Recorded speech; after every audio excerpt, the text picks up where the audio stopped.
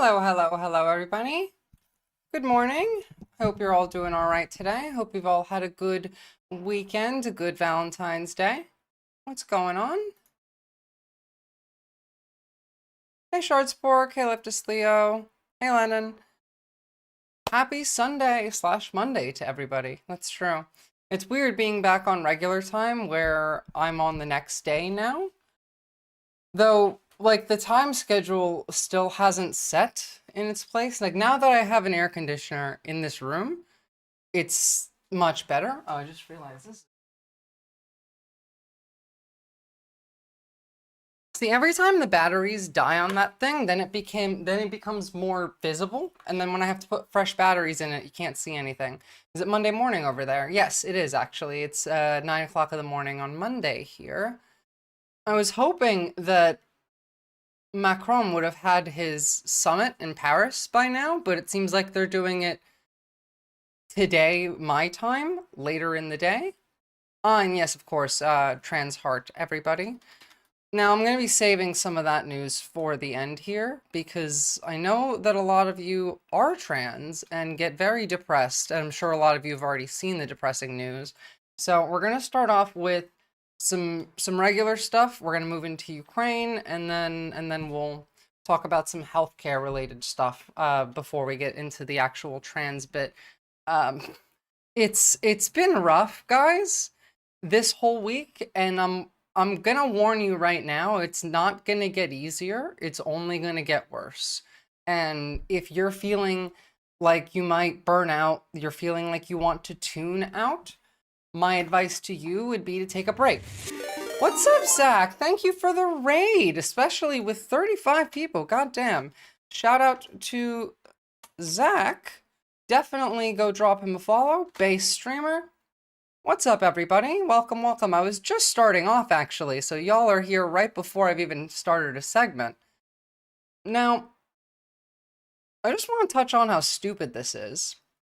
Upstate New York lawmaker introduces a bill to make Trump's birthday a federal holiday. This is pathetic. God damn, the emojis. The emoji, hype over here. I'm loving it. This is pathetic. It is like no fucking way. Are you really surprised? Are you surprised, leftist Leo? The man has an ego the size of the moon. This is like nothing. It's not important anyway. I just found it funny. Thanks for the follow, Chris Beats. This is just hardcore porn. Yeah, for MAGA? Absolutely. Now, this is great though. I guess New York isn't a safe state. There is no safe states. Not anymore. Trump even molests the US flag? I'm sure he does that for fun regularly. So we've been getting a lot of plane crashes lately, right? As soon as they removed DEI from the FAA.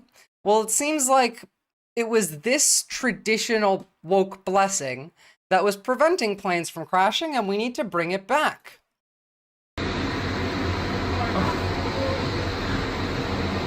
We stopped doing this. And then the planes started falling out of the sky. So it seems like we need to bring back some of the woke magic. Michigan will be the last trans safe haven, trust me. I actually do believe that, Comrade Lennon, Michigan is probably the best place to go. Although if you're trans and you're in the US, I would recommend getting the fuck out of that country right the fuck now. I'm working on some methods to help people leave, by the way. I've reached out to a couple lawyers in Australia. I recently just saw an article from The Guardian that says if you are trying to escape the United States, Australia is a good place to go. And I'm looking into the visa system to see how refugee status for especially marginalized groups in America might go. I'll get back to you all on that, but at the same time, like, it is very expensive to move across the country, but, move outside of the country, to immigrate out of your country, but if it's for your safety, you kind of need to at this point. It's not safe at all, like at all. Not even just from the government, but we'll get there, Until we fuck up our own laws. Yeah, like, our laws are getting fucked as we speak. every minute of every day. I have options available in Australia. Yeah, Camel, there's a few. Like, you can come to Australia through a visa that allows you to work on a farm for 2 months out of the year, but then you get to live here the rest of the year. You get access to health care with it, because we have public health care here. Or you could, as an American citizen, join the Australian military, which I'm not sure I would recommend, but that is an option. They do fast track you when you do that. And then there's the refugee option, which I'm looking into. Kami Quinoa Club, have a passport, please. I hope you have a passport, because if you don't, and you're trans, that's kind of gonna suck from now on. But if you don't have a passport and you're not trans, get yourself a fucking passport right the fuck now. Like, do not waste a second. Turn the stream off, go to the post office, and go buy a passport right now. I suppose, yeah, all based. So, before we get into the news, I saw this today, and I think that this comes across when you watch it as a bit like try hard, but I think unironically, this shit is based, actually. Behave like doing something for yourself like this, especially something like Valentine's Day, not necessarily because your partner doesn't do it for you, but just because you want to. I think that's awesome. Now, I don't know in the case of like whether he forgot it's Valentine's Day or not, but she's awesome here.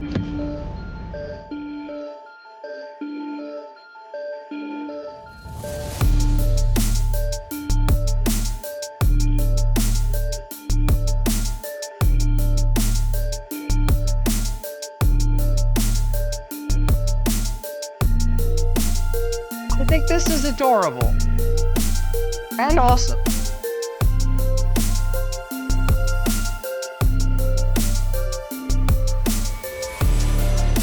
Also, Camel, you're wrong. They definitely do take people with ADHD as well as other like mental health issues. I looked into this the other day.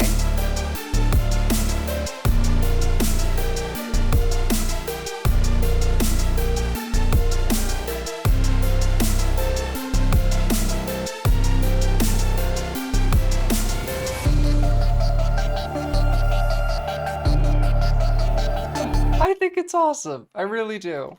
And yes, Camel, if you're on the Discord, definitely send me a DM about that, and I'll find you the link afterward about that. Zach, in relation to Americans, woofing also might be a decent route. What does that mean? Australia needs as many people as they can get. This is true, Chris Beats. But yeah, don't join the military. Like, I realistically, if you need to leave America and you come here to join the military, I'm not sure how good that's going to be, considering we're kind of our colony. WWW, like 2W woofing? Sure. What does that mean? Oh, the worldwide opportunities in organic farms. Ah, well, okay, that makes sense. So that is another option, which is really cool. I'm going to have more of a look into that after stream. Thank you for that, Zach. That's actually really appreciated. Trans people can't join the military in America. And by the way, the fact that we fired all the trans folk in the military means that we fired most of, like, at least a third, but probably more than that, of the IT staff, the tech engineers, the cybersecurity. Like, these are jobs that were filled with trans folk.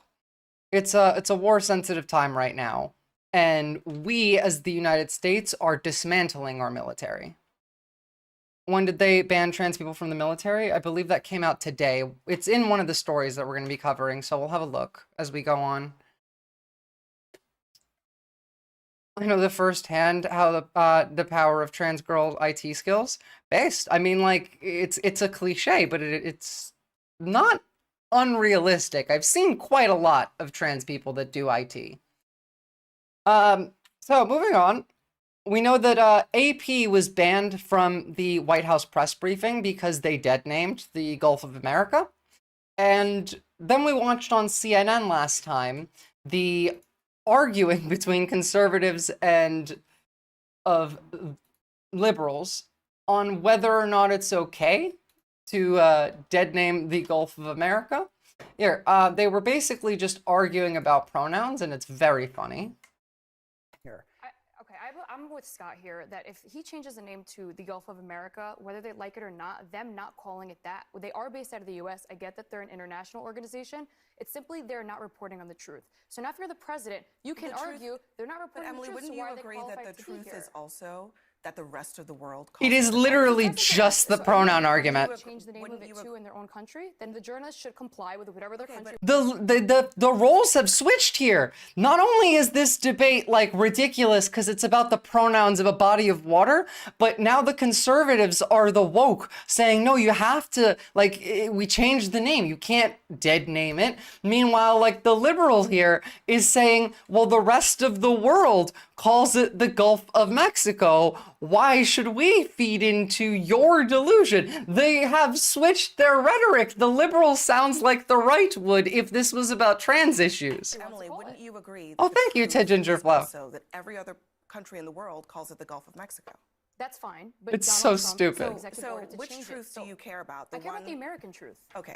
So let's just be clear about that. You only care about the version of truth that Donald Trump says. I believe this feels like a really weird hill to die on and something to get quite hysterical over. It feels like it's actually ridiculous. It is weird. Oh, that was probably the most rational thing I've ever heard in a while on CNN. This is a weird hill to die on. I feel like when there's been a flip in the last 18-ish months, the supply for woke shit no longer meets the demand from right-wingers. Well, I mean, like, the right has become woke. The reason that the right had the energy that it did is because they were the counterculture. They saw themselves as the counterculture.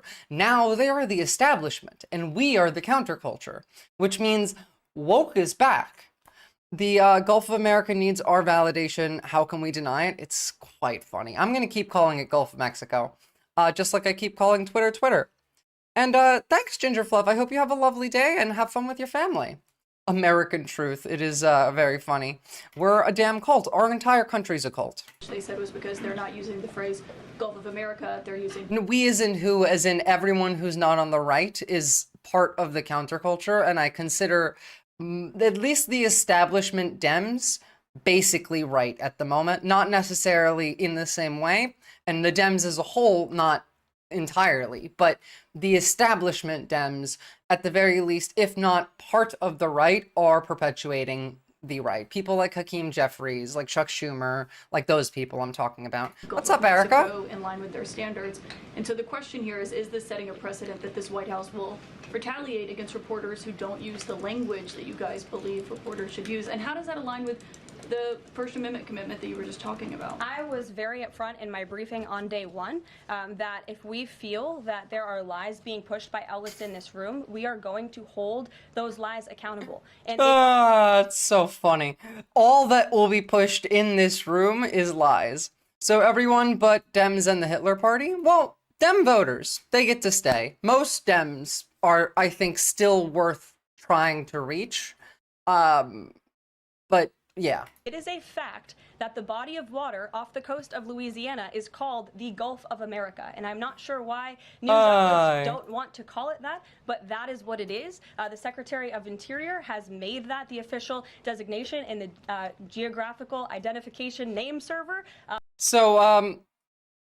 That might be the perspective of the U.S. government. This is the perspective of Claudia Scheinbaum.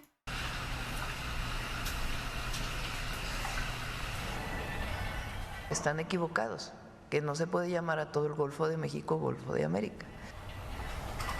Ahora, con quien sí tenemos una disputa en este momento es con Google. I'm a water conservative. I don't believe in no pronouns. Once the Gulf of Mexico, always the Gulf of Mexico. It's time to eradicate this radical American ideology. Yeah, like, why are we feeding into these people's delusion? It is obviously the Gulf of Mexico. Ya contestaron la carta y ya les voy. How does dead naming the Gulf of America lower egg prices? It doesn't, and egg prices are going to keep going up. Volvimos a contestar. Y si es necesario, vamos a una demanda civil. Que en Estados Unidos se va a ver Golfo de América y en otros lugares Golfo de México. In America, they're going to see it as the Gulf of America, in other places as the Gulf of Mexico, and in other places as the Gulf of Mexico and the Gulf of America. En otros lugares Golfo de México y Golfo de América. Honestly, like, that might not even help you, Kami Quinoa Queen, like, club, but we'll talk about the food when we get to RFK. We have a lot to talk about when it gets to RFK. So this is so unserious and genuinely funny. It is. It is. It's they are a joke of a party. Like, they have no real beliefs. Sorry, not that one. They're all weak and they're all pathetic and they all have deep-seated insecurity, which is why they do most of the things they do. She sounds so enthusiastic, like she's this little shit job is so pointless. It is. It is. It is. It is.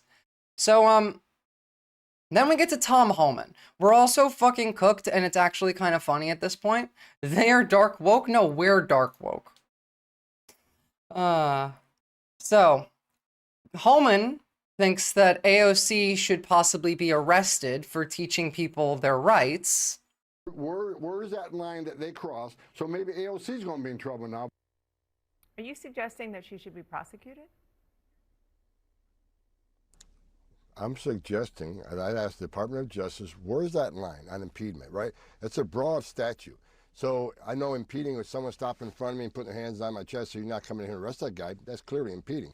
But at what line, where's the line on impeding? So I'm asking the Department of Justice, who are the prosecutors, and decide who they prosecute and what the standards of that prosecution is. I simply says, at what point is that impeding? Because you can... Literally, teaching people their rights could be a crime.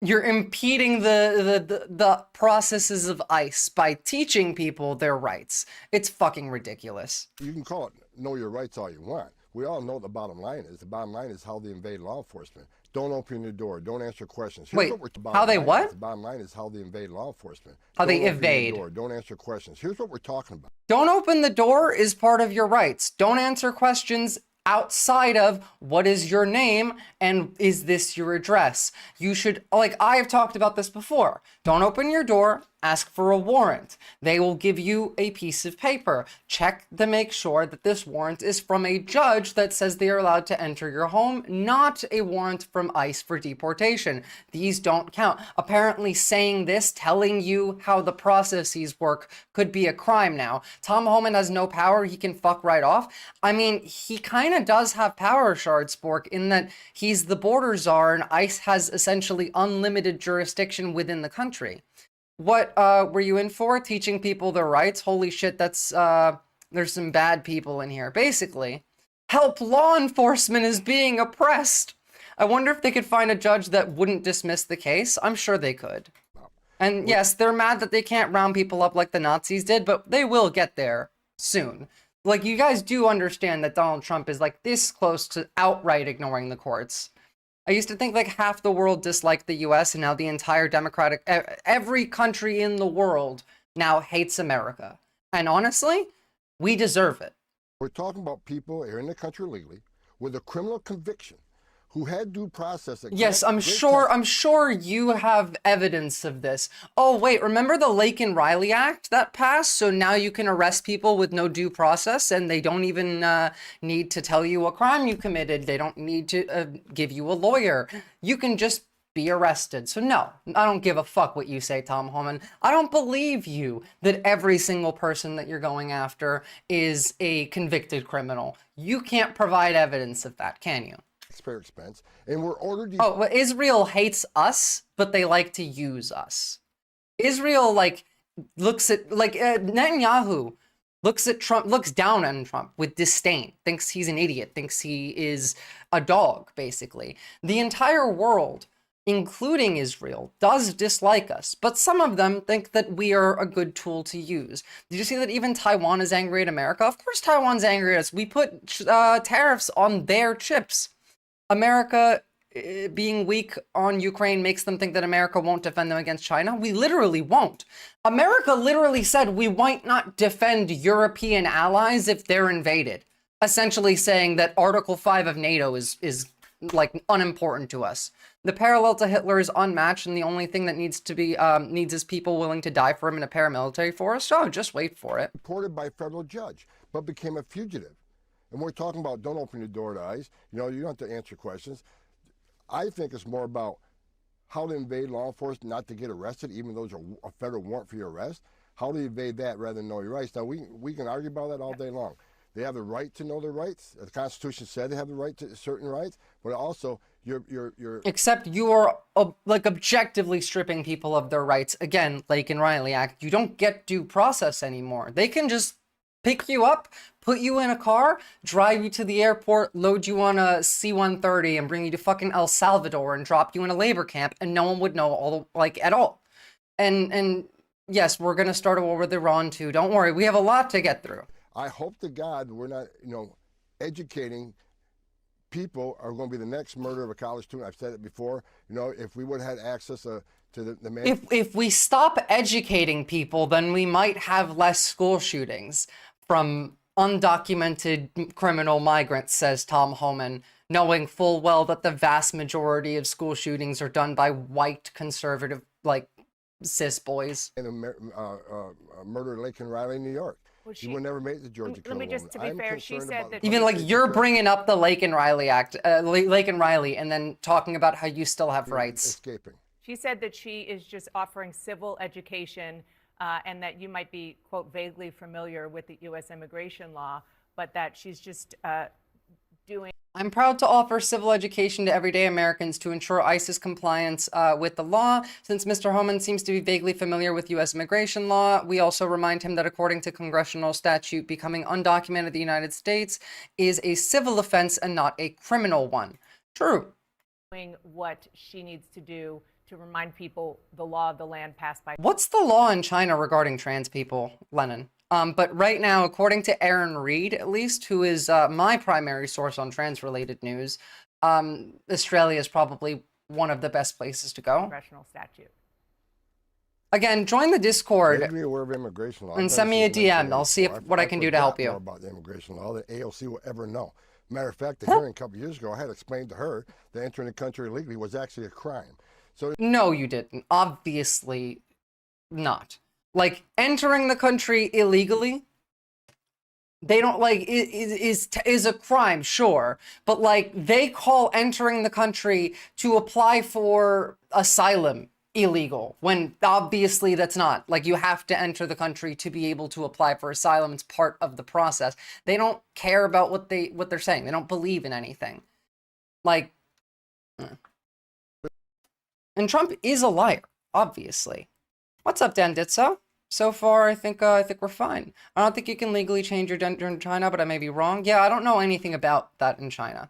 But Tom Homan then goes on to openly, on Fox News, discuss quid pro quo, in that Eric Adams had all of his charges dropped. Remember, Eric Adams, the mayor of New York, was arrested by the FBI, including the vast majority of his staff, actually, for being paid by the Turkish government for about a decade as bribery. As one of the reasons was because they wanted their new embassy opened, and the New York Fire Department said no because they didn't have a fire escape, etc., etc. He's been getting paid by foreign governments for 10 years, and he had his charges dropped because he made a deal that ICE will now be allowed into New York City, go door to door and arrest people, essentially trading other people's lives for his own freedom. If he doesn't come through, if he doesn't come through, I'll be back in New York City, and we won't be sitting on the couch. I'll be in his office, up his butt, saying, "Where the hell is the agreement we came to?" So we're gonna get to the Munich Security Council in a bit, Dan did. So I haven't talked about Ukraine yet. So and I want ICE to deliver. And I want ICE to deliver. We're going to deliver for the safety of the people. Remember, and we won't be sitting. He says it openly. If he doesn't come through, I'll be back in New York City. If he doesn't come through, I'll be back in New York City. We'll be sitting on the couch. I'll be in his office, up his butt, saying, "Where the hell is the agreement we came to?" As in, if you don't hold up your end of the deal, you're going to jail. This is openly a quid pro quo. It is. He's saying here, okay, we've dropped your charges. Now you better pay for this. And if you don't pay for it, then we're coming back for you. This is illegal, first of all, in every country. Maybe not by law in every country. Okay, there's some countries where corruption is part of the actual plan. But this is open, no hiding. This is you are paying for your freedom with the lives of others. So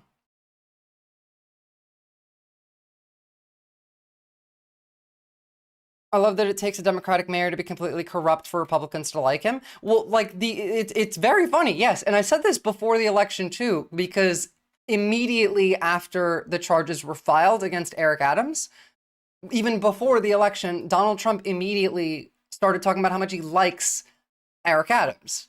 You could see that build up towards the shift right for a while now. What's up, Batgaz? Good to see you.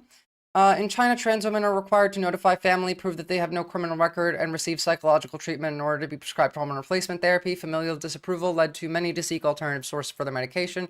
Not looking great then in China.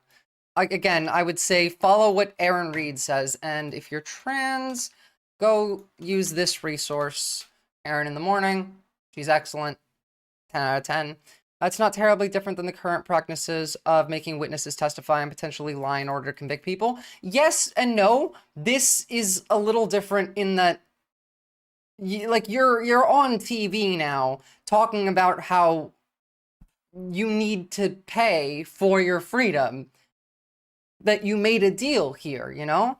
Also, I don't know what Tom Holman has to do with Eric Adams in any way. Like, I don't know how he gets his charges dropped by making a deal with ICE when he had been arrested by the FBI for entirely different reasons, which are now legal, by the way, because we legalized foreign bribery. So I suppose he doesn't really have anything to charge him with anymore. But following this, several prosecutors in New York City resigned because they had him dead to rights. It was a very clear-cut case, and they were pretty mad. That's how you know which side is extremely corrupt and isn't as much. Democrats will turn on their own when they do something bad. Republicans will not. Well, no, actually, the Republicans turn on their own regularly. Shoofa-poofer. Back as I've been absent from doing stream for the last couple days. You're fine. But speaking of China, this is some cool art that I saw. Portuguese editorial cartoonist Zez Vaz reaches back to Tiananmen Square to call on American defiance. This image right here needs to go viral. Like, I love this. Right in front of the swastikas. Foreign bribery was legal before if you fill out the right paperwork, I believe. Yeah, it is just more legal now. It's very easy to do so now. Covered that, I think, last stream. Now, this shit is what's starting to confuse me. Now we get into the Hitler shit. Adolf.gov, which has a silver check mark, as in, like, this is an organization that has been given this check mark. Make Germany great again. Remember when Elon got mad at his advertisers? The advertisers left because of Nazi imagery and rhetoric on Twitter, and he claimed that there wasn't any Nazi imagery or rhetoric on Twitter. Well, that's a wild shift to now Adolf.gov, make Germany great again, with an organization tag. This is insane. This account is verified because it is a government or multilateral organization account. Adolf Hitler. How much? I don't know what to even say about this. Yeah, what the fuck? What the fuck is the only answer here? What the actual fuck? Government or multilateral organization account? Are we literally just here? This is a government account for what, Germany? Or a US government account to make Germany Hitler again? Like, what is the goal here? And speaking of, you know, Germany, it's not looking great over there. Did you guys see the AfD victory? Just openly, like the AfD straight up is going to win now. What's up, Samurai Destroyer? So, like, again, make Germany great again, Adolf.gov, government or multilateral organization. And then we have this happen. This is like the AfD win. Munich car attack injures 30, suspect detained. At least 30 people were injured after a car drove into a trade union march in Munich. Chancellor Olaf Scholz has called for the suspect, an Afghan national, legally in Germany to be deported. Yeah, this is bad. Like, this means that there's almost no chance that the AfD isn't going to win now. I mean, under the AFD, the man wouldn't have been here in the first place, says Alice Whitehall, the chancellor candidate for the far-right AFD party, has insisted that the 24-year-old Afghan national detained on suspicion of driving his car through a trade union on Thursday would have never entered Germany if her party was in power. They cry when we call them fasci, then proceed to be fasci, so stop giving a shit when they cry. Make them cry for being fasci. It's always the same pattern. Asylum seeker comes to Germany. Oh, so he was here on asylum, was he? His asylum process is rejected and he's not deported. That's not what happened here, but okay. I don't know much about Germany, but here in Britain, we have a Russian spy ship hanging over our waters till the Royal Navy... Don't worry, we'll get to Russia, Batgaz, but you guys are fucked too. So, the polls for Germany are not looking great. AFD is at 21.3%. They're going up as CDU is going down. SPD is doing all right. The left and the Greens are, I mean, the left's going up. There's a noticeable increase in the left here in, what is it? What's the name of the party? The Die Linke. But, like, the Greens have stalled. SPD has started shifting down. CDU is shifting down. This is not great. It's almost, and the election is in like, what, 1 week, 2 weeks? This isn't looking great for Germany. Now, I don't know if AFD will end up winning a flat-out majority. Hopefully not. But they're definitely going to win enough that they might have at least a coalition with the Conservatives. And up until now, there has been quite a lot of pushback towards the Conservatives for being able to work with the AFD to not do that. But I assume that might change. What do you think of the idea of left-wing populism versus right-wing populism? I like left-wing economic populism, like Bernie Sanders, but it has to be real. Right-wing populism is just fake economic populism, as Trump ran on, for example, of we'll fix the economy, we're going to bring you to the golden age, your taxes will go down, blah, blah, blah. Like, they were lying in all of that stuff. But what their actual populism is teaching people to scapegoat other people, other groups. That's the whole point of their populism. Post-Hipbone, all this far-right populist shit being on the rise globally feels very engineered. It almost certainly, it is engineered. Now, like, it's not even just in Germany here either. There's also the fact that it's very likely that Reform in the UK is going to win, which is their version of Nazis, or at least the far right. They might not be full-on Nazis with the Reform Party. At least some of them are, however. 29% lead for Reform over Labour at 23, 21% for the Conservatives as of the last polls that I've seen. This is not looking great for the UK. Reform wants to work with groups like the AFD. They like the idea of MAGA in America. Like, they are the far, far right. Populism is complicated. It's not necessarily good or bad. Exactly, infallible foul. It's contextual. But this is bad. This is bad for the UK. This is bad for Germany. No, I think populism is inherently neutral, and it's a tool, and contextually how it's used is what matters. And speaking of, like, Hitler on fucking Twitter, there's now actual ads for Hitler on Twitter. You know, I had a friend who I found out was a neo-Nazi, held on to him for 5 months to steer him in the right direction. Yeah, good luck with that one. Imagine being born a Gentile in this generation on this continent located an ocean away from Europe and viscerally hating this one foreign dictator from 80 years ago for no reason other than my teacher showed us Schindler's List or the museum tour guide told us he turned Jews into soap, and still believing that at age 30 or 40. This is objectively like an ad for Nazism. This is please be a Nazi. On Twitter, just openly. Elon's site now has ads for Adolf Hitler. There you go.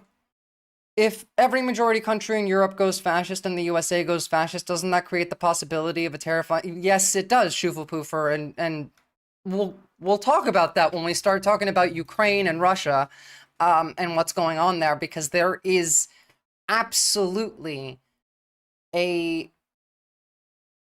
there's absolutely a connection here. Like they're not unconnected. Now, continuing on, would I consider myself a populist? I suppose, yeah.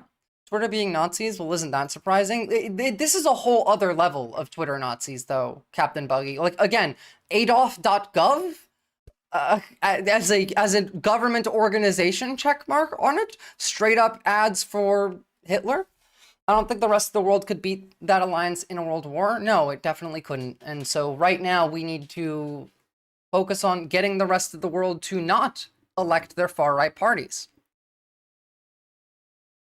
New Utah law would allow for Nazi and Confederate flags to be shown in schools, but not pride flags. This is where we are as a country. You understand that, right? Like, the fact that this is where we are as a country is insane. Is sickening, actually. This is disgusting. We are a sick country. Hold on, let me get some links open for the next segment. Secretary of State. What are Nazis always redheads? They're not. So, the conservatives will try to argue this for unrelated education reasons, but you don't need a literal Nazi flag flying to teach history in a picture or a textbook. This is about flags, too. What do you think about the NATO alliance? Do you think Trump had some valid concerns about Germany trading with Russia, and while the US is supposed to protect Germany from Russia? I don't think Trump had valid points on that. I think that NATO is flawed, but is good. And I'm right now I'm in favor of kicking the United States out of NATO. And we're getting into this topic now, Samurai Destroyer. So just hold off for a moment with the questions, and let's draw like the landscape out for everybody. So first off, before we actually get to the last thing I want to show you is Donald Trump's tweet. He who saves his country does not violate any laws. This is objectively untrue. I mean, by this logic, is Luigi Mangione a free man? Free Luigi? That was my first thought too. If you're saving your country, are you not violating any laws? Of course. Like, and here is the response to it, because what this means is we're about 24 to 48 hours from them openly denying the courts. Now, this is what I thought yesterday, but then I see this today. Elon, with American flags, commenting on this. Momentum is growing to rapidly impeach activist judges who repeatedly fail to follow the law. This is a step beyond fascism. This is we're about to start purging the courts. Like they're just saying it now. It's open. We're here. Now, how quickly they get to that, we'll see, but I really think in the next day or two.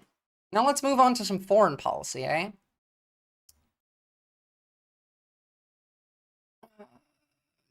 Okay, I have some clips to show you, and then we got some speeches to watch.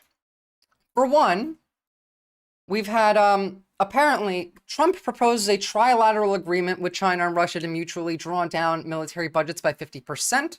Now, of course, in a normal scenario, this is based. Cutting the American military budget by 50%, and as well as Russia and China doing so. Now, whether or not they even agree to this, and they won't, doesn't matter.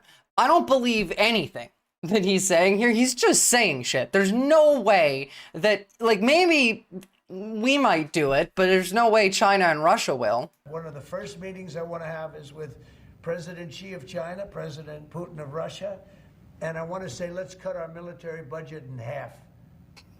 And we can do that.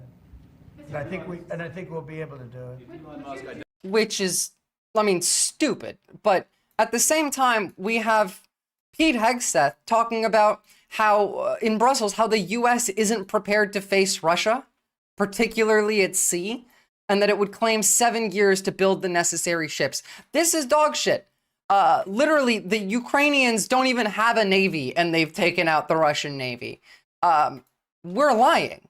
We are absolutely lying. Yes, I know Jackson Hinkle. We've watched him on Russian state TV being glazed by Russia. He's an asset of the Russians. They've had him on with Tulsi Gabbard before, in fact, on state media. Now, it seems like an excuse to abandon the defense of Europe. Well, we've overtly now said that we will not necessarily come to the defense of Europe if they're attacked. We basically said Article 5 will not be in place. I thought the US has the most powerful military in the world. We do, Samurai Destroyer. They're lying because we don't get to make the decisions. Now, like, you'll see why in a second. Today you spoke about hoping to have three-way... Yeah, Jack Posobiec, another Russian asset, is engaged in that. Ukraine, though, doesn't get to have a part. Putin. What would you say to European leaders and other allies who may be concerned that you're apparently more keen to speak to America's adversaries than to its allies? Thank you. Well, maybe I'll just go in first on this one. We had some talks, and we told the European Union, we told the NATO people, largely they overlap. Jackson Hinkle is literally an asset of our foreign enemies, Samurai Destroyer. He works with all of China and Russia. He's in their state media. Like, he goes to Moscow and they have him on the news there that every Russian gets to watch. He's an asset. You have to pay more money because it's unfair what we're doing. We're doing a tremendous amount more. We're probably $200 billion more going into Ukraine. This is also nonsense. Ukraine to understand that we did not give Ukraine any money. We gave Ukraine US military hardware, gear that was to be decommissioned because it was old. And then we spent money buying new things, which did not go to Ukraine either. That went to American defense contractors. Fight. And Europe has not really carried its weight in terms of the money. It's not equitable. And we want to see a counterbalance. We want to have them put up more money. They have to do that. At the same time, we had a very good conversation with President Putin yesterday, and we also had a very good conversation. I did in both cases, with President Zelensky. It's a good question, Michaela Rose. I think we're going to be able to do something. I think we're going to be able to... Now, again, like, they're having a summit in Saudi Arabia with Russia and the US to talk about the Ukraine war, but they're not going to include Ukraine in it. But you're never going to have a good combo with the Kremlin. What a stupid statement, fascist fucks. Well, I mean, like, here's Alexander Dugin. Now, if you know who Alexander Dugin is, or if you don't, rather, really quickly, give you a little rundown. He is a Russian far-right political philosopher, the leading theorist of Russian neo-Eurasianism. He is open, like, he's part of the main people of Russian media. Now, in this, from the conservative revolution to redistribute, the redistribution of the world. Now, we'll skip parts of it, but Europe must be brought in line with broader multipolar model in which both Trump and Putin agree, as do Xi Jinping, the great ruler of Great China, and Modi, the great ruler of Great India. Therefore, Europe must either become great or will cease to exist altogether, and we will forget about it. Today's conversation between two architects of the world order carries immense significance, and at the same time, Putin's Russia remains unchanged, remaining the same as before. In fact, in a certain sense, it comes as a role model for the new great America. Yeah, I'm sure. Essentially, we are now moving towards the same direction. I believe that the foreseeable future of the modern world is an alliance between Putin's Russia and Trump's America. However, before that happens, the most critical contentious issue must be resolved, the question of Ukraine.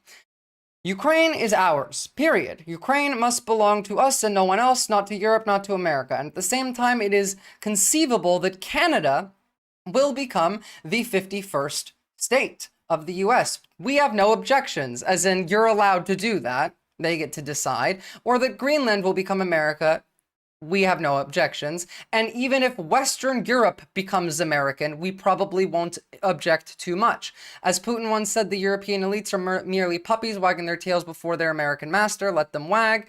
Ukraine, Belarus, the Baltics, and parts of Eastern Europe definitively belong to us in the new map of global redistribution. There are no questions about this. This is fucking scary.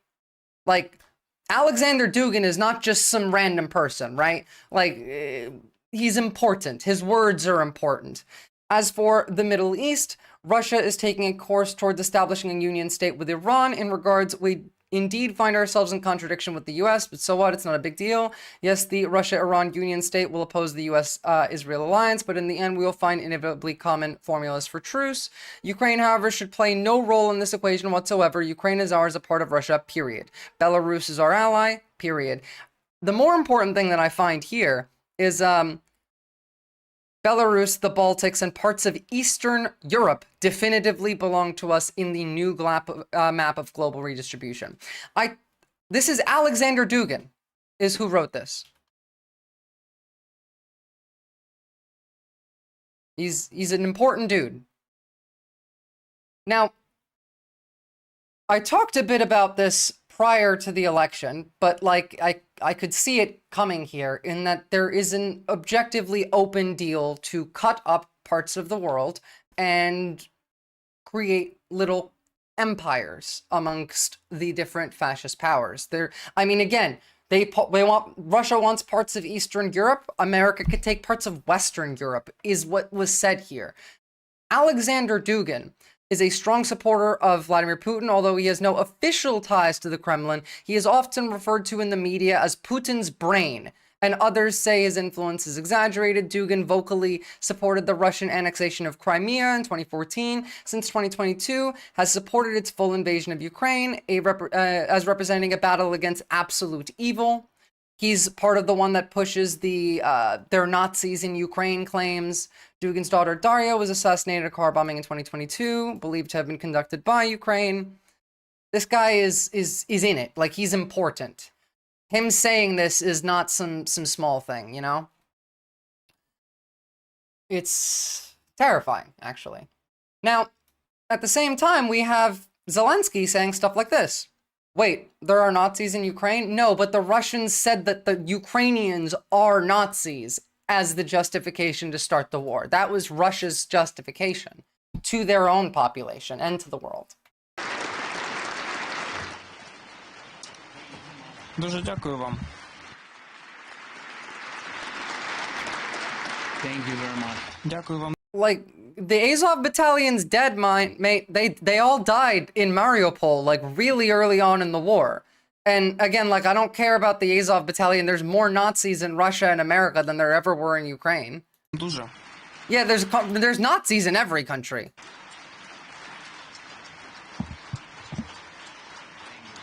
Дякую.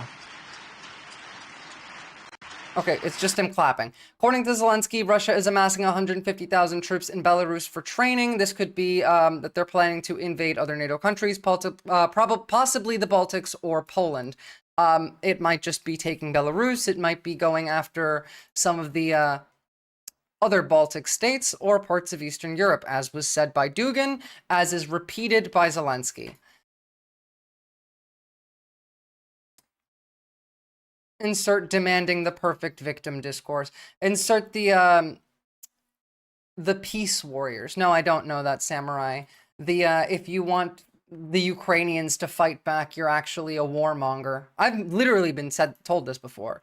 Now, at the same time, this is our defense secretary. Well, someone in your Twitch chat mentioned Haz. Oh my god, Twitch has been cooked. I don't even know who Haz is, so. This is how many times Pete Hegseth took a drink in this 27-minute news conference, and I have some points here. U.S. press, we're going to take 2 from the U.S., we'll take 2 from international, and then we'll go from there. You have focused on what Ukraine is giving up.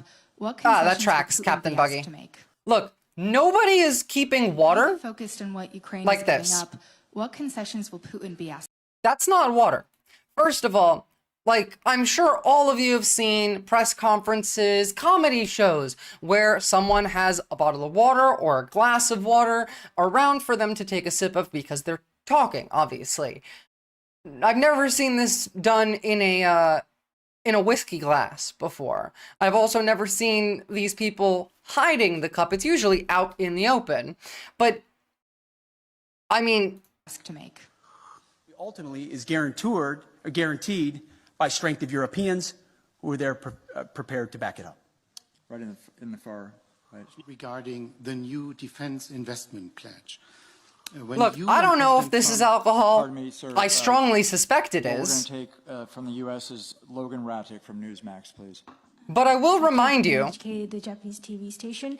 Thank you. I will remind you that Pete Hegseth is an alcoholic and said he would quit drinking if he got this job, but also, like the news reported not only like a week and a half ago, that he was found passed out drunk on the floor. Like, this guy is a severe alcoholic.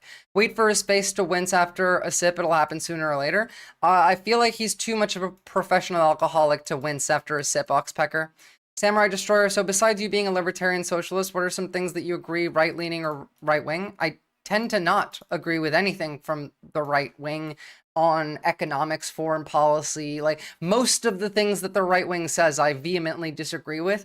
Very occasionally, they might have a small point, but they also don't apply it the way that would make sense. The right wing basically is just idiots to me. Alcoholism isn't that easy to quit. This guy is struggling, but rich and powerful. He has no intention to quit now. Like, he's not trying to quit. Now, back to Ukraine, though.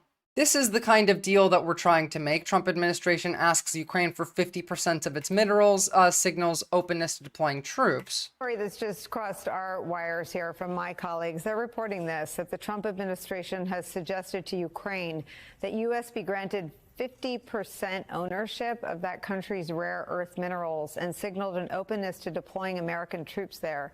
You might be, Samurai Destroyer. I mean, you're here, so at the very least, you are not like what was described by Simply Steve, and you seem to be trying, but you might well be.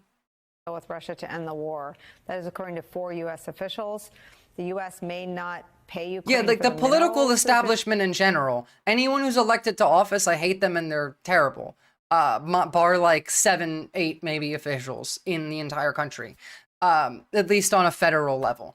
Beyond that, though, the voters, both on the left and the right, are not exactly well informed, and the discourse that we focus on, I find to be stupid in general. Officials said rather an ownership agreement would be a way for Ukraine this is not to happening. reimburse the U.S. for the billions of dollars in weapons. They don't need to reimburse us. This is like dog shit. This means nothing. This, though, is ridiculous. Leaders are set to meet in Paris for an emergency summit on the war in Ukraine over fears that the EU is being excluded from negotiations to end the war. Bridget Rollison joins us now from London. Bridget, good morning. Why has this meeting been called?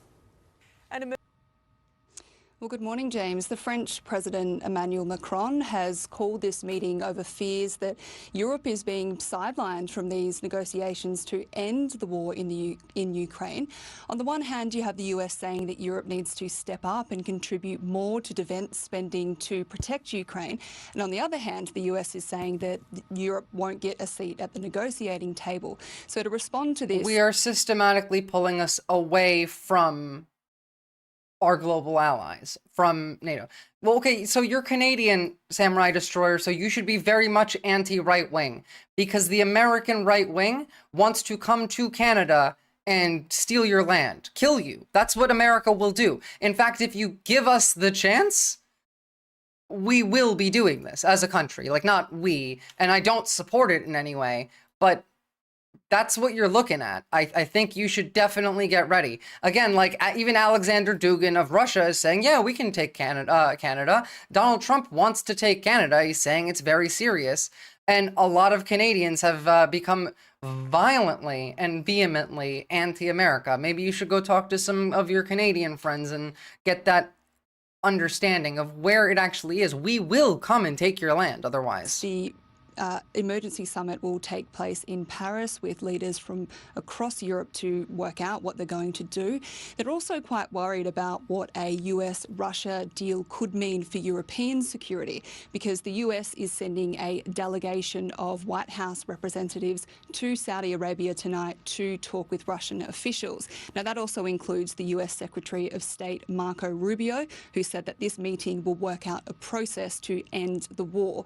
Now, the US says... We're going to listen to J.D. Vance's speech, too, because that was insane. ...that it has also invited Ukraine to take part in this in Saudi Arabia. However, the Ukrainian President Volodymyr Zelensky said he hasn't received an invitation and he won't be there. But let's listen to Marco Rubio. I know President Trump spoke to Vladimir Putin last week, and in it, Vladimir Putin expressed his interest in peace, and the president... Ukraine might have to give all of itself, Captain Buggy, based on, like, based on the discourse right now. I don't really see Ukraine being able to hold out unless Europe steps in right the fuck away. Expressed What's his up, desire sister to see doll? an end to this conflict in a way that And was yes, they enduring will. and that protected Ukrainian sovereignty, and that was an enduring peace, not that we're going to have another invasion in 3 or 4 years. That's a good call. Now, obviously, it has to be followed up by let's take this little foreshadowing one more time. A way that was induced in peace, and the president expressed his desire to see an end to this conflict in a way that was enduring and that protected Ukrainian sovereignty, and that was an enduring peace, not that we're going to have another invasion in 3 or 4 years. That's literally what's going to happen. That's a good call. Now, obviously, it has to be followed up by action. So the next few weeks and days will determine whether it's serious or not. Ultimately, one phone call does not make peace. One phone call does not solve... Well, simply, Steve, we're getting to that. A war as complex as this one. That's dog shit. But, so first, Emmanuel Macron called an emergency EU summit in Paris. This will happen tomorrow, and I will do my best to cover that. But beyond that... Where is it? Oh my god, I have the wrong one. Here it is. Beyond that, UK Prime Minister Keir Starmer said that Britain is ready to deploy troops to Ukraine. Starmer says he's willing to put British soldiers in harm's way to secure the peace in Ukraine and protect Europe. This isn't just talk. He's directly challenging Germany and other EU nations to step the hell up and prepare for a European-led security force. At the same time, Trump is cutting Europe out of peace talks and dealing with Putin behind closed doors. The US is demanding Europe submit plans for Ukraine's post-war future, but won't even let them sit at the table. Europe needs to take control of his destiny. Starmer is doing base shit here, Captain. What about, where's Germany? Are you guys ready for war? Because you should be. This is based as fuck. Now, yes, Starmer is a moron, and I don't like him, but this is based.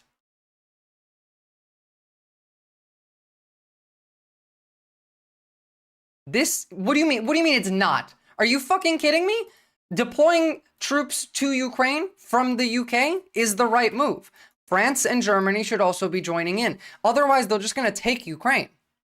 Now, here's the European Defense Summit that will happen tomorrow, at least what we know about it. Emergency Leaders Summit will be held in Paris tomorrow. Explain how it's not based. He doesn't mean to fight Russia. That is the whole point of putting troops in Ukraine, is so that if Russia kills one of them, then Article 5 gets triggered and the rest of NATO has to come in. That's why they're there.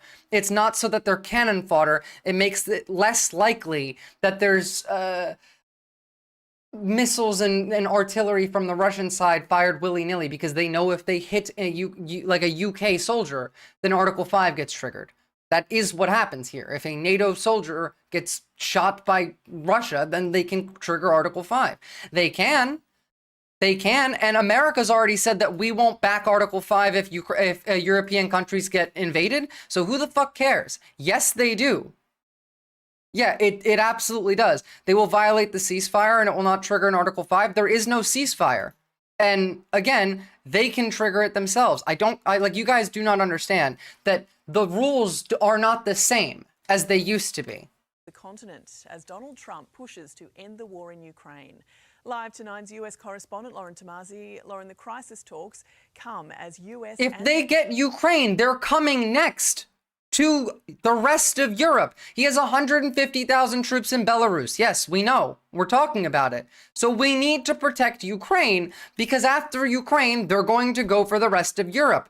Belarus, the Baltics, and parts of Eastern Europe. Russian officials We really do, Captain Buggy. I'm working on it, but I still haven't gotten a response back from I still haven't gotten a response back from the person who makes those.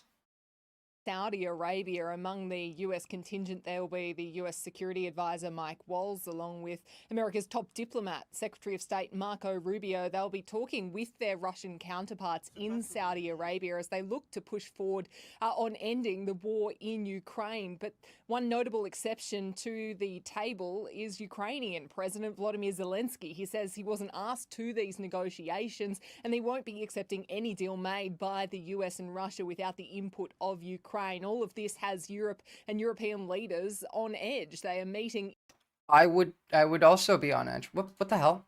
Moving forward. But Donald Trump doesn't appear to be too concerned by all of these talks, as he says he will be meeting. If you don't secure it properly, those troops will be wiped out by Russia just because it'll massively weaken Europe. Then secure it properly, because if Ukraine falls, the rest of Europe is in a worse position. If Europe can't fight Russia off now, putting 20 to 50,000 troops at risk of certain death isn't going to help. It will slow down Russia's progress. Having those troops there, have them on the back line, not on the front line. You have them spread out around camps of troops, you know, when they're not out in the front lines. The back line that is constantly targeted with artillery shells, with rocket fire.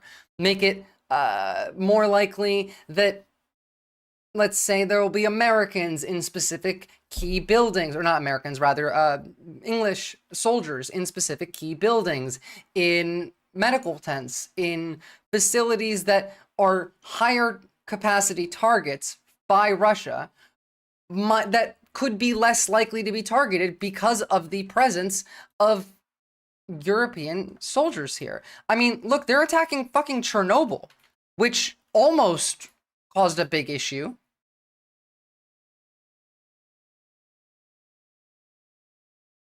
There is no middle ground right now, Samurai Destroyer. Like Simply Steve is right. You're either on the side of evil or you're not on the side of evil. You don't have to be all the way to the left. It's just you're either against Trump or you're not. Everything that Trump says you should be against. If you agree with Trump on something, then you are agreeing with Hitler.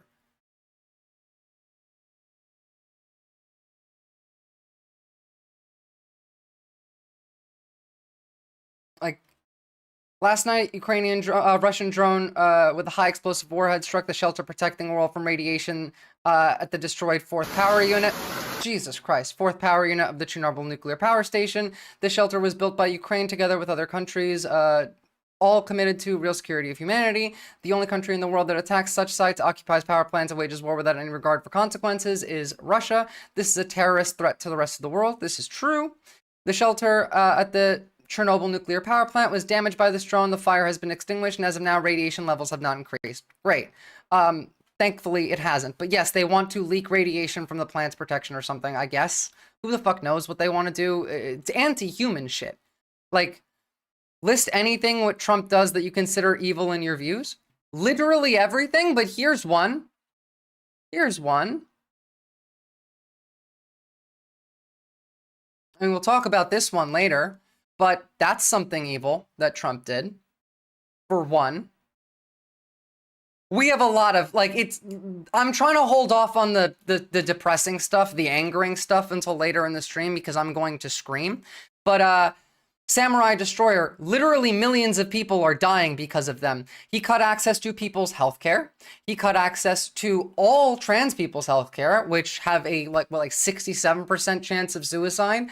He cut all of the Consumer Finance Protection Bureau's regulations. He implemented, he nominated RFK, who is going to kill quite a lot of Americans with his policies. He silenced the CDC and the rest of the health agencies, in which now there's several really dangerous diseases spreading in the US, which we're going to go to in a second, as well as like step by step destructuring any protection that we have against foreign interference in our country. Like this is Hitler shit. Like we are doing the Hitler shit. The deportations by ICE is Hitler shit. The El Salvadorian labor camp is Hitler shit. The adding space to Guantanamo to put American citizens, not illegal immigrants, because remember, we watched Trump say that there are people who are American born that are bad enough that should be deported to places like Guantanamo Bay. He said those words. So all of these things are evil. With Vladimir Putin and is working towards a face-to-face meeting with the Russian president today. He's in Florida at the Daytona 500. He's just cut a lap off. Yeah, spending a fuckload of money to do this. In a pretty good mood. Take a look. I think it's fantastic. It's great for the country. Our country is doing well again, and we have spirit all over the world. There's spirit again. We brought it back, and it's been less than 4 weeks. So you'll see what we do in a little period of time. It's going to only get better, but this is very exciting. You're not wrong, Captain Buggy. It's going to get really scary in a minute. No word on the negotiations from the president just yet, but his Secretary of State and his National Security Advisor have been doing the rounds on TV this morning, declaring Donald Trump is the man for world peace. Jane? Okay. All right, let's have a look now at what the Munich conference was like that JD Vance spoke at. Now I'm going to show you a couple clips before we watch the full speech. I haven't watched the speech yet at all, so this will be new to me as well. But to get an idea of what's going to be in this speech. Yeah, better for the 1% is the only thing that comes out of this. This government exists specifically for the wealthy. So, JD Vance's speech sounds like it was literally written by the Kremlin. So what happens as a right-leaning independent? I agree with Trump on only one thing, but I disagree with the rest. Then you're fine. You just are agreeing with Hitler. That doesn't make you a bad person, Samurai Destroyer. It just means you are agreeing with a bad person. Now, it depends on what that one thing is. That could make you a bad person. It could make you a literal demon, like a horrible person. But it could make you not a bad person either. For example, I agree with Donald Trump on... There was something. Give me a second. There's one thing that I think I agree with Donald Trump on. I'm struggling here. Oh, right. Yes, that I want the U.S. hegemony to collapse. I just don't want Russia to gain the upper hand and China too. But like denuking, cut the U.S. military budget by 50%, that was a good one. Yeah, I'm a fan of that one. Now, here's JD Vance. Now, we're at the point, of course, that the situation has gotten so bad that this December, Romania straight up canceled the results of a presidential election based on the... By the way, that Romanian presidential election that was canceled was absolutely fucking based, because it was very obviously a Russian ploy to try and overtake that country. But let's listen to JD Vance. Flimsy suspicions of an intelligence agency and enormous... Yeah, all of the anti-American types are suddenly going, no, not like that. Yeah, including me. ...pressure from its continental neighbors. Now, as I understand it, the argument was that Russian disinformation had infected the Romanian elections.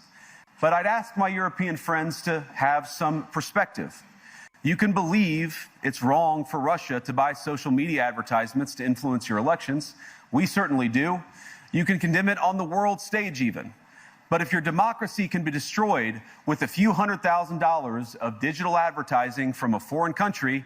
That's a really specific number, JD Vance. ...then it wasn't very strong to begin with.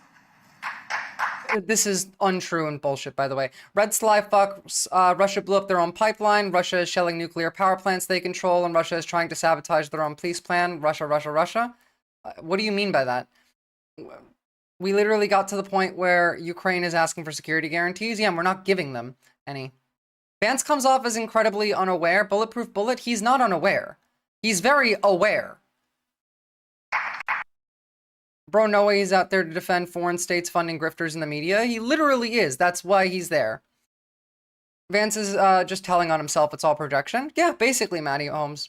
Captain Buggy, oh my fucking god, wait, no. He literally just, in principle, advocated for what China, North Korea, and Cuba has done. Yes, we're gonna watch this whole speech, but I just wanted to give you guys a little bit of a vibe first. What does that say about our election? Our election was also like this. The threat that I worry the most about vis-a-vis Europe is not Russia, it's not China, it's not any other external actor. And what I worry about is the threat from within. The retreat. Oh, really? The enemy from within. Anyone find this quote familiar? Wardega, what's up? Europe from some of its most fundamental values, values shared with the United States of America. Now, I was struck that a former European commissioner... No, this doesn't sound like terminally online conservative brain rot. This sounds like specifically written rhetoric to induce a specific idea. And, like... The threat that I worry the most about vis-a-vis Europe is not Russia, it's not China, it's not any other external actor. And what I worry about is the threat from within. The retreat of Europe from some of its most fundamental values. He does sound like a Nazi, not an online Nazi, a real-life Nazi, and that's because he is. Remember, he hangs around with Peter Thiel. Shared with the United States. Peter Thiel owns him.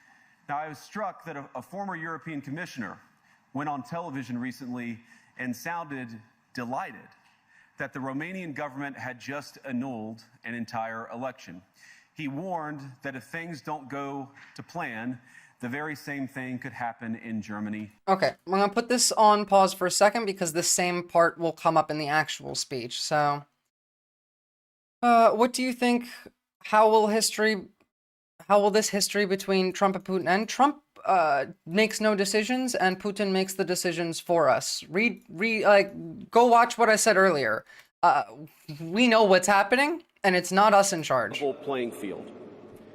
Now, with the president's recent executive order on AI, we're developing an AI action plan that avoids an overly precautionary regulatory regime while ensuring that all Americans benefit from the technology and its transformative potential. He is fucking evil. Now, we invite your countries to work with us and to follow that model if it makes sense for your nations. However, Israel makes some decisions for us, Colonel Cornball, but Russia makes other ones. That link that I just sent, go read that. That's Alexander Dugin. The administration is troubled by reports that some foreign governments are considering tightening the screws on U.S. tech companies with international footprints. Now, America cannot and will not accept that, and we think it's a terrible mistake, not just for the United States of America. That's because he does wear eyeliner, Haxorus, or either that or he just has... I mean, they all wear makeup, but he's either wearing eyeliner or quite a lot of mascara. But for your own countries. The U.S. innovators of all sizes already know what it's like to deal with onerous international rules. Many of our most productive tech companies... This is him complaining about regulations that Europe puts on American tech software and American, general, companies. This is, for example, Europe made it so they have to have a standardized USB-C charging port in iPhones, for example. His makeup looks like shit. I feel like I say this every time about every conservative, but it's true.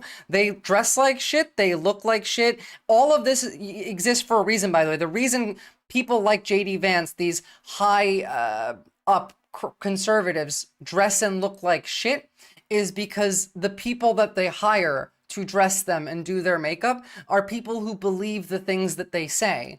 And again, the further right you go, the less ability you have to be creative, to be artistic, to understand things like beauty. Oh my God, 1 second. Are forced to deal with the EU's digital and the massive regulations it created about taking down content and policing so-called misinformation. And of course, we want to ensure the internet is a safe place, but it is one thing to prevent a predator from preying on a child on the internet, and it is something quite different to prevent a grown man or woman from accessing an opinion that the government thinks is misinformation. Sorry, I'm getting a Meanwhile, call. for smaller firms, So, navigating the GDPR means paying... 1 sec, guys, sorry. Hi, sorry, I'm at work. What happened?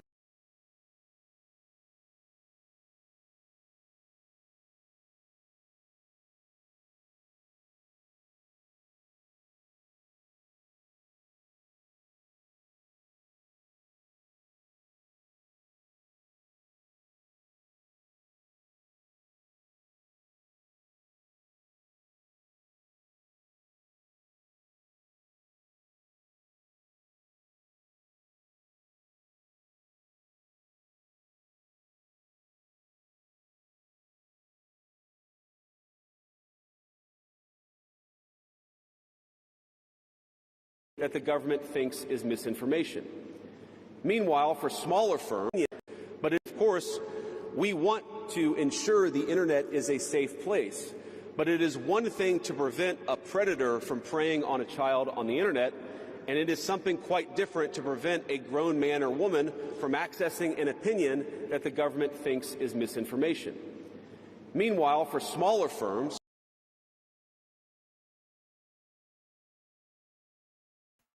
I'm muted and so is the video, wasn't it? Sorry.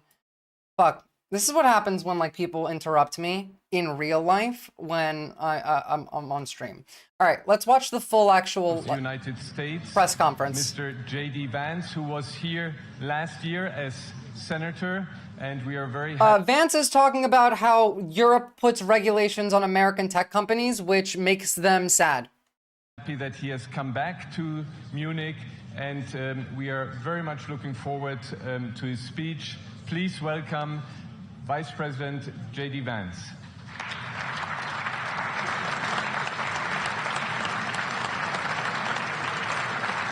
Let me know if there's any sound issues, please.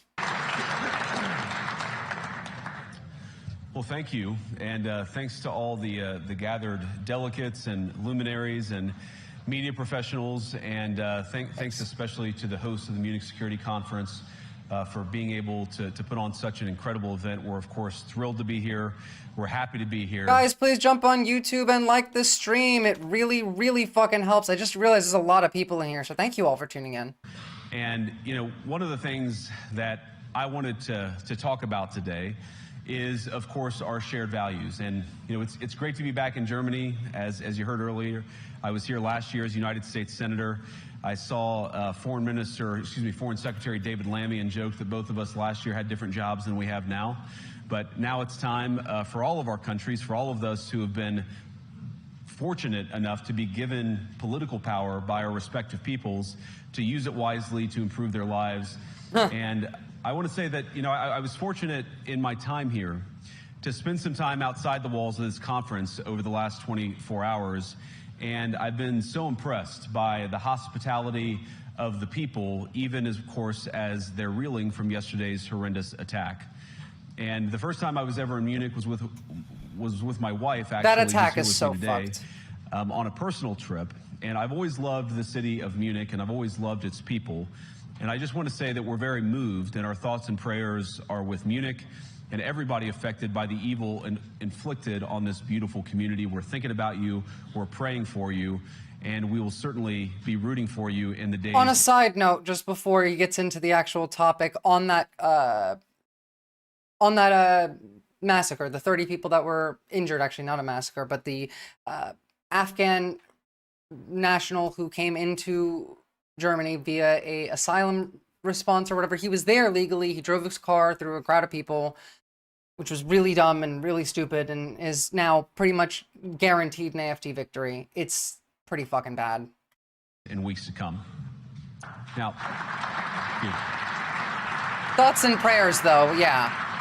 I mean, obviously they don't care. And they don't understand that the reason things like this happen, the reason that AfD won't win, they'll get at least quite enough to get a majority, and then they'll work with the conservatives. We just looked at the polling. They're rising in the polls. The conservatives are going down. We all hope not, but regardless, the issue in Europe is that most Europeans can't seem to understand, because there is an issue of more terrorism happening in European countries, especially when it comes to immigrants from the Middle East. Why, though? Why does it happen so much more there? Well, one, yes, proximity, but two, it's because Europeans do not integrate these people into their communities. What they do is they make them feel unwelcome, they treat them like shit. These people then form enclaves of their own because they cannot integrate into the community, whether it's Germany or France or the UK, and then they get angry, and then they do shit like this.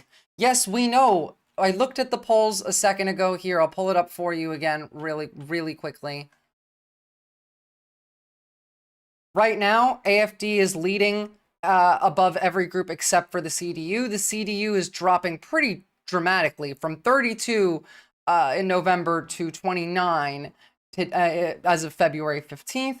Everything else is staying pretty consistent, except Delinque started to rise. I imagine AFD won't win the full thing, but they will definitely get a coalition with the conservatives. That's how it is. I made the YouTube and Twitch sync up to make a cool acoustic multi-volume. Fun. I hope that's not the last bit of applause that I get, but it should be. We gather ever. At this conference, of course, to discuss security. And normally, we mean threats to our external security. I see many great military leaders gathered here today. But while the Trump administration is very concerned with European security and believes that we can come to a reasonable settlement between Russia and Ukraine, and we also believe that it's important in the coming years for Europe to step up in a big way to provide for its own defense. I do agree the threat here. that I worry the most about vis-a-vis Europe is not Russia, it's not China, it's not any other external actor. And what I worry about is the threat from within, the retreat of Europe from some of its most fundamental values, values shared with the United States of America. Now, I was struck as in, I fear the problem of leftists. That a former European commissioner went on television recently and sounded delighted that the Romanian government had just annulled an entire election. Everyone has a more functional democracy right now than the USA. That doesn't mean you can't lose yours. Pay attention, okay? All of you Germans that are comfortable that the AfD could never win, they won't win. They'll never take over the country.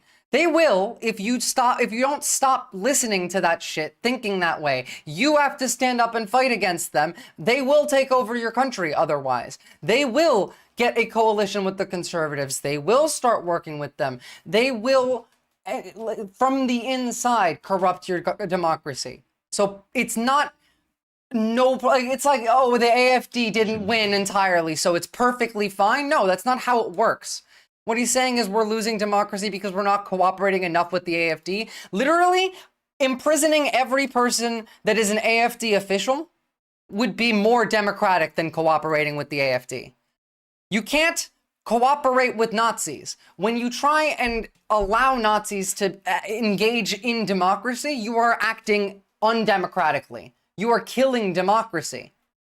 That's the thing. Unfortunately, the only way historically that seems to be functional, that seems to be long-lasting and not an entire failure to deal with Nazis is to treat them the way they treat others. Equal and equivalent force. No, this is not Fed posting. Like, this is historically, we should have done a lot more with the Nuremberg trials, for example. He warned that if things don't go to plan, the very same thing could happen in Germany too. Now, these cavalier statements are shocking to American ears. For years, we've been told that everything we fund and support is in the name of our shared democratic values. Everything from our Ukraine policy to digital censorship is billed as a defense of democracy. But when we see European courts canceling elections and senior officials threatening... Literally what we're talking about, the canceling of elections, is that's in reference to Romania, and the reference to Romania includes the Russians tried to steal their election and the Romanians didn't let it happen. So that's what he's complaining about. See a Samurai Destroyer next time. Forcibly met with force, whereas... war with evil and evil people. I have no idea what you meant there, but like, I kind of get the idea. Cancel others. And yes, we should lock up Bush. I don't know why you're so like, Captain, you are obsessed with Bush. Of course Bush is a war criminal. Fuck him. But like, what are you, 20 years ago you're fucking stuck on. 25 years ago. Who the fuck cares about George W. Bush right now when we have literal Nazis all over the world taking power? Get your priorities straight. Ask whether we're holding ourselves to an appropriately high standard. And I say ourselves because I fundamentally believe that we are on the same team. No, we're not. More than talk about democratic values, we must live them. Literally the guy who's part of killing democracy in the United States. Ironically, from this guy, given that they censor anyone who says Gulf of Mexico online. It's very funny. Now, within living memory of many of you in this room, the Cold did War not, position Schwarzborg. defenders of democracy against much more tyrannical forces on this continent. And consider... Well, actually, if he's talking about liberals, then, like, to an extent, sure. But even at that point, like, the tyrannical forces on this continent is Russia and us. Side in that fight that censored dissidents, that closed churches, that canceled elections. Were they the good guys? Certainly not. And thank God they lost the Cold War. They lost. You're doing a lot of these same things, though. I mean, you're not closing churches, but we have ICE agents that walk into churches. We have people, ICE agents that going into schools and arresting people. And honestly, we don't, like, they have no evidence that any of the people that are being arrested aren't just dissidents. Because they neither valued nor respected all of the extraordinary blessings of liberty. The freedom to surprise. Okay, really quickly, because I see this in chat and it's pissing me off. America bad is not a good argument. I don't care. Yes, America is bad. America is evil. Right now, America is the worst country in the world. We are the Hitler country. I don't care about your arguments of, well, America bad so that we shouldn't, we shouldn't hate Russians. Fuck you, your argument's stupid. America is bad, Russia is also bad. I don't care about Iraq war, I don't care about Vietnam, I don't care about Afghanistan. They're relevant in specific conversations. In this, when we're talking about Russia, bringing that up is just you trying to defend the Russians. All of the extraordinary blessings of liberty. The freedom to surprise, to make mistakes, to invent, to build. As it turns out, you can't mandate innovation or creativity. Zach, yes, it is, because they're dismantling, it's dismantling itself in order to build a newer, worse America. I said this before. When Elon came in and he took control of Doge and he went into the treasury, right? He started adding his private servers, his hard drives into all of that shit. What he was doing here is this is what's called a leveraged buyout when we're talking about the corpo world. When a corporation buys another corporation, a public corporation, they have leveraged stock, they have more than half of the company's ownership, and they go in and they buy the rest of the company. What they do then is they gut the inside out. They remove all of the systems, toss them away, and install new, cheaper, and shittier versions of those systems. What is happening in America is a leveraged buyout, and it's being implemented in a way that is increasing the amount of pro-Nazism in America. I mean, like, Elon Musk is just openly being a pro-Nazi person now. Again, like, Hitler.gov, a gray check mark. This account is verified because it's a government organization. Like, that's the point, you know? As an illegal immigrant, I do not approve of Doge. As a U.S. citizen, I do not approve of Doge. Conflicts really don't need good sides. That's the point, Arberlin. There is no good side here. We just know which side is the most in danger and what they should be doing. That's what I want to focus on. I don't care who's worse, who's bad. They're both, like, America is bad, Russia is bad. It doesn't matter. We're all bad.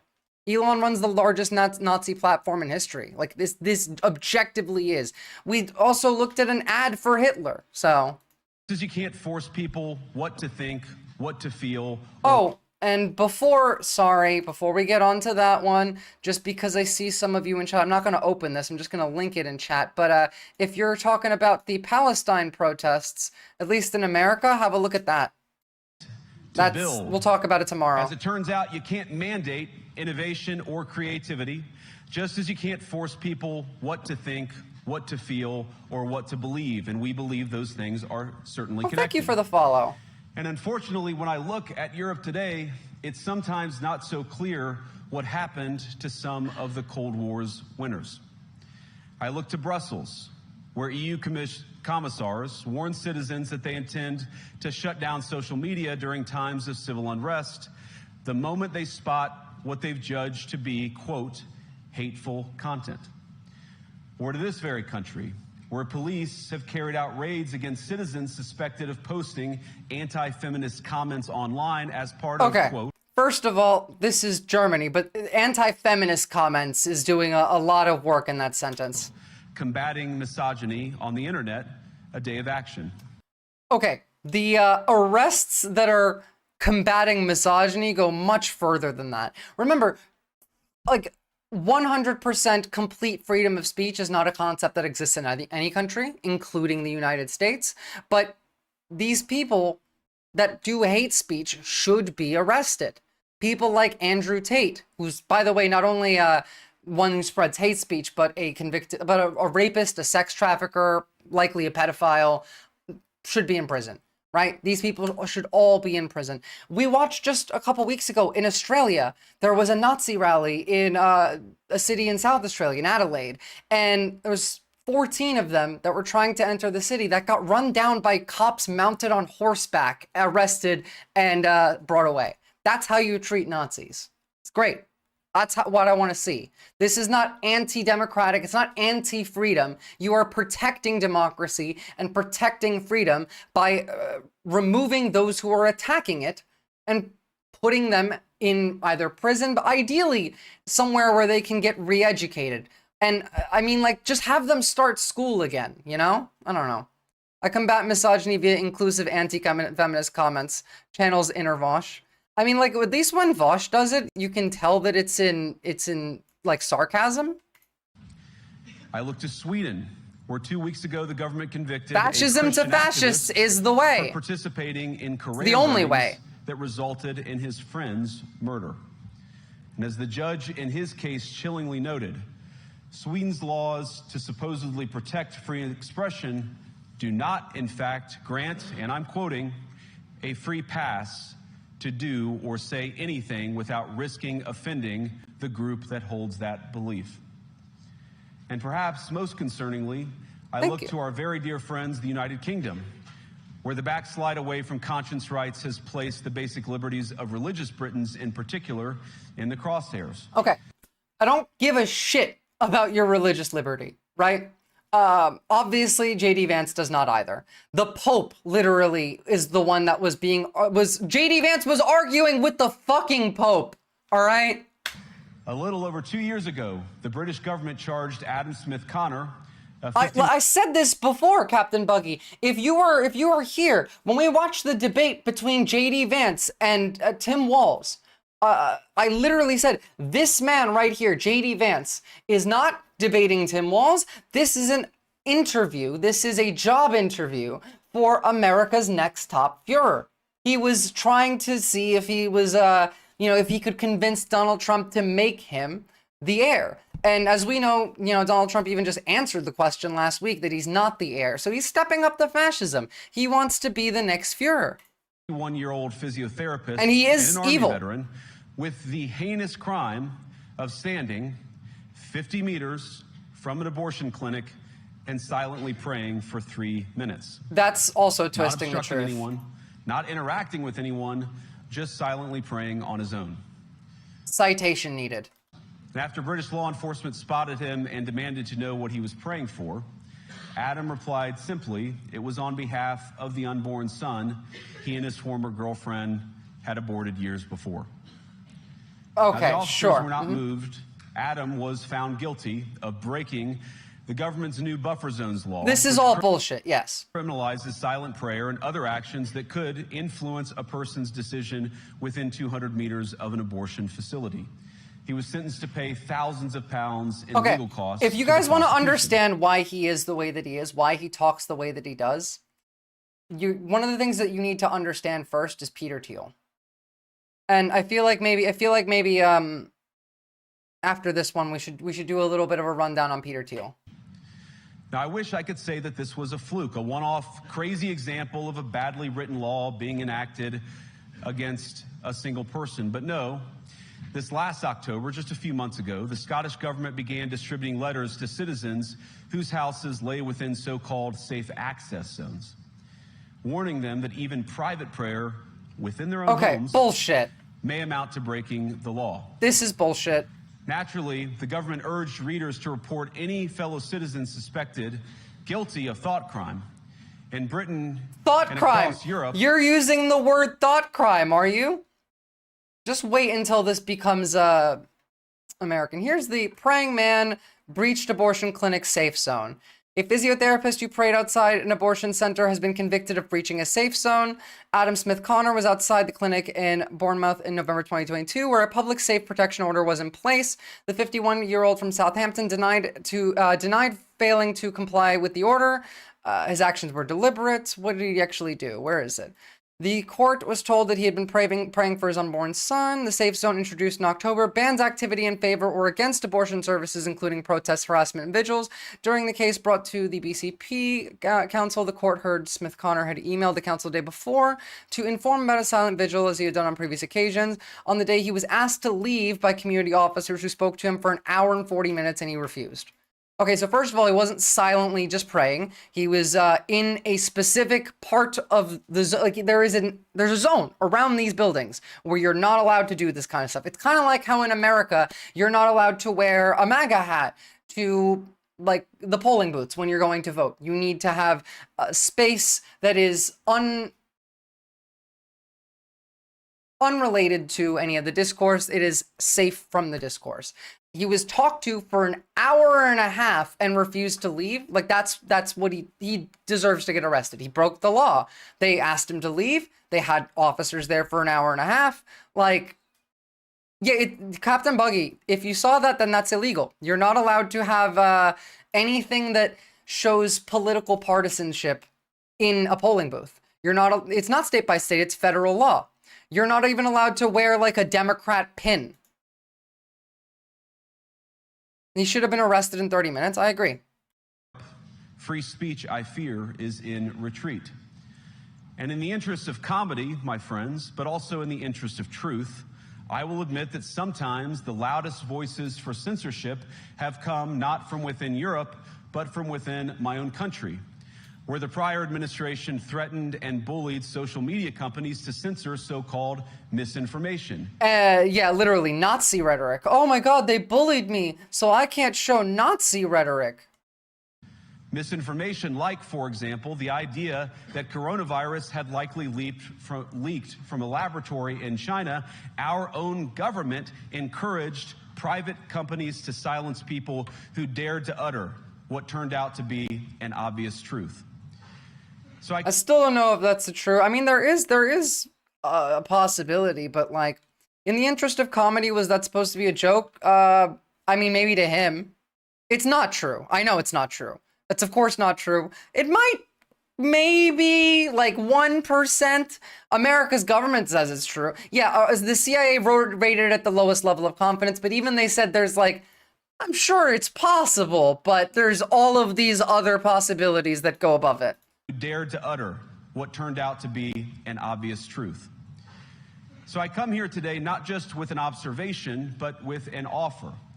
And just as the Biden administration seemed desperate to silence people for speaking their minds, so the Trump administration will do precisely the opposite. And I hope. Sure, yeah, you're not going to silence people for speaking their minds. Literally, the day of the AP getting kicked out of a press conference for calling the Gulf of America the Gulf of Mexico.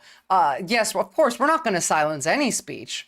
Remember, this is the guy that owns J.D. Vance. This is the guy that has funded him, has been his friend, has been the one that funded his Senate seat, and still is a part of it. He's also one of the founders of PayPal, a close friend of Elon Musk, and from South Africa. I don't think we're ever in a cyclical world, but there are certainly certain parallels in the U.S. in the 2020s to Germany in the 1920s, where liberalism is exhausted. One suspects that democracy, whatever that means, is exhausted, and we have to ask some questions very far outside the Overton window. Again, I don't think we're ever. He doesn't like democracy. Like, this is the guy that owns J.D. Vance. Why are they doing petty party politics on this world stage? Because that's all they have, Shioduk. Like, all they have is culture war shit, because every actual policy they have is evil, and everyone hates it, including everyone in this room, bar like maybe 7 people. So they have to stick to culture war. They also want to export this culture war shit to every other country, because that's what's radicalizing people. The reason why we have Twitter accounts of like make Germany great again. The reason why there are groups in Australia wearing make coal great again, make Australia great again. We want Australian Doge. That's all of this. They're spreading it on purpose. Why did we ever let the fucking apartheidists from South Africa into America? You know, we gave them refugee status, right? You know, like Donald Trump wants white South Africans to come to America as refugees. They don't even want to do that. Most of them don't want to leave. But that was all because of Elon Musk. The claim being that they're being discriminated against by the government for their race. Whereas, like, they own almost all of the land and property and wealth, and that's being redistributed. Boo-hoo. Hope that we can work together on that. In Washington, there is a new sheriff in town, and under Donald Trump's leadership, we may disagree with your views, but we will fight to defend your right to offer it in the import public square, surplus Nazis, agree yeah, or disagree.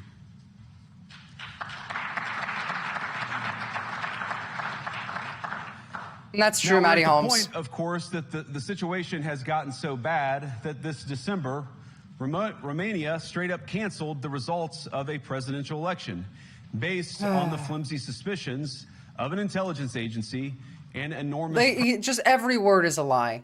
Pressure from its continental neighbors. Now, as I understand it, the argument was that Russian disinformation had infected the Romanian elections. Which was true. But I'd ask my European friends to have some perspective.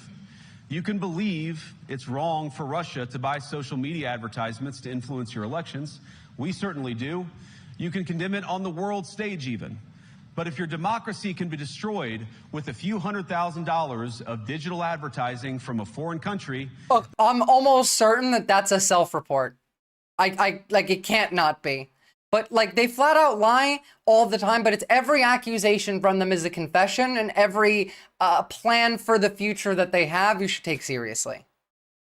Then it wasn't very strong to begin with. The only people clapping are the fascists in Europe. They also fired from the area. There were no artillery strikes.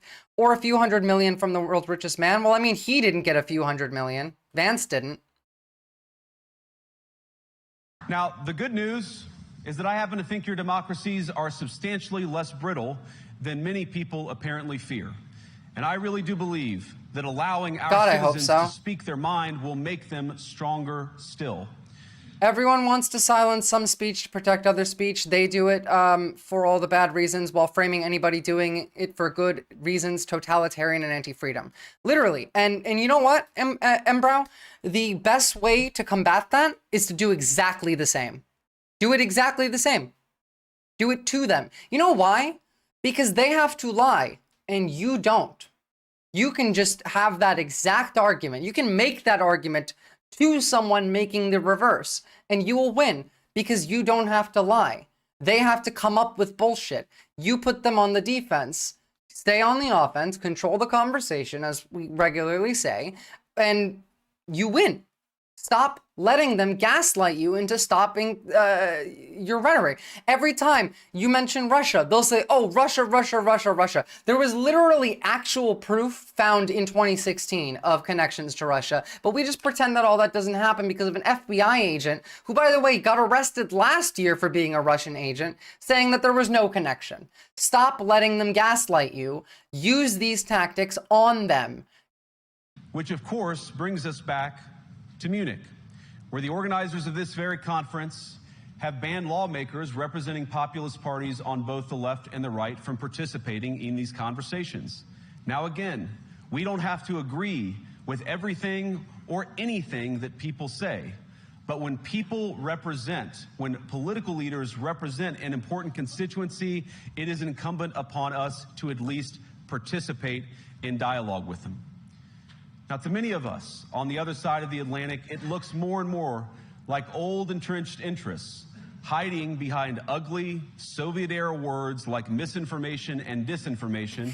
I love I was gonna say, he's basically self-reporting again here, but every time he mentions the Soviets, he's really just talking about Nazi rhetoric. His own rhetoric, the entire rights rhetoric, he's trying to frame as Soviet misinformation. Here's where we start to attack the left. Here's where everyone's a communist if you disagree with us. Meanwhile, he's literally talking about shit that he does, and he wants everything is a self-report. But this is also not just a self-report. This is a threat.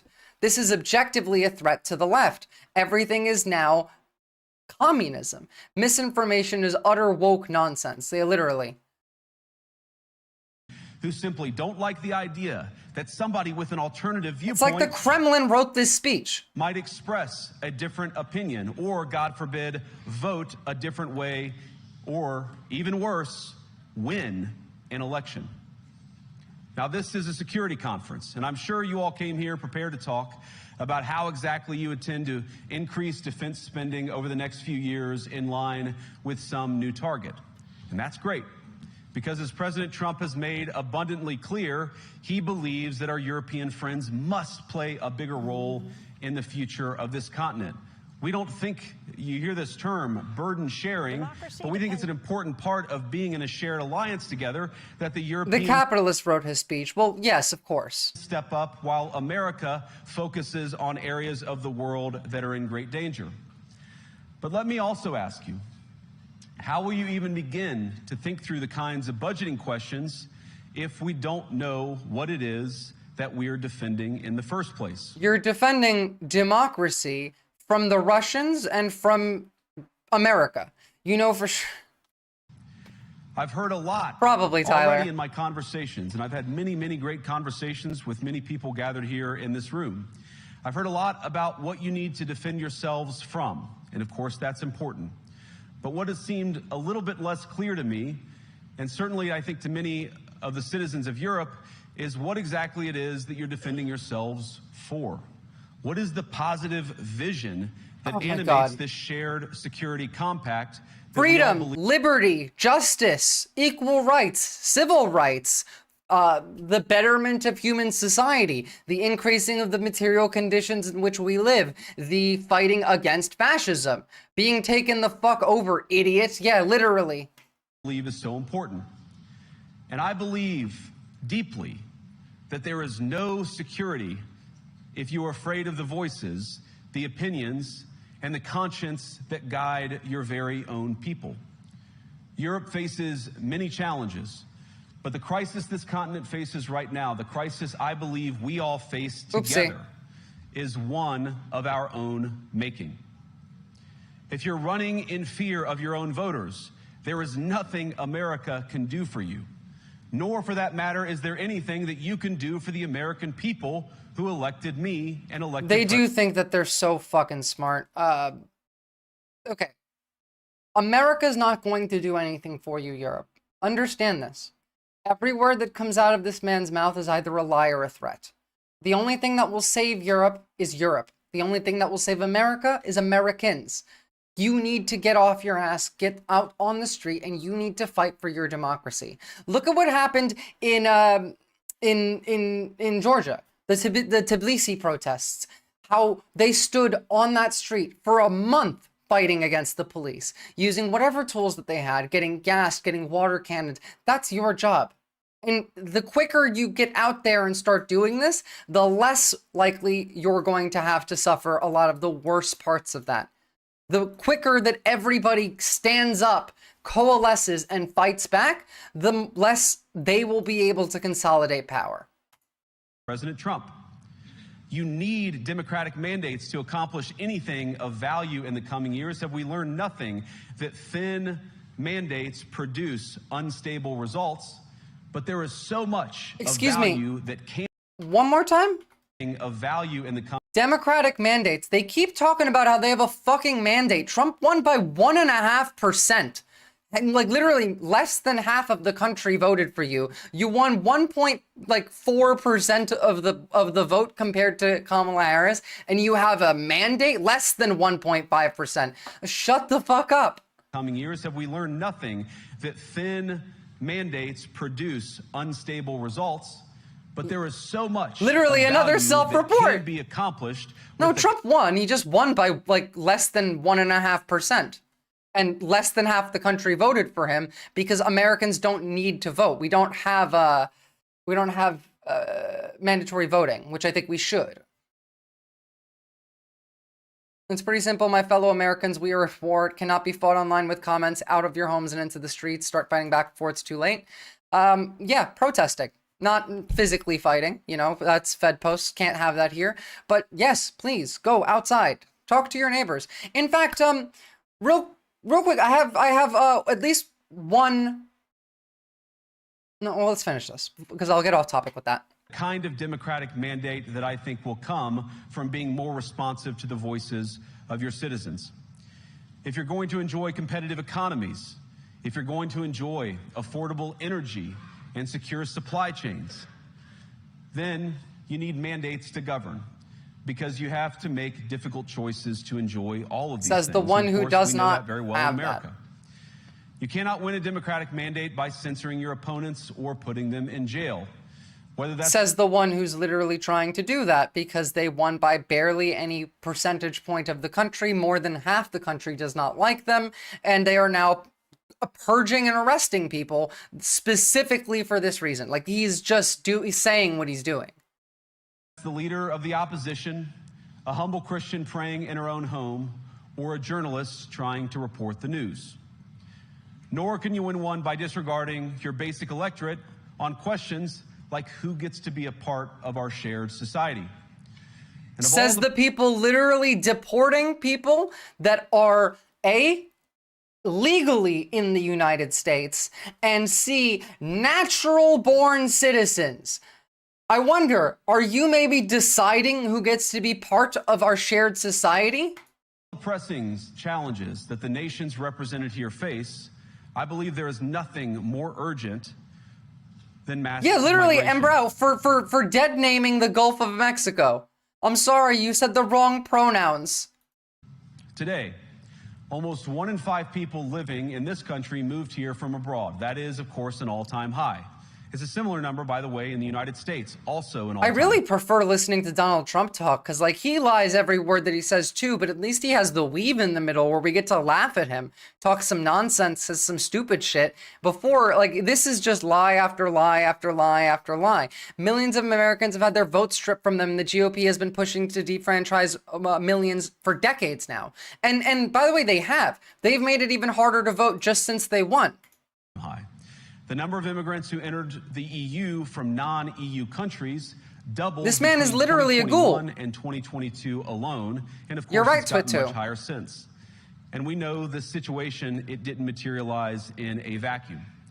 It's the result of a series of conscious decisions made by politicians all over the continent and others across the world over the span of a decade. We saw the horrors wrought by these decisions yesterday. This guy is such a ghoul. Look, he's about to tie all this to a terrorist attack and then say you have to kick all the immigrants out of your fucking country or some shit. Or you have to defend your borders from invaders from other countries, but not Russia and not America. Today in this very city.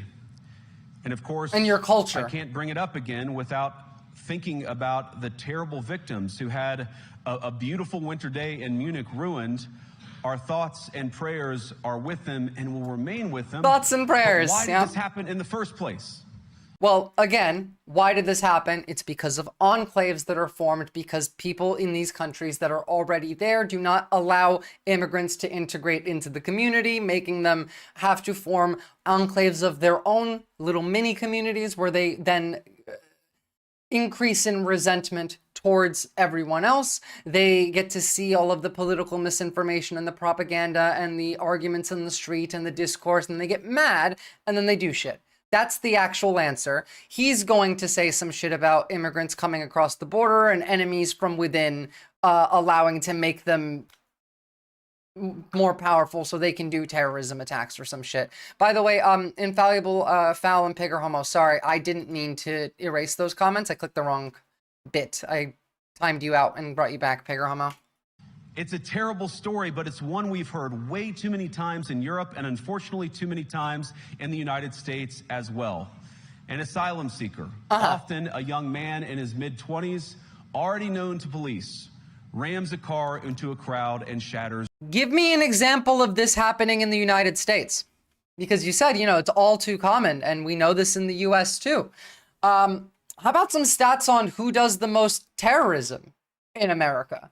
Because again, it's white people. Asylum seekers are also legally immigrants. Yes, like he was legally in Germany, this guy. But they don't believe asylum seekers are legal. Donald Trump thinks that all asylum seekers are people that come out of mental hospitals and then come into the country. They also have made it so you can no longer apply for asylum in the US by crossing the border, which is what was the standard. Every country, you have to come into the country before you apply for asylum. White Christian males specifically commit bulk of domestic terrorism. Exactly. Thank you, Captain Buggy. Always based to have you around. How many times must we suffer these appalling setbacks before we change course and take our shared civilization in a new direction? No voter on this continent went to the ballot box to open the floodgates to millions of unvetted immigrants. But you know what they did vote for? Oh, Radic Cookie, yes, absolutely. He lied about Springfield, Ohio. He literally lies about everything. Like, everything, Erratic Cookie. Do you believe in the return of Manar? Who the fuck is Manar? What do you... Omer, LMFAO, who the fuck is Manar? They voted for Brexit, and agree or disagree, they voted for it. And more and more... And ruin their country. The people who people who pushed Brexit are part of the same coalition of far right as JD Vance is. And look how well that worked out for the UK. It made the country drop in standards of living significantly. Omer, I have no idea what the fuck you're talking about, but I'm about to ban you for being stupid. People voted for this is never an acceptable justification of fascism? No, it's not. Of course not. A shared civilization is an allusion to the mythos of a shared national identity that's integral to fascist organizing? Well, yes.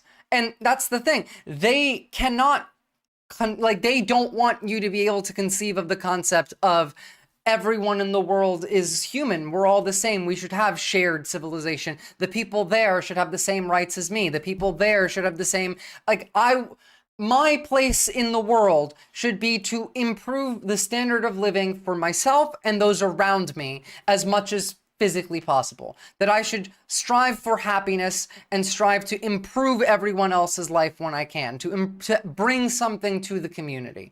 That's the point of life. But these people are all individualists. Remember, Americans, especially people like in Ohio, where JD Vance is the senator, are the type of people that believe that everyone outside of their house is an enemy, that their house is their castle, that they need to have guns to protect themselves, that you can't ever leave your door unlocked, and that anyone knocking at your door might be an enemy. The black people across the street are gonna come rape my wife and daughter or some stupid shit. Like, this is how these people believe. Not everyone is included in their civilization because they don't talk about civilization, they talk about culture.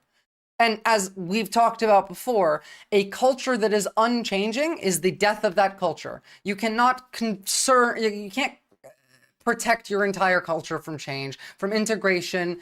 It dies this way. Now, are there parts of culture that are worth protecting, of worth carrying on into the new culture as things shift, as society changes? Yes, of course, there's parts of culture. For example, American culture, American mythos includes the importance of, at least perceived, not in reality, liberty, freedom, the pursuit of happiness. Like, these are things that I still believe in.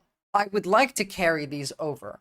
These are cultural aspects, cultural constructions that are important to me, that are positive, and they should come.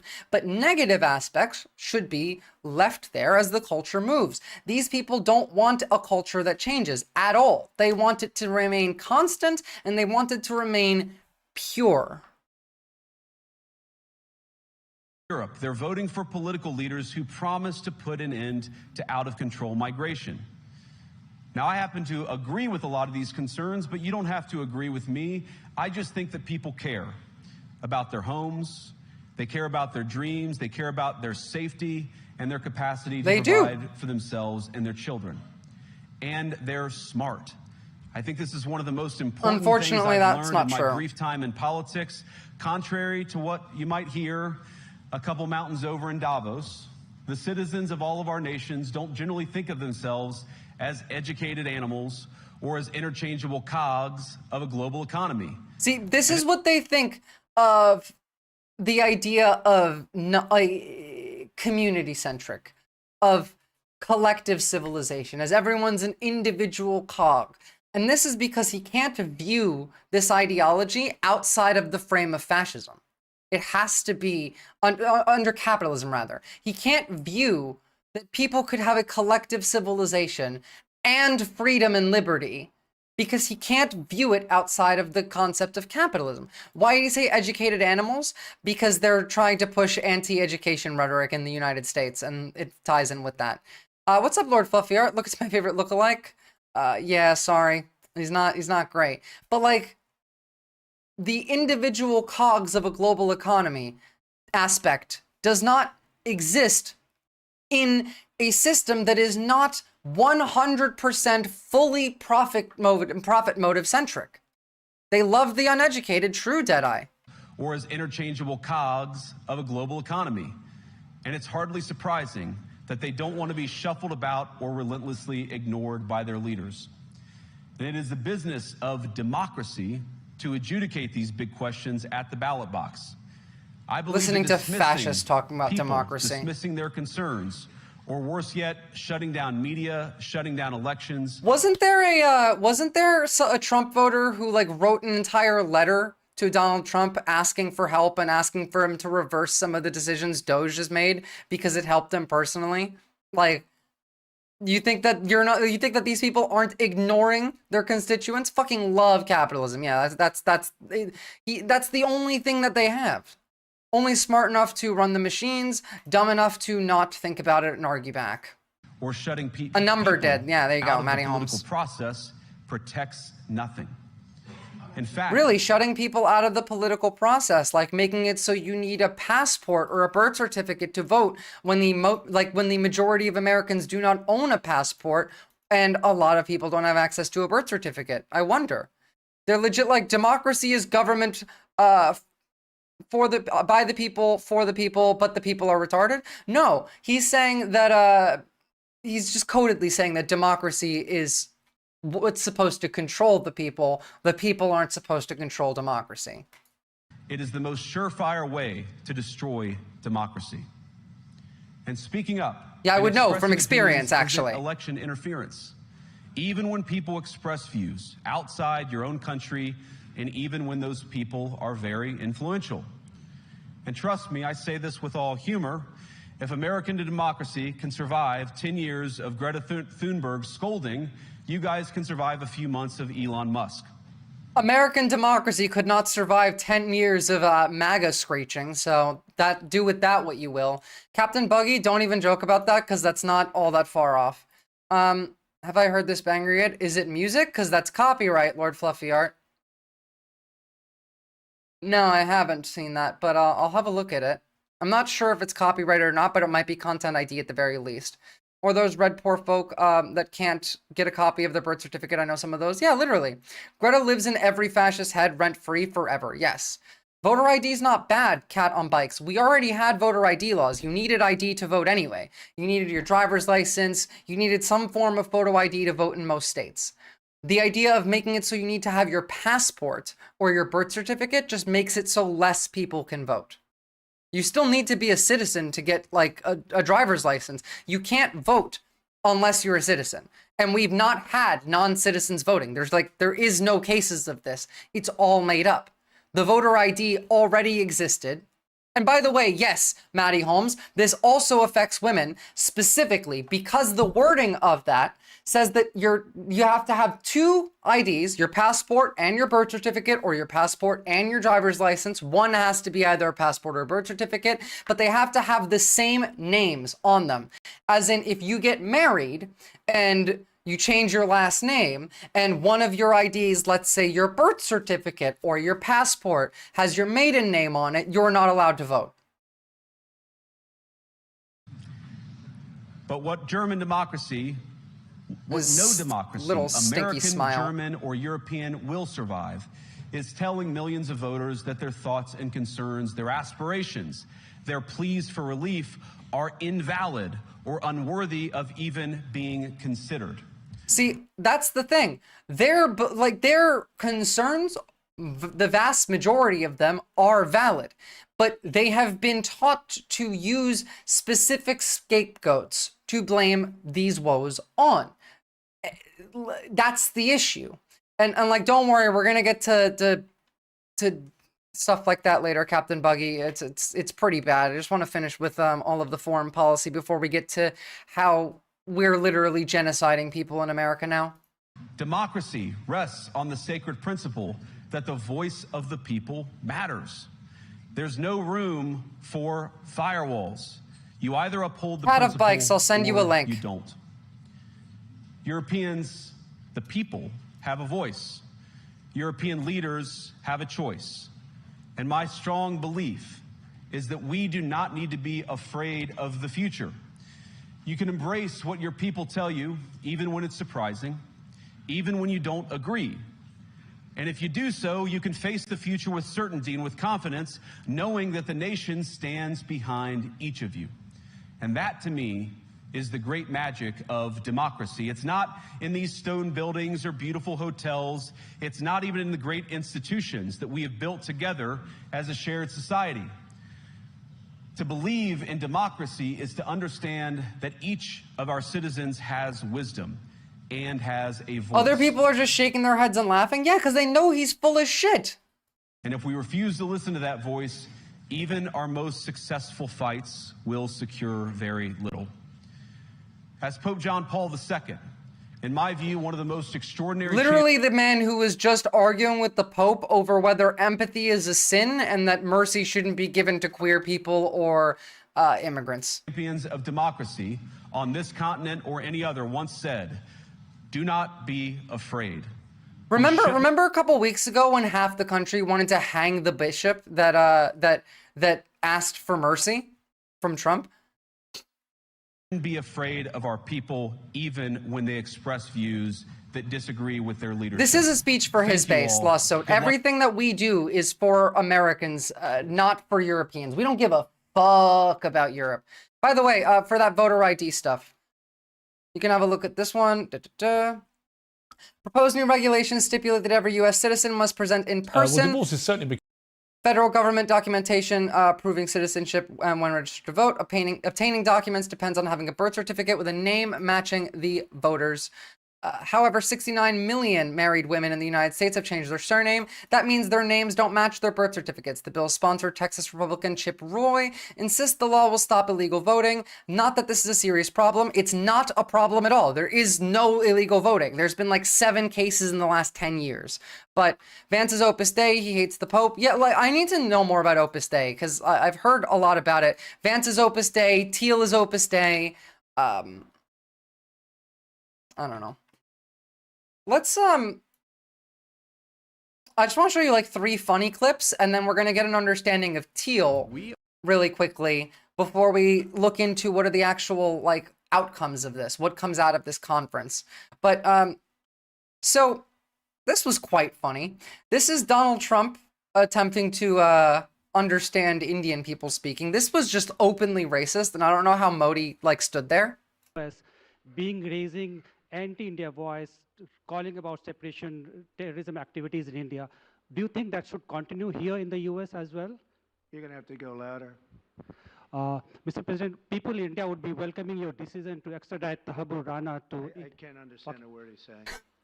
May I? Like, it was pretty clear, but... May I? May I, sir? Go ahead, back there. It's very funny. Raising... I don't know what the fuck he's saying. Here's Donald Trump requiring an interpreter when the interpreter is interpreting English. Say about the Bangladesh issue, because we saw and it is evident that how the deep state of United States was involved to regime change during the Biden administration. And then Muhammad Yunus made Junior Soros also. So what is your point of view about the Bangladesh? And what is the role that the deep state played in I've never seen an interpreter for English speaking English. Like he's translating the same fucking language. This is insane to me. Well, there was no role for our deep state. It was. This Cool, is check it out, something Zach. I had a couple lined the up. Prime Minister's been working on for a long time and has been worked on for hundreds of years, frankly. I've been reading about it. But I will leave Bangladesh to the Prime Minister. Say about the Bangladesh Base playlist. I have a couple that are less long than that, but guys, you should definitely check that out. And also go drop Zach a follow because base streamer. Now, finally on here, there is the connection to Elon Musk. And yes, he's over 80 right now. Like, the man's brain is soup. So remember, we looked at last stream, Modi met with Elon Musk without Trump even in the room. Like, obviously, Elon is the president here, but... Musk met with Prime Minister Modi earlier today. Did he do so as an American CEO, or did he do so as a representative of the U.S. government? Are you talking about me? No, Elon Musk. Elon, I don't know. They met, and I assume he wants to do business in India. But India is a very hard place to do business in because of the tariffs. They have the highest tariffs just about in the world. And as in, like, we had Elon meet with fucking Modi just so they can do a business deal. That was the whole point. Is this stream Twitch Politics a Pro Max? Yes, it is, Conrad Petersburg. It is absolutely Pro Max. Elon had a meeting with him too separately. I think, yeah, that's what I was just saying. Some older people don't pick up on accents well. That was barely an accent. But let's understand Peter Thiel. Because Peter Thiel is I have no idea, Captain Buggy. Peter Thiel is the billionaire oligarch who funded J.D. Vance's Senate run, who funded J.D. Vance's career, generally, also Opus Dei, also very much connected to Elon Musk, part of the PayPal mafia, people that set up PayPal, and got rich off of it, and also incredibly anti-democratic. Now, fair warning, because some of you might recognize this is going to be from More Perfect Union, but we're going to actually have to listen to Second Thought talk, which I don't tend to enjoy. But he is correct here, tanky or not. We all live in Peter Thiel's world. From business to technology to politics, he's used his massive wealth to shape society and control your life. And he wants even more power. In 2022, Thiel's investment in hand-picked far-right candidates, some of whom he nurtured for years, shaped the narrative for the entire election. The guy who looks like a literal lizard and a cyborg at the same time. These are the same fucking people that cried and bitched about Hunter supposedly getting ill-gotten gains. And like, literally everything Hunter Biden was to the conservatives, Matt Gaetz was that times 10,000. Second Thoughts is a tanky? As far as I know, yeah, maybe he's changed, but he definitely used to be. He makes like videos with Hakeem and shit. J.D. Vance will be the next Republican senator of victory. Maybe a year ago. Thiel, who spent millions back. Yeah, there we go. Turbo tanky. So I was right. J.D. Vance. But Thiel wasn't always on top of the world. In 1996, Peter Thiel was lost, a law school graduate and the author of a middling book on the dangers of diversity. The problems of racism, sexism, other forms of oppression have been vastly exaggerated. But then he found something: venture capital. In just a few short years, Thiel took $1 million investment from friends and family and created a massive amount of wealth for himself. Lots of tech founders say they're going to change the world. It's a big part of the VC. Elon literally called himself the George Soros of the right, and everyone was okay with that. Remember, Soros is like 90,000 years old and is essentially just a corpse and has $7 billion. Elon Musk has $500 billion. Shtick. But Thiel is different. Our goal was nothing less than to replace the US dollar by creating a new digital currency. For him... Oh, look, the same thing that I've outlined, how they're going to use crypto to steal your money. It wasn't about making a pitch sound good to investors. It was about using the philosophy of venture capital investing to forcibly shape the world to his liking. And the world Peter Thiel wants to create is chilling and rooted in VC philosophy. And remember, both Thiel and Elon came from South Africa. They both agree on many things. They both meet with world leaders like Xi and Putin. They're both in charge. They're like, these are the guys that are creating the decisions. Anti-democratic ideology, and absolute power for corporations over American working people. This is The Classroom from More Perfect Union, and today we're looking at how Peter Thiel got rich, and what it means for the rest of us.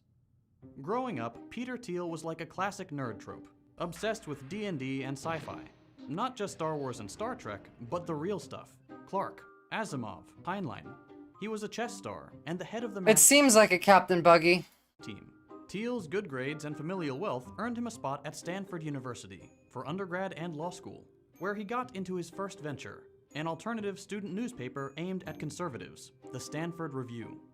The publication was Teal's response to what he perceived as a takeover by the politically correct. Ah, I It seemed see, I designed see. To offend, calling the school's sexual assault regulations too strict, excoriating diversity Oh, initiatives. remember, we just reduced sexual assault standards for schools and the military. And attacking anything that questioned Western culture. The Review was the beginning of Teal's later network. Many of the students who wrote for or staffed the far-right newspaper would end up as Teal's future business partners. Stanford is also where Teal was introduced to philosopher and professor René Girard, who influenced Teal's worldview. Girard wrote about how humans intently imitate each other, and how that holds society back. He specifically pointed to humans' competitive nature holding back scientific and technological progress. This is also a stupid concept. We don't have the competitive nature in the sense that he explains. Competitiveness and community can both lead you forward towards innovation. Brian Tyler Cohen and had Jamie Raskin interview. Raskin talked about Yarvin and the group surprised me. Yeah, well, this goes into that too, because the Curtis Yarvin fucking group is the behind the scenes evil empire shit that's building the Fourth Reich. This viewpoint, and it fueled his belief that monopolies are actually a good thing. Of course, yes, monopolies are a great thing. Sure. Startup, you want to get to monopoly. You're starting a new company, you want to get to monopoly. Before graduating, Teal wrote one last op-ed for the Review, where he said Fuck that cyber the bros. PC alternative to greed is not personal fulfillment or happiness, but anger at and envy of people who are doing something more worthwhile. So what was more worthwhile to Teal? The money business. Peter joined up with a few young engineers building a new way to send payment digitally, pretty revolutionary in the late 90s. The company started as Confinity, a play on infinite confidence. It briefly became X.com, as partner Elon Musk insisted, but eventually became PayPal. Staffing up, Teal recruited some of his SN, we really need to make that part of the mainstream talking points too, because it's huge. The anarcho-capitalist views of that contingent were essential in the founding of PayPal, he explained at Libertopia 2010. The initial founding vision was that we were going to use technology to change the whole world and basically overturn the monetary system of the world. We could never win an election on getting certain things because we were in such a small minority. But maybe you could actually unilaterally change the world without having to constantly convince people and beg people and plead with people who are never going to agree with you through a technological means. And this is where I think technology is this incredible alternative to politics. You might think of PayPal today as a harmless mechanism for buying vintage movie posters on eBay, but the real goal was to completely destroy the global order of currency. Well, we need to take over the world. Like, what? But the real goal was to completely destroy the global order of currency. Well, we need to take over the world. We can't slow down now. Well, we need to take over the world. Like, they're just fucking saying it. Elon is such a fucking loser that he's been trying to name shit X since like 20 years ago, including his kid. Yeah.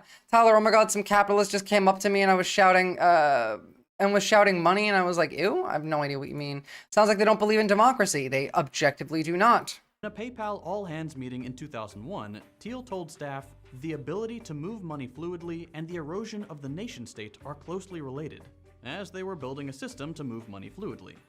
But just a few months later, Teal took the money and ran. PayPal went public with an IPO. We were the first company in the US to file after 9/11. Shortly after, PayPal sold to eBay.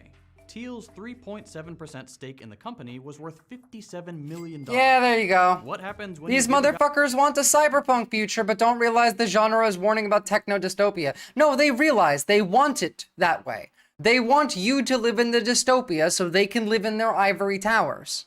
Guy who wants to remake the world into one that follows his own twisted political vision, $57 million? Well, it's not great. Look at his investment in Patry Friedman, a young Google engineer, pickup artist blogger, amateur model. These guys are literally demons, right? Like, understand, the fucking, fuck Milton Friedman, by the way, but these tech bros are literally ghouls. By the way, these were the last odds that I saw for whether the US government will collapse. Now, I hate the poly market, but it is owned by Peter Thiel. And the idea of collapsing, like the funding lapse, would be how they go towards making the idea of cryptocurrency as the dominant currency in the United States, which is part of their goal. Like, there's like 7 guys with $1 billion here trying to take over the world, and we're just kind of letting them. But Patry had a big idea: build artificial islands at sea to house lawless libertarian utopias. Peter Thiel got wind of this and offered Friedman $500,000 to quit his job at Google and get started on the project. Can we just like put all of these people in a rocket and launch them at, like, you know what? They can have their little fascist utopia on Mars. Send them there. I don't fucking want them anywhere on this planet. Like, crypto is literally casino money and it's a scam. We will never be able to accumulate wealth ever if it becomes the standard. Understand that there is only a limited amount of crypto in the blockchain. When you mine all of the crypto, that's it. Someone already owns 5% of all of the crypto that will ever be created. The US government says that we want to buy 1 million Bitcoin, which is ridiculous considering the price of Bitcoin is 100,000 per, and it will go up. If we buy 1 million of them, it will cost more as we try to. They will try and scare us into thinking we have to switch to crypto or America is over. If you switch to crypto, then America is over. No, it's not Fed posting for me to say, like, they want to go to Mars. They can go to Mars. Thiel truly saw starting new nations as the same as starting companies. Really, he said it. Just like there's a room for starting new companies, because not all existing companies solve all the problems we need to solve, I think there should also be some room for trying to start new countries, new governments. But starting countries is difficult. What if you start over in a new country, some African country with a few $billion and build it from the ground up? We've looked at this. We've looked at all these possibilities. I think the basic challenges are that it's not that easy to get the country. You might not want to be stuck with the people you already have. And then, like, just openly talking about how to overthrow a country and install a fascist dictatorship. Sure. And then actually, you know, the basic... And yes, they are long like Homo sapien. Remember, guys, the FDIC, speaking of that, remember the Great Depression? You want to know what the Great Depression was caused by, if you don't already know? It was tariffs, inflation, and banking instability. The FDIC was created specifically for this reason. And yes, this guy's a literal terrorist. Infrastructure may actually cost quite a bit more. You want to do something that works much more incrementally and organically. Friedman eventually left the Seasteading Institute and Thiel's involvement seemed over.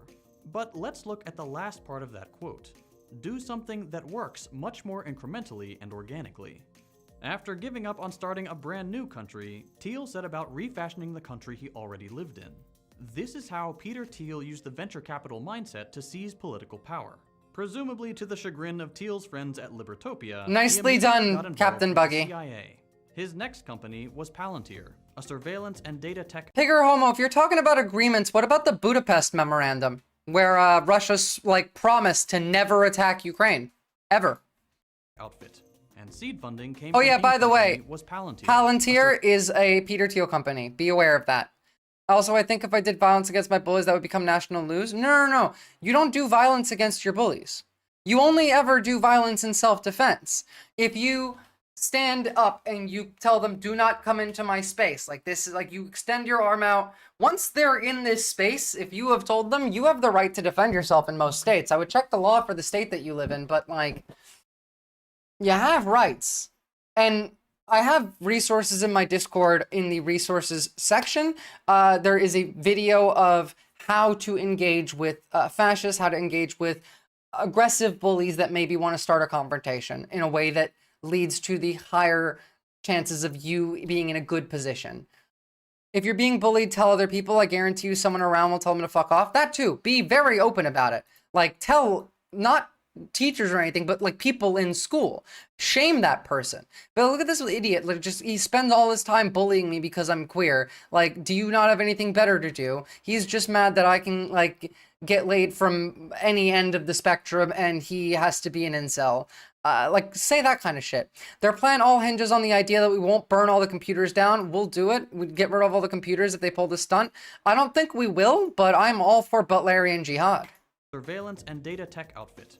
And seed funding came from In-Q-Tel, a non-profit venture capital firm dedicated to funding projects that would be helpful to the CIA. The firm isn't officially run by the CIA, but there is a revolving door of staff between the two. And the firm is as there collectively tends to referred be as the CIA's private equity firm. Palantir eventually did help the CIA, and the FBI, and the CDC, and a host of other governmental organizations that would have gotten Thiel booed right out of Libertopia. But to Thiel, it didn't matter that he didn't live in some anarcho-capitalist utopia, because he was building his own using his enormous wealth. Thiel exploited systems within the existing libertarian but only for billionaires. Oh, too late, I guess. I put out a little poll to see who you guys were gonna vote for before we timed them out, but there you go. System, like his tax trick, within the existing libertarian but only for billionaires system. This is why I hate libertarians. They literally stole. No, don't be sorry, Leftist Leo. You're doing good. I was just too slow. I hate libertarians because they stole the word libertarian. Libertarianism is a left-wing ideology. It comes from a mix of socialism and anarchism. But these people literally have changed it to, yes, libertarian for me, just money-wise and not for you. Yeah, thank you, Friedman. I hope you burn in hell. Like his tax trick. ProPublica unveiled in 2021 that much of Thiel's and sorry, long leg Homo sapiens, sometimes I get angry that our economic system concentrated so much money into the tech sector. What does America export other than bullshit and grift? Like, all we do is create social media bullshit and grift. That's our main export to the world. Honestly, I would have want to bait them into saying something completely deranged and worth of a permaban off Twitch. They'll get there eventually.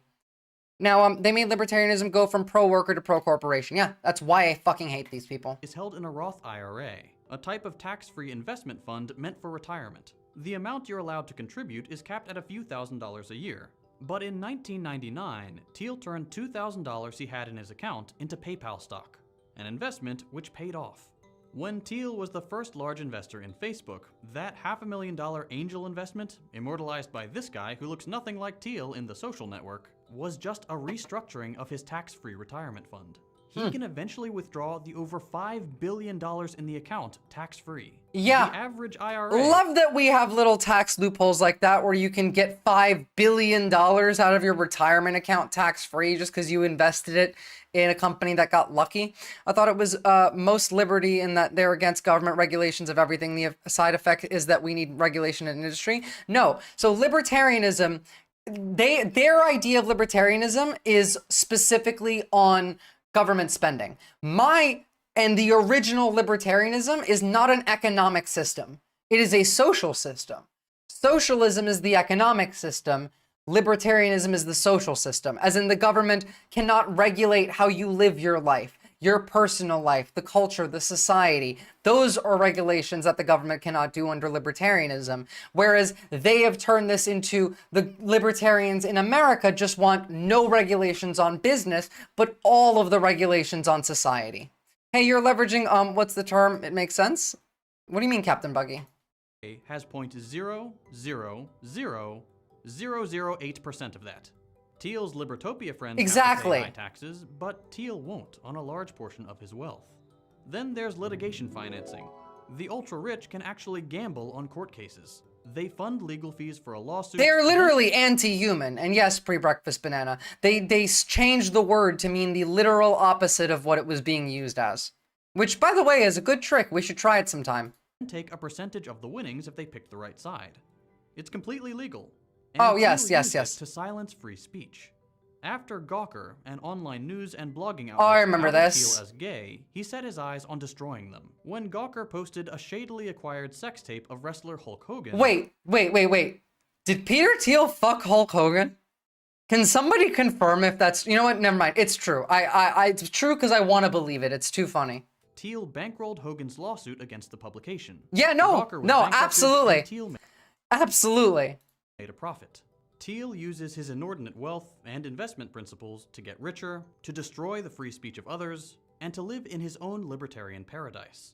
Another big investment area is in ideas. pretty chilling ones. It might have been Peter Thiel then. Look at the Dark Enlightenment movement, which And here we go an to obscure neo-fascist philosophy. Here we get to Curtis Yarvin. And yes, neo-fascist philosophy. Dark Enlightenment is literally death cult evil shit. And media researcher David Columbia calls the worship of corporate power to the extent that corporate power becomes the only power in the world. One of the movement's loudest voices is blogger Curtis Yarvin. Thiel has invested heavily in Yarvin startups, basically funding a big portion of the Dark Enlightenment movement. And it's obvious the movement mirrors Thiel's beliefs. Complete corporate control. And like, understand, this isn't some small conspiracy theory. Everyone in Silicon Valley believes this. All of them do. They talk about it regularly, too. They don't try and hide it. This is not a conspiracy. They go on mainstream media and talk about this shit. They are fully in favor of it. They want this. Dark Enlightenment is everywhere now. It was, like, quiet maybe, like, a couple years ago, but Which Russian propagandists are we banning? We already banned them. It was, Pigger Homo. Now, like, real quick though, understand, this is the plan. This is what they're putting in place. When did this video come out? Dark Enlightenment shit is from 2018. It's 2 years ago. It's been around for quite a while, Captain Buggy. It just hasn't been part of the mainstream argument for quite a while. And it is now. What did I miss? It just came in. You missed a lot, Alice. And Memento, no, I'm Turkish, actually. Long-term investments he's been nurturing for years could help that goal. 2022 Senate candidates J.D. Vance and Blake Masters. Both of them worked for Thiel firms. Oh, look! Look! J.D. Vance worked for Thiel and got funded by Thiel. Alice McGee, don't worry. You missed a lot, but it's on YouTube. You can go and drop a like on the video for me, as well as drop me a follow. And we still have quite a lot to go. You're about halfway through, so. He's been bolstering their careers this whole time, supporting their projects along the way. Vance and Masters are long-term Thiel investments. As an investor entrepreneur, I've always tried to be contrarian, to go against the crowd, to identify opportunities that in places where people were not looking. And they're just two of the far-right candidates Thiel invested in 2022. He's been donating big for years in order to further his political goal, a corporate-ruled utopia for billionaires. He's also investing in tech companies that will help his dark project. This is being talked about on mainstream media now. There is no hiding it. This is not a conspiracy. It's been around for quite a while. This is a death cult. This is anti-human.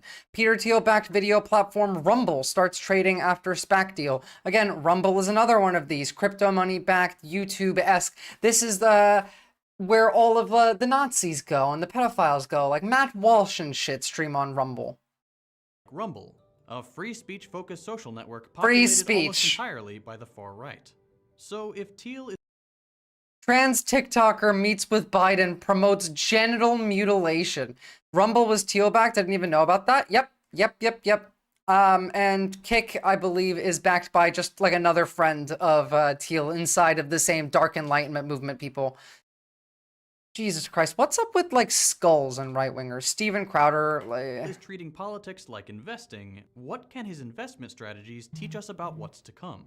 Well, the guy loves monopolies. I have a single idée fixe that I'm completely obsessed with in on the business side, which is these people have ruined the internet. Long like homo. You're absolutely right. The internet could have been an amazing creation. And at this point, it's so horrible that I would prefer to just kill the internet. 10 years, no internet for anybody, and then we can try again.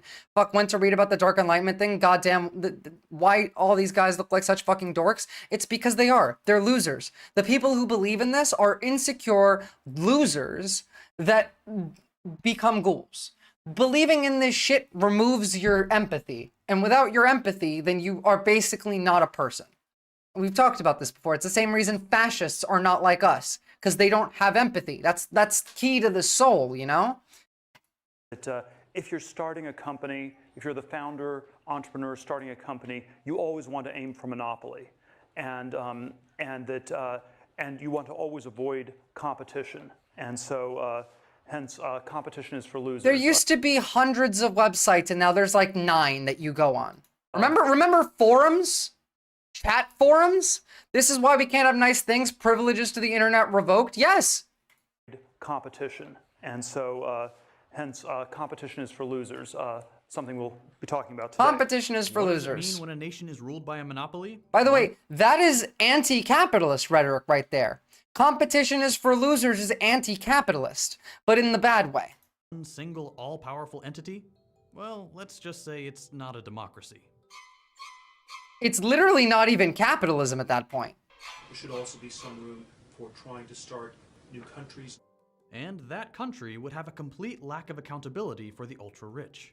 Get rid of government regulation of technology. Allow us to build nuclear power, allow us to, go into space. Imagine people like Elon Musk and Peter, like imagine them building nuclear power. That seems like a great way to kill a lot of people by accident. You think that you can trust private corporations who do everything by the smallest margins, that pick the cheapest shit for literally everything to build nuclear power plants or weapons. Yeah, still capitalism, just not free market capitalism. That's what I meant, Cowbunga Andy. Thank you.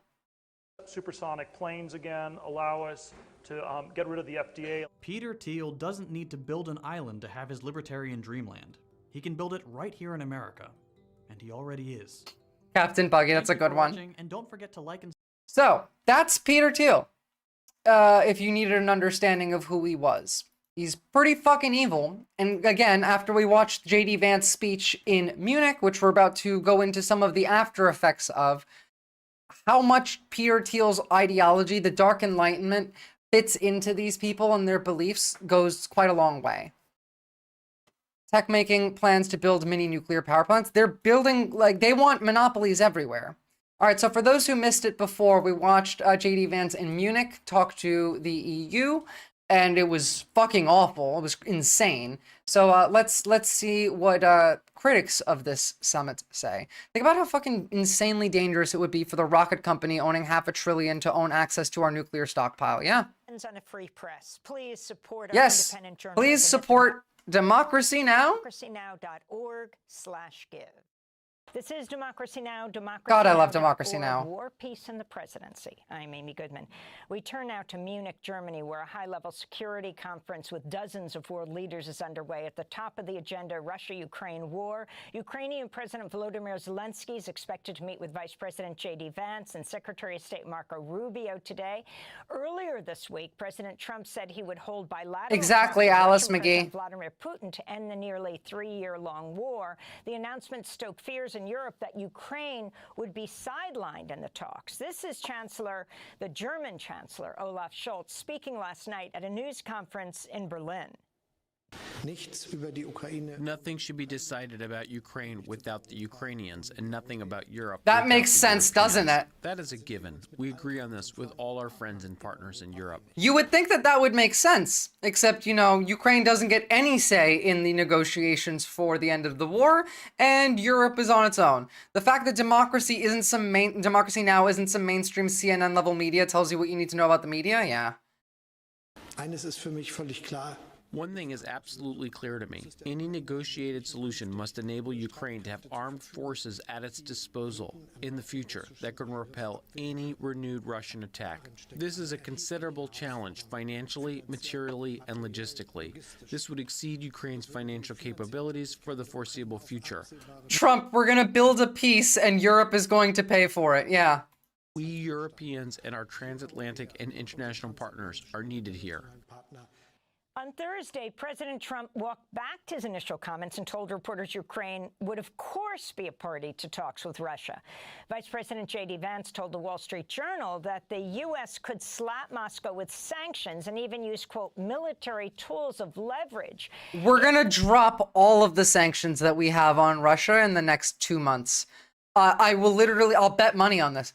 In 2 months, we're gonna drop at least most, if not all, of the sanctions we have on Russia.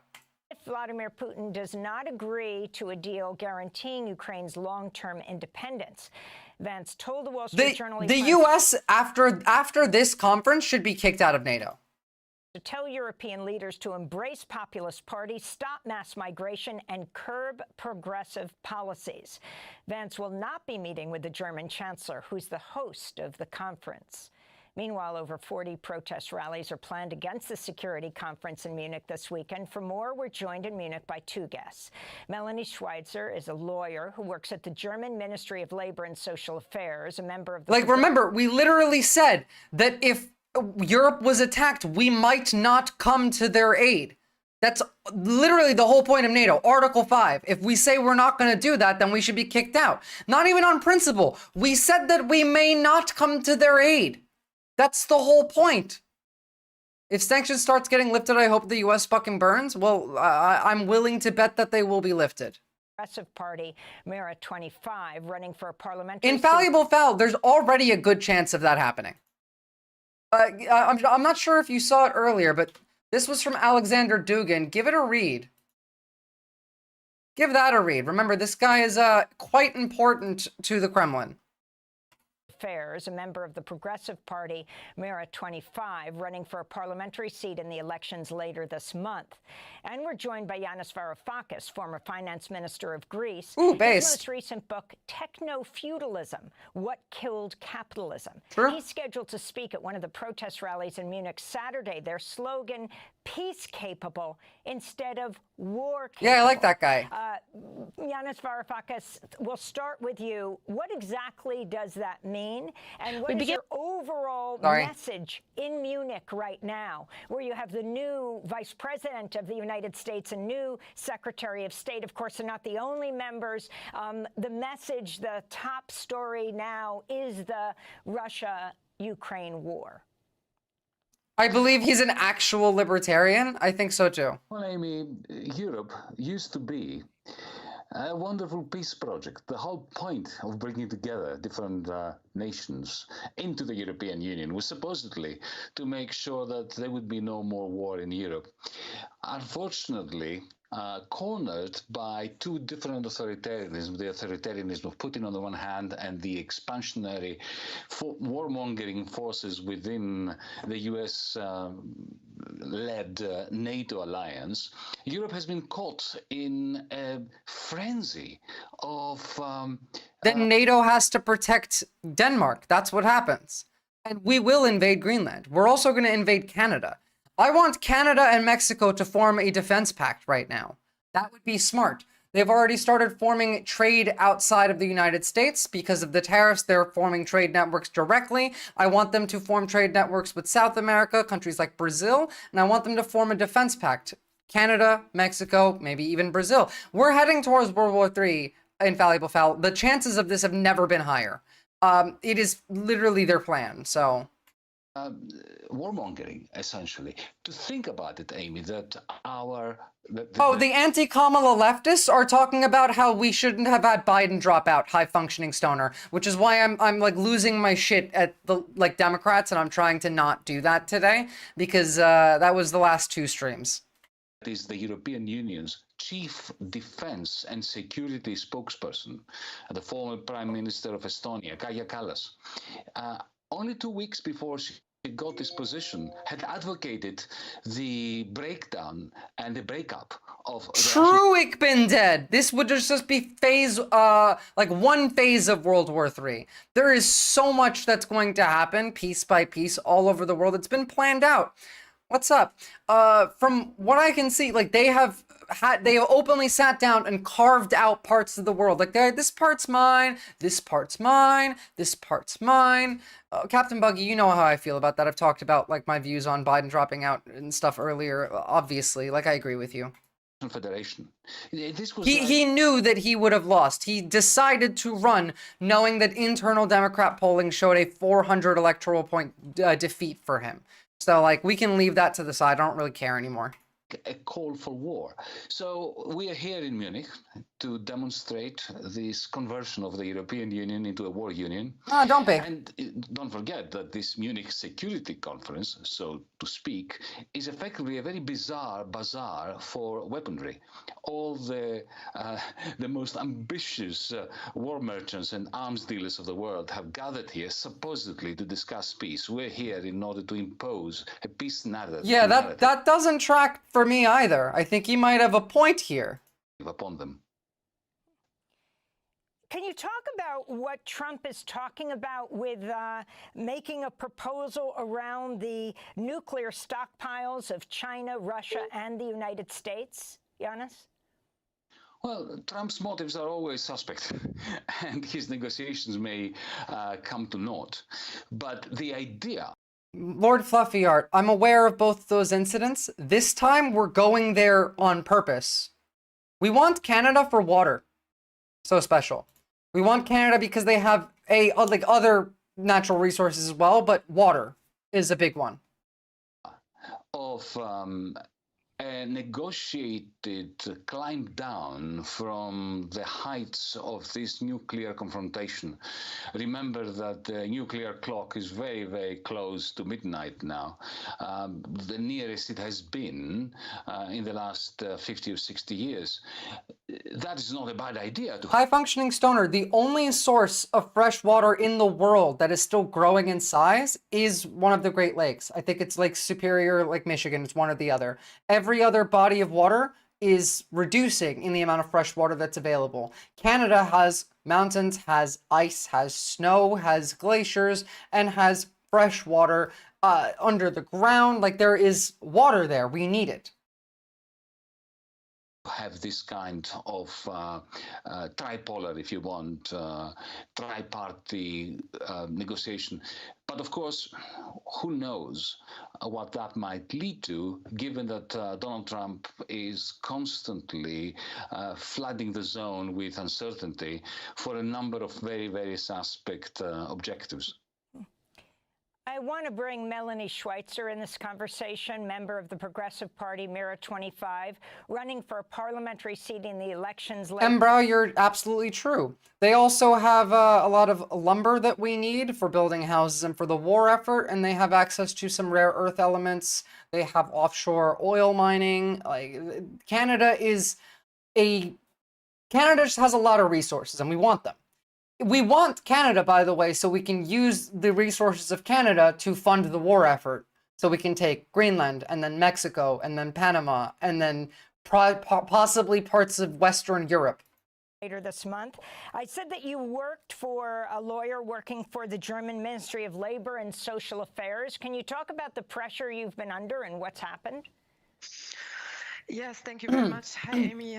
Thank you for giving us space to speak here. I think the situation in Germany at the moment is really dire.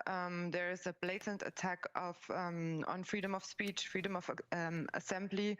We see a dismantling of the rule of law in Germany at the moment, a crisis of democracy, and we really very much fear the upcoming elections in 10 days. And we actually think that... Alice McGee, the amount of fresh water available on Earth is decreasing. There is only one body of water that is fresh water on the planet that is increasing in the availability of fresh water. And that is just one of the Great Lakes. The water doesn't go into space, but it goes into the ocean. It becomes salt water. You need fresh water to drink. The glacial melt is fresh water you can drink. Water evaporates and then falls somewhere else. When the rest of the world is uninhabitable, we'll have to move to Canada. Yeah, we're gonna have water wars in like next 10 years. I'm telling you right the fuck now. This might be the last election before fascism. Hell, 5 years. Parties, especially. Oh shit, that's not what I want to hear from someone who's a German civil servant. Might be the last election before fascism because the center parties, especially the Social Democrats, the Green Party, also the Left Party, they have taken over the rhetoric of the far right, and not just the rhetoric, but also the policies. So they have made 2 new resolutions against freedom of speech. They have banned Francesca Albanese from speaking at universities this and next week, the politicians. So they have done a crackdown on the... Alice McGee, literally everything that you ingest has plastic and microplastic and nanoplastic in it. So like, who knows and who cares? I guess grow gills for Waterworld. I mean, no, not grow gills. There's not going to be enough water to drink. Protests and anti-war movement, anti-genocide, violence movement last week. Understand that this is the Nazis who are looking to win this election, who are up in the polls while the leading party is dropping in the polls. The conservatives control Germany. The AfD are Nazis. So far, they have not worked together. They might, if the AfD wins a large enough victory, to be most of the coalition. I don't think that they'll win large enough that they don't need a coalition, but was banned to talk any language except English and German, and that was due to lies spread by Axel Springer, the biggest right-wing newspaper in Germany that is constantly going after people, doxing people. So anyone basically who speaks out in Germany at the moment against the Israeli war crimes against the government is being subjected this is to really not fucking good, yeah. political repression and also private and political doxing where people lose their jobs. But when on the other side you can express genocidal rhetoric without fearing any consequences. So Hey, remember during the Palestine protests in the US where the protesters were getting called terrorists and the Israeli counter-protesters were lighting fireworks and throwing them into the crowd? Literal bombs? this is why I'm a candidate. This is why I became politically active, because I think this is really very serious. And as a German with the German history, you know, I feel compelled to speak up when in the face of oppression and injustice, and especially being a lawyer, being trained to uphold the constitution and thereby international law. And just to give you two recent examples of like how this is being normalized here, this hate speech. There was just recently a Jewish person, a journalist, being accused of indictment of hatred because he was simply saying a sentence that we as Jewish, we're not victims, you know. So whenever someone Wait, what did he say? Accused of indictment of hatred because he was simply saying a sentence that we as Jewish, we're not. Okay, so a Jewish person was sentenced and arrested because he said that we are not victims of this war. Like, we Jews are not victims in relation to Gaza, in relation to the current genocide. This Jewish man was arrested for this. Leftist anti-genocide people get harmed while Nazis get safely escorted from conflict, usually via community telling them to fuck off. Yeah, the police tend to help them off too. Whenever someone speaks up against hey, I showed you the best way to deal with it. We've seen it. Hunt, they become prosecuted. And then just yesterday, the Ministry of Interior tweeted a tweet proudly saying that now in Germany, we're the only country who deports people to Afghanistan. And they were proud about this, and yeah, there was a huge proud about it. backlash Sure. about this post that how can you be proud as Thanks for popping in, Zach. Have a good night.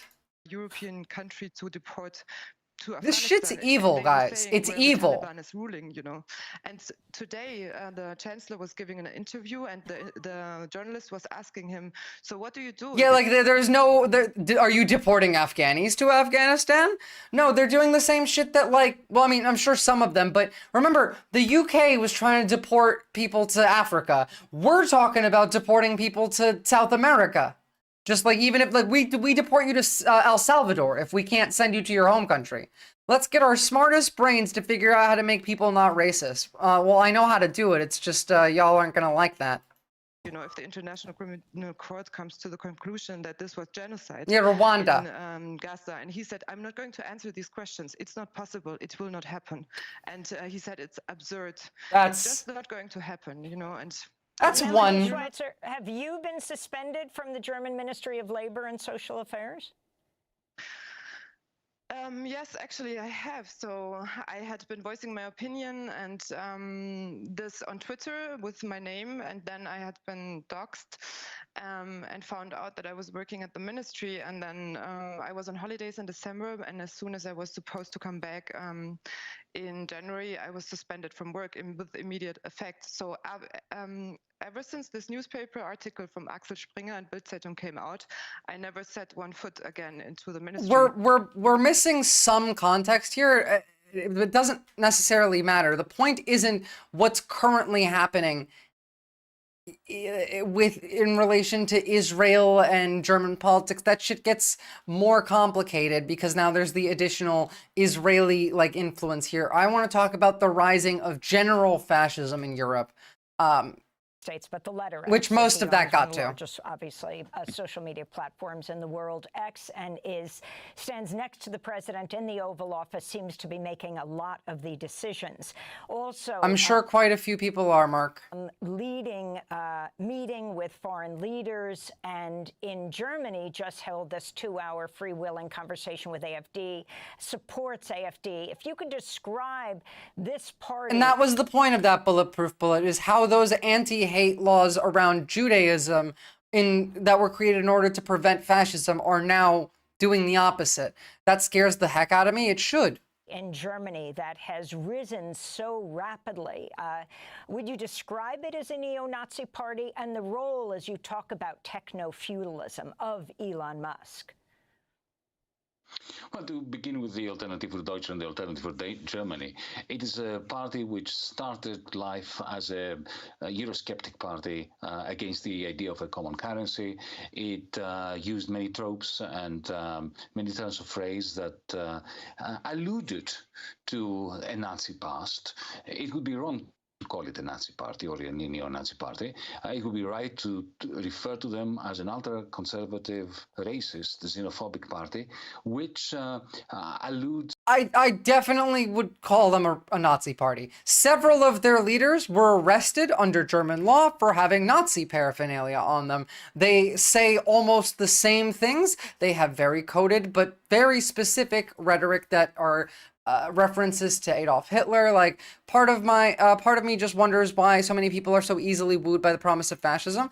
Because when people are angry and their lives suck, pointing to someone else that is the problem is an easier way to deal with it than thinking about how corrupt the system is, feeling powerless, feeling like you have to do something about it personally, feeling uncomfortable and having to do something. That is a skill that many people don't have. Mark, what the fuck are you talking about? To the dark. Yeah, ultra-conservative, racist, xenophobic party sounds like Nazi party anyway. Era of the Nazi period. Regarding Musk as a techno-feudal lord, you have to remember that Musk is one of the latecomers to what I call techno-feudalism. Jeff Bezos, Mark Zuckerberg, Google, Microsoft were the pioneers of techno-feudalism. They created these digital fiefdoms in which we're encased, and there is massive exploitation of everyone, of people who sell stuff on Amazon, of newspapers and media outlets like your good selves, whose work is being usurped. But Musk was a standard capitalist. He was producing cars. He was producing rockets, not a very standard product, but nevertheless, an industrial era product. And then he jumps on the bandwagon of Twitter. He buys it because he wants to connect his capitalist empire with what I call cloud capital, with this algorithmic capital, which has this remarkable capacity to alter our behavior. Yeah, okay. Cloud capital as a concept is fucking terrifying. They are going above capitalism. They want to create cloud capital above capital. We listened to him explain the concept before. Their behavior, and anyone Let who him finish. owns that capacity, that power, and that capital, that cloud capital, can extract huge rents from the rest of society. And then very quickly he decided to do that which robber barons always did in the past, which is of course to cozy up to government and to gain access directly to political power. So he's a latecomer, but he does move quite quickly, doesn't he? I just linked an answer, Proud PPG. Cloud capital is a form of capitalism that goes beyond the actual capitalism. That kid is going to be such a fucking cunt when it grows up. True. Well, I wanted to read to you from Reuters and the Wall Street Journal. The man likely to become Germany's next leader warned Elon Musk would face consequences for boosting the far-right AfD, Alternative for Germany, through his social media platform. Friedrich Merz said, "What happened in this election campaign cannot go unchallenged." Merz, the front-runner in the polls ahead of the February 23rd election, told the Wall Street Journal, referring to what he sees AFDs as Musk's interference in Germany's election. Musk repeatedly calling on X for Germans to vote for AFD, saying it could save the country. And your response, for example— I wonder why the fucking Nazi is telling people to vote for the Nazi party. Remember, he said to not feel ashamed of the Holocaust, to feel proud of their German heritage, and that the Nazi party is the only party that could ever save Germany.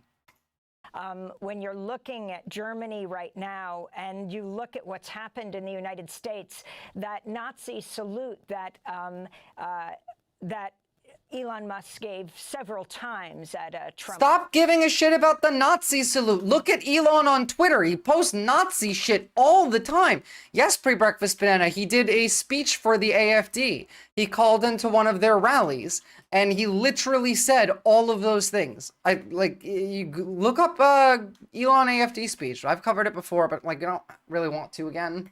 Trump rally. Well, it's mind-boggling that we should be witnessing these scenes today, especially from the South African mafia behind the PayPal mafia. Elon Musk's grandfather was a Nazi. Remember, people who grow up with apartheid in their heads. But allow me to make a comment about Friedrich Merz, who will be the next Chancellor of Germany, according to the opinion polls, and whom you mentioned as having turned against Elon Musk and having accused. Whereas, again, it does not matter if the conservatives win; they will just form a coalition with the AFD and work together. The Nazis are just taking power. Elon Musk, quite correctly, for giving a platform to the leader of the Alternative for Deutschland, for Germany. Mr. Merz, even though he's right in putting forward that criticism, is perhaps the epitome of hypocrisy. Because you may have heard that only, 10 days ago, it was he, as the leader of the Christian Democratic Party, that is the leading party. South America seems to be doing all right in bits and pieces, proud PPG. Germany, that went into bed, proverbially, with the Alternative for Deutschland in the parliament of the Federal Republic of Germany in order to pass together his Christian Democratic Union Party and the Alternative for Germany to pass together a xenophobic, racist, toxic bill that was turning against asylum seekers. So this very same man who is going to be the Chancellor of Germany, who is accusing Elon Musk of giving a platform. It doesn't matter if you want Merz as Chancellor or not, because he's just going to work with AFD. And I don't think those US missiles are going to Berlin, because we've just given up any idea of defense. We have said we're not going to defend Europe if they're attacked. Captain, you're so behind. You still live in the old world. You have no fucking idea what's going on right now. To the ultra-right of the Alternative for Germany is the one that has already gone into political bed with the Alternative for Germany. This is what we've come to. We are now caught up in this agglomeration, in this unholy alliance between the we're the fucking Axis powers now. And I very much fear that after the federal election, in exactly the same way that we've already seen it in Austria, we've seen it in the Netherlands, the ultra-right and the center-right are going to be pushing the political spectrum deeper and deeper into the territory. Pre-Breakfast Banana, that happened at the same... We fired people that watched the nuclear stockpile, then immediately rehired them because they fucked up there. But at the same time, we're talking about reducing the US military budget and denuclearizing by 50% with Russia and China. I don't believe that one bit. Whatever the fuck that means, though, does not... it's probably not good. Of weaponized misanthropy. The actual idea would be great. You're running in these. But the people that say that would, literally, high-functioning stoner. The idea is excellent. The people who are able to put it in place, no. And I'm honestly not sure that it's even Trump's plan. It could just be Putin's. If we're working so closely with them, I mean, even Donald Trump has said, we're working together. They're talking about, they're making the plans, so... elections for the And you're not wrong, Progressive Party, Tyler. Mira 25, which is new. Explain what it is and the significance of Elon Musk's support and the rise of AfD. Yes, so Mira 25 is a relatively new party. It was established in Germany in 2021. So this is the first federal election that we are taking part in. It is a socialist, internationalist, anti-imperialist party that is funded, also has behind the movement, the European movement of democracy. 25, so DiEM25, and it is a party that is firmly against militarization, and we believe that we need a movement politically and outside of politics to combat that warmongering that we are seeing, the rhetoric. This is the kind of shit that comes out of Elon Musk. Like, obviously, he himself didn't post this, but this is stuff that is based on his rhetoric. 6 million Germans died in the firebombing of Dresden. I know this because of the pictures and of piles of bodies everywhere and people's first-hand accounts. If you disagree, you should go to prison for denying the Dresden Holocaust. Like, the Holocaust never happened. Also, the Nazis were the real Holocaust victims. This is the brain rot that comes from Elon Musk's site. Also, on a side note, apparently, Elon actually amplifying this exact same account. Why should white people care about the white South Africans? Plays a clip of South African political leader shouting, "Kill the Boer," blah, blah, blah. He's chanting, "Kill the white farmers" to a cheering stadium. Like, this shit is open. Yeah, again, Hitler.gov with the gray check mark that is showing that it as a government agency. We've gone full Hitler. You never do the full Hitler. This preparation of war that feels more and more like 1984, the book, you know, and so we what we see here is also it's an instrumentalization of our past, of our history, you know. So anti-Semitism and reason of state are used to instrumentalize and to weaponize against people who are against this war machine, you know. So we're called radicals for wanting to an end to the violence, for wanting to end weapons delivery. So, and they were Nazis, Tyler, so I don't care. You know, between 60 and 70% of the Germans do not want weapons deliveries to Israel anymore, and all the parties that are in parliament want that actually and support it. So they are not, they do not respect what their voters want, and they do actually not represent them. And you know, the same goes. They never do. They don't work for you. They work for their owners. They work for the billionaire class. They hate you.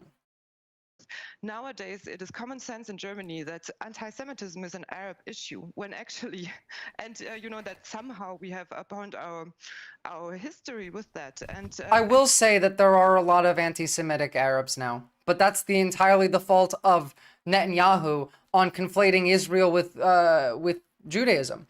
I'm with her on the fact that Israel shouldn't be getting weapon shipments while Netanyahu is wanted by the ICC, literally. We just gave them new weapons, by the way. We might be going to war with Iran. Who the fuck knows? Then it comes that Elon Musk with a Nazi salute. This is being downplayed and not called what it is. But when people in Germany speak up for the rights of the Palestinian people, their right to life, their right to dignity, they are called anti-Semite.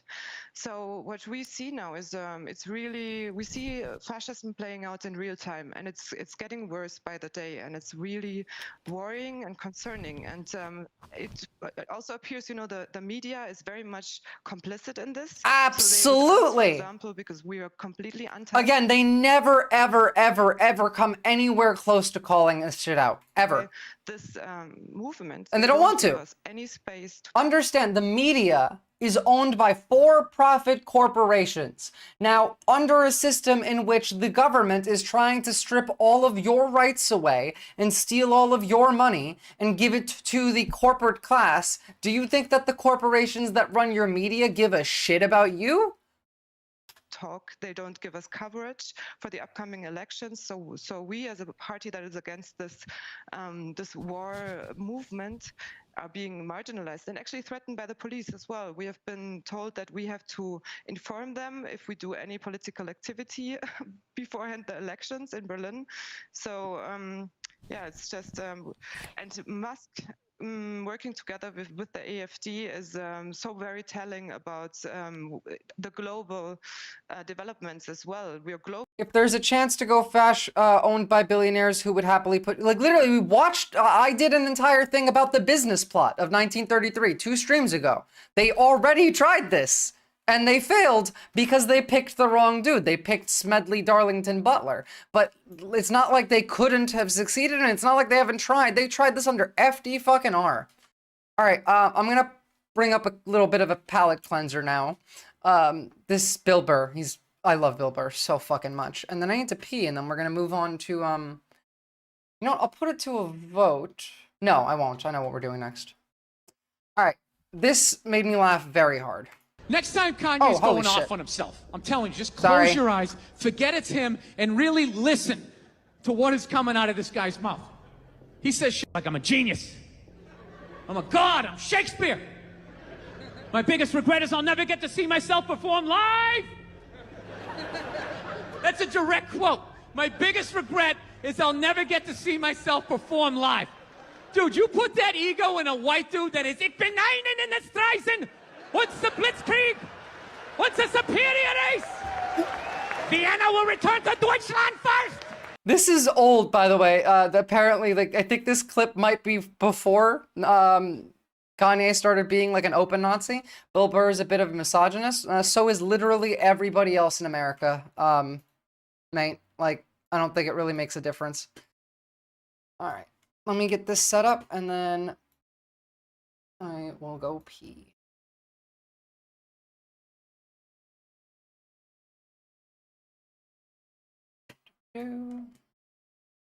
So, we are well and truly cooked. Just well and truly cooked.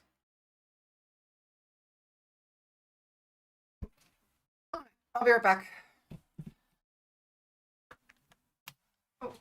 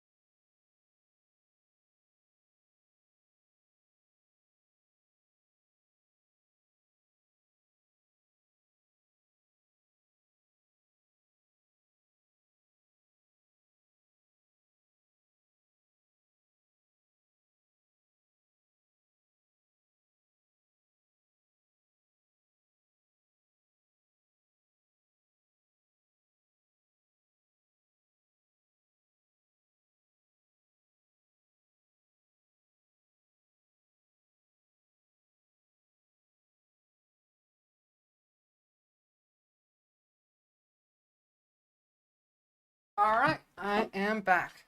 Lord Fluffy Art, obviously I didn't mean you. You need to stop taking things personally when I use shorthand by saying, like, everybody.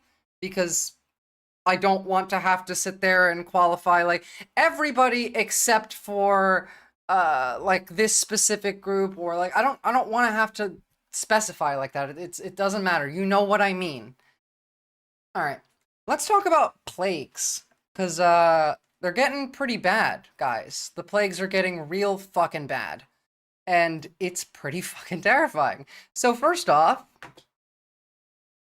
we have this in the Netherlands now. Tuberculosis spread to the Netherlands. I don't know how it got there, but we have a big tuberculosis outbreak in the United States. Stop word policing me, mate. Like, when I say most, it doesn't hit as hard. When I say everybody, I say it for a reason. Obviously, I don't literally mean everybody, but like the vast majority. But like it's semantical. It doesn't matter. So tuberculosis be like that, right? But it's pretty bad. It's pretty bad. They have more than 100 people. But fuck the tuberculosis. The WHO, which we are now working out of, says the CDC has cut off all communications. Flu right now is slamming the US with 24 million cases. We don't know how many of these are bird flu, because obviously the CDC isn't communicating with us either, although several states have put out instructions that all patients that come in with flu A need to be subtyped for H1N1 or an H1N3. H1N5, which is avian flu, needs to be done at like a special lab. These people need to be quarantined. They're doing COVID protocol for this. 310,000 hospitalizations and 13,000 deaths since October. Here is the actual like KFF Health News, all of this, if anyone wants to read it, but like, this is getting worse than it's ever been. We had bird flu before around, but it was never like this. The CDC source, we just had word that all of our fellows and postdocs, doxed myself there for a second, I'll have to get that out. Now, measles is rare with fewer than 1,000 cases reported annually, but it's highly contagious and can lead to a fever of 104 degrees. In some cases, measles can be fatal. But RFK brought it back to Samoa. Yeah, literally. This is getting scary because not only do we have this in West Texas, we have measles in New Jersey, in Bergen County, New Jersey. My home county has measles, and that's fucking terrifying. What's up, Katie Cakes?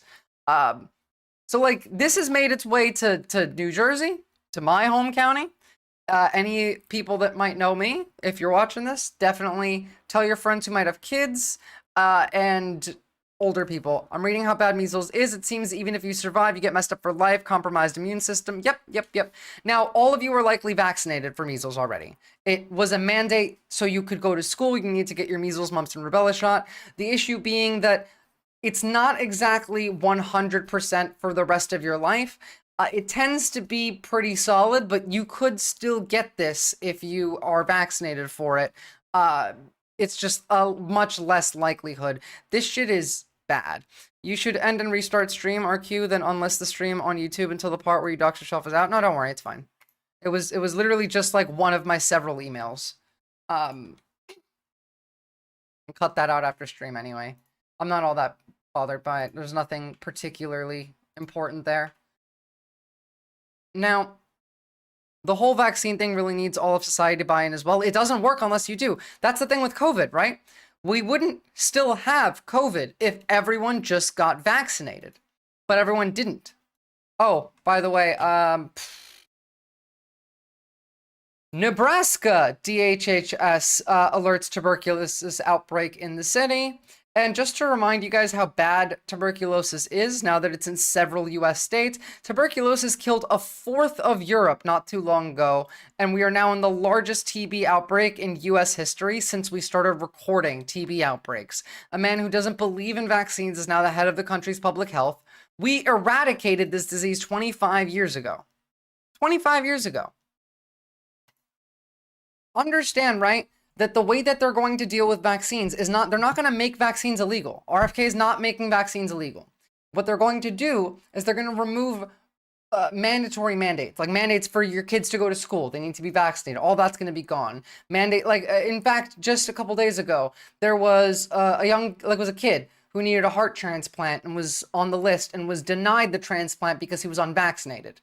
Donald Trump then went and changed the rules, so that's not a thing anymore. Obviously, why would you give a heart to an unvaccinated kid? It's like giving a liver to an alcoholic. There are other people and other kids that need this, that are likely to live for longer than you are. Than this person is, rather. Let's have a look. 2 dozen cases of measles have been reported in a West Texas county. Gaines County has one of the highest rates of vaccine exemptions in the entire state. Oh, look, the highest county with vaccine exemptions in the entire state of Texas is the county that has the giant measles outbreak. Surprise! All of the confirmed measles cases there involved unvaccinated residents. I want to bring in infectious disease physician at Johns Hopkins, Amesh Adalja, to talk more about this. So, Doctor, break down what we know about the current measles outbreak. I know in real numbers it's not a lot of people, but it is still troubling. Yes, it is troubling because this is completely preventable. What we're seeing is one of the places in Texas that has the lowest vaccination rates, the highest school exemption rates from measles vaccination, having a measles outbreak, including This is a look into your future, everybody. Hospitalizations of individuals who've been infected with measles. And I think this is really... Deadeye, that's the thing, though. They're all going to get infected with these diseases, but some of you are too. Your vaccines don't work forever. A reminder No, that some of measles them is do, still but a risk, and it is kind of the canary in the coal mine. It's the most contagious infectious disease known to humans. And when we start to see measles outbreak, that's a sign that the most infectious disease known to humans is now in several U.S. states that we eradicated 30 years ago. a chink in the armor of vaccination. And the fact that it's preventable, I think, is what people should understand. This doesn't have to happen. Remember, this killed a fourth of Europe. To high levels again. Oh. Doctor, we're just showing images coming into us from Gaines County, Texas, and we see the EMS workers. Honestly, leftist Leo, based, and like, you should probably just kind of wear a mask outside now. Buy a bunch of N95s while they're not incredibly expensive yet. I'm willing to bet they're going to start finding issues with our modern vaccines, just like they're finding fraud and abuse. Absolutely. They're in full hazmat gear. What is the risk to adults? I'm vaccinated against the measles. My 2-year-old and my wife are vaccinated against the measles. She can't go to school here in New York without receiving that vaccine. But what would happen? I'm just amazed that those EMS workers are themselves wearing full hazmat suits.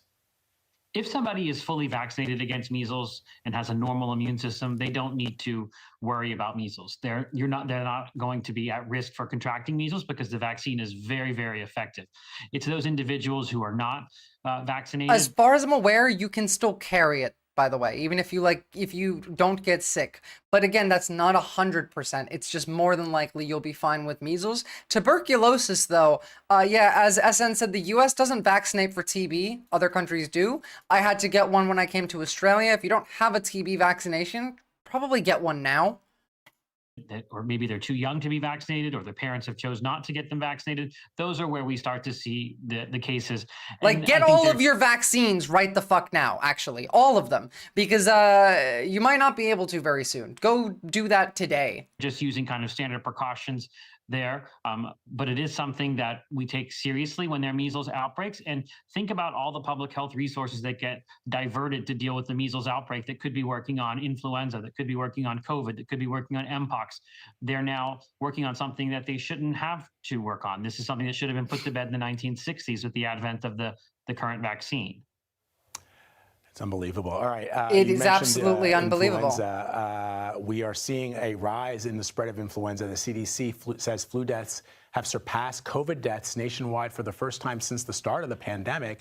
So what is it in particular this year about the spread of flu? Again, I always wonder when I see these news reports coming out of local news stations about people being hospitalized for the flu, I wonder if these individuals are vaccinated. It's something that... Again, the current flu vaccine does not protect you from avian influenza. We don't know how much bird flu is spreading from person to person. We do know that it is spreading through fresh meat cat food. There have been several house cats now that have died from eating cat food that was infected.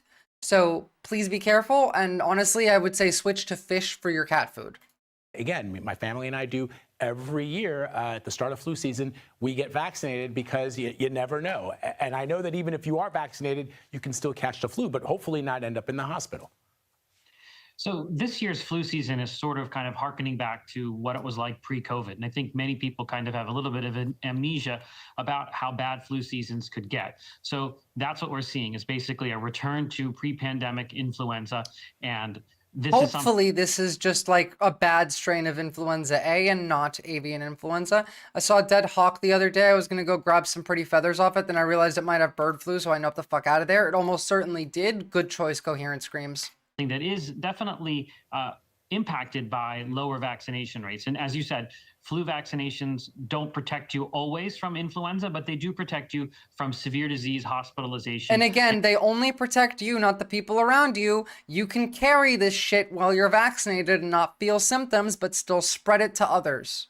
And death. And many of the patients I've taken care of with influenza have not been vaccinated, that have been hospitalized. But there are some people that still can be hospitalized even if they have the vaccine. And this is a pretty rough flu season right now. Might is doing a lot of work there, SN. Like, we have no idea, but our general flu shots don't affect avian influenza. They're not built for that. It's not included in the recipe. We have a new flu recipe every year because we look at the common flu strains around and then we make a vaccine accordingly. But the H1N1, the H1N3, and the H1N5 are not included in this as far as I'm aware. Maybe H1N1 might be? Now we've seen schools have to close because there were too many cases to actually conduct class. We've seen pediatric deaths occur. And this also goes. Think about that. They're closing the schools because there's too many sick kids. Understand that. Like, that's pretty fucking serious. You want to know what the Trump administration is planning to do about it? Here is Kevin Hassett on Trump's avian flu plan. Well, sure. What is the plan? What are you gonna do? Yeah, so again, the Biden plan was to just, kill chickens. And they spent billions of dollars just randomly killing chickens within a perimeter where they found a sick chicken. And so I just went to the grocery store, I shopped it for our family. Okay, real quick.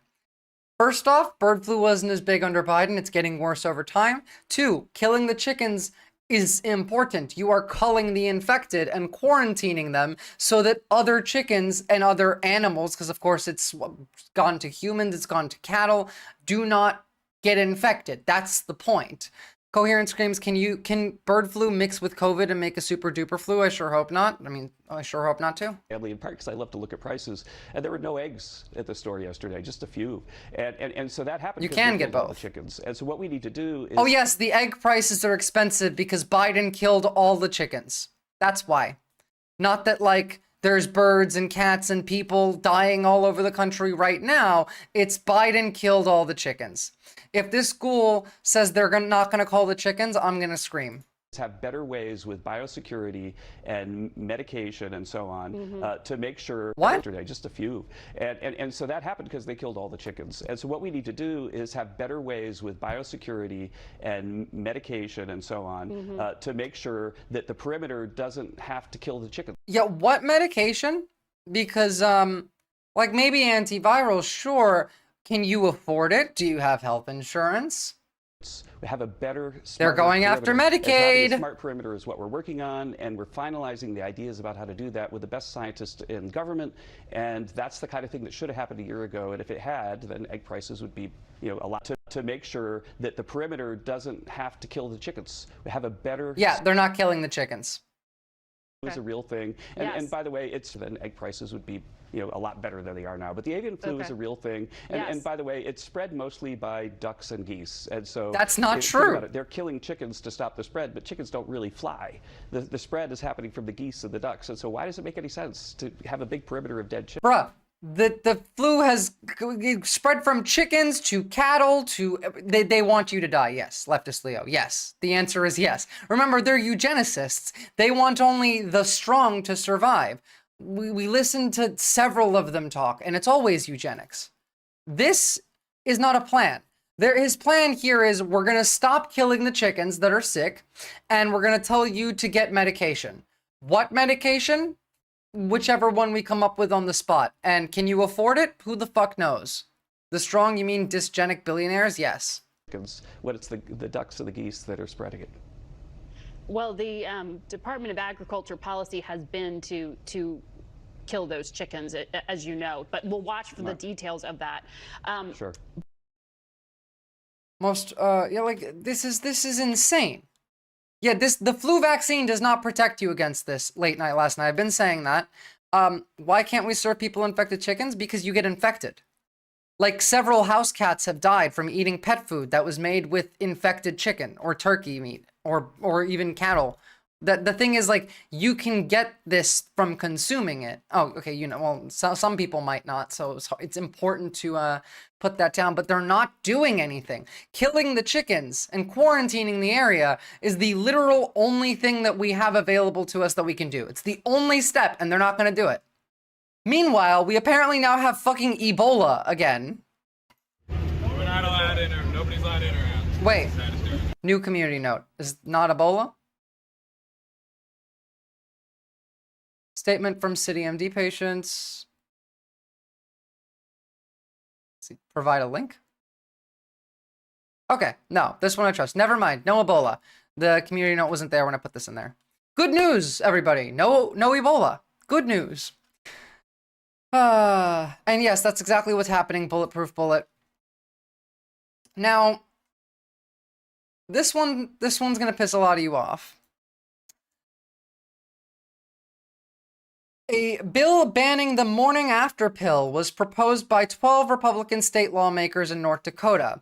The Personhood Bill, HB 1373, would make abortion a crime that would be prosecuted similarly to murder, assault, and defined an unborn child as a development beginning from conception. So, yeah. Like, Plan B is now murder, according to these people. Now, this hasn't passed yet. This is just a bill. But if you're paying attention, then you know that there isn't really a Congress anymore. Yeah, this is pretty bad, guys. This would make taking the morning after pill, known as Plan B, a criminal offense in North Dakota. The bill was introduced by 12 Republicans, but was voted down by the Republican majority House, with opponents saying that even though they're against abortion, the bill would be too hard to enforce. At a federal level, making it harder to access emergency contraception is a component of Project 2025. They're working on it. They're not going to give mothers and children SNAP. Are you kidding me? They already cut that shit. They want you to make babies, but they only want rich white people to actually succeed in that. Now, this one's pretty bad, too. The White House put this out, establishing the president's Make America Healthy Again Commission. And yeah, Congress is a non-factor.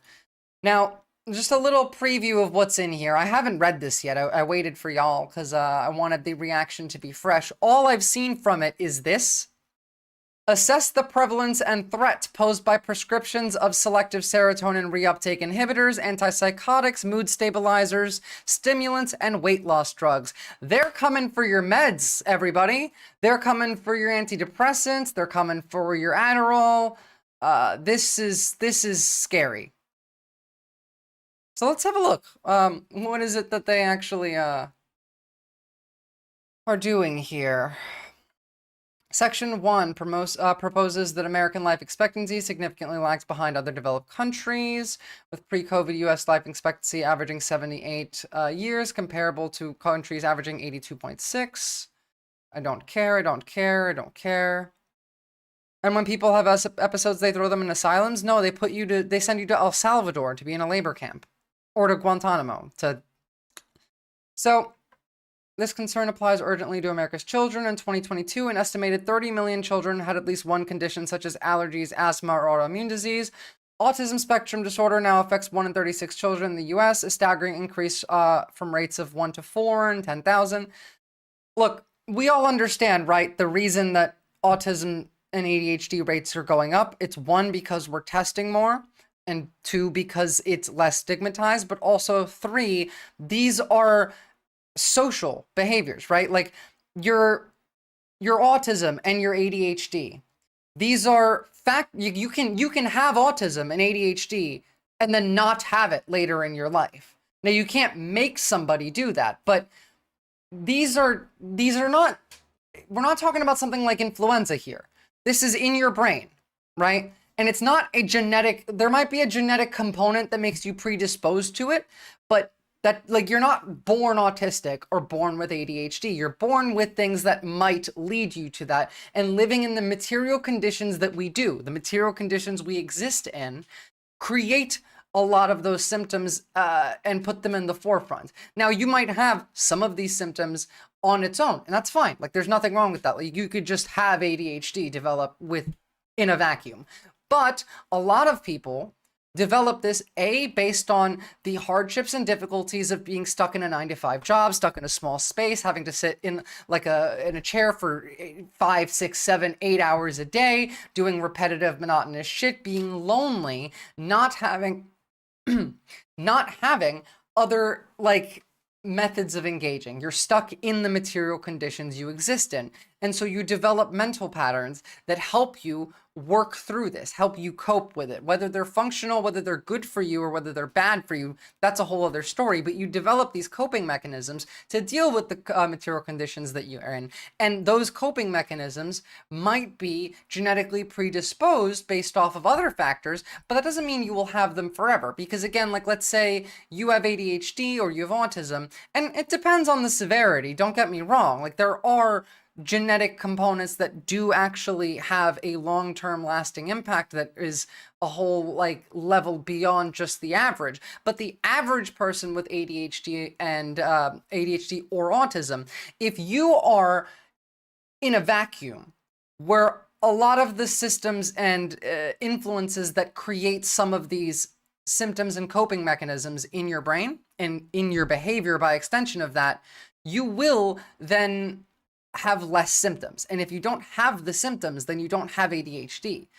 I probably don't really have autism anymore because a lot of that was worked through me streaming. A lot of the issues that, in person maybe sometimes, you know what, I can't say that, but you can work through those symptoms and have them gone from your life, depending on your level of severity and depending on your material conditions, depending on a lot of other factors, but you can no longer have this. Whereas ADHD, you might need medication to help you, not have those symptoms, but you might be able to not need that. It depends, again, on your context, your severity, your material conditions. Now, is any of this what they're going to say? Of course the fuck not. They're going to blame this entirely on a social construction, whereas it's not entirely a social construction. It is partially one, but they're going to socially construct this in the exact opposite way, in that it's the woke making you sick, not the system that you live in making you have to find ways to cope with it. And they're going to try and shove natural supplements down your throat, as SN said. And Ik Ben Dead, yes, you can't be healthy in a sick society. For example, a lot of illnesses, especially ones that affect your brain, are likely not only products of our genetics and our bodies and the way that we interact with the world, but of the actual systems that we live in. Autoimmune, for example, could be just affected by plastic in the air. Who the fuck knows? You're breathing in plastic right now. You consume about a plastic spoon worth of plastic every week. So, or rather, you have that much in your brain. You consume about a credit card of plastic every week. The median voter gives me mental health issues. Exactly, bulletproof bullet.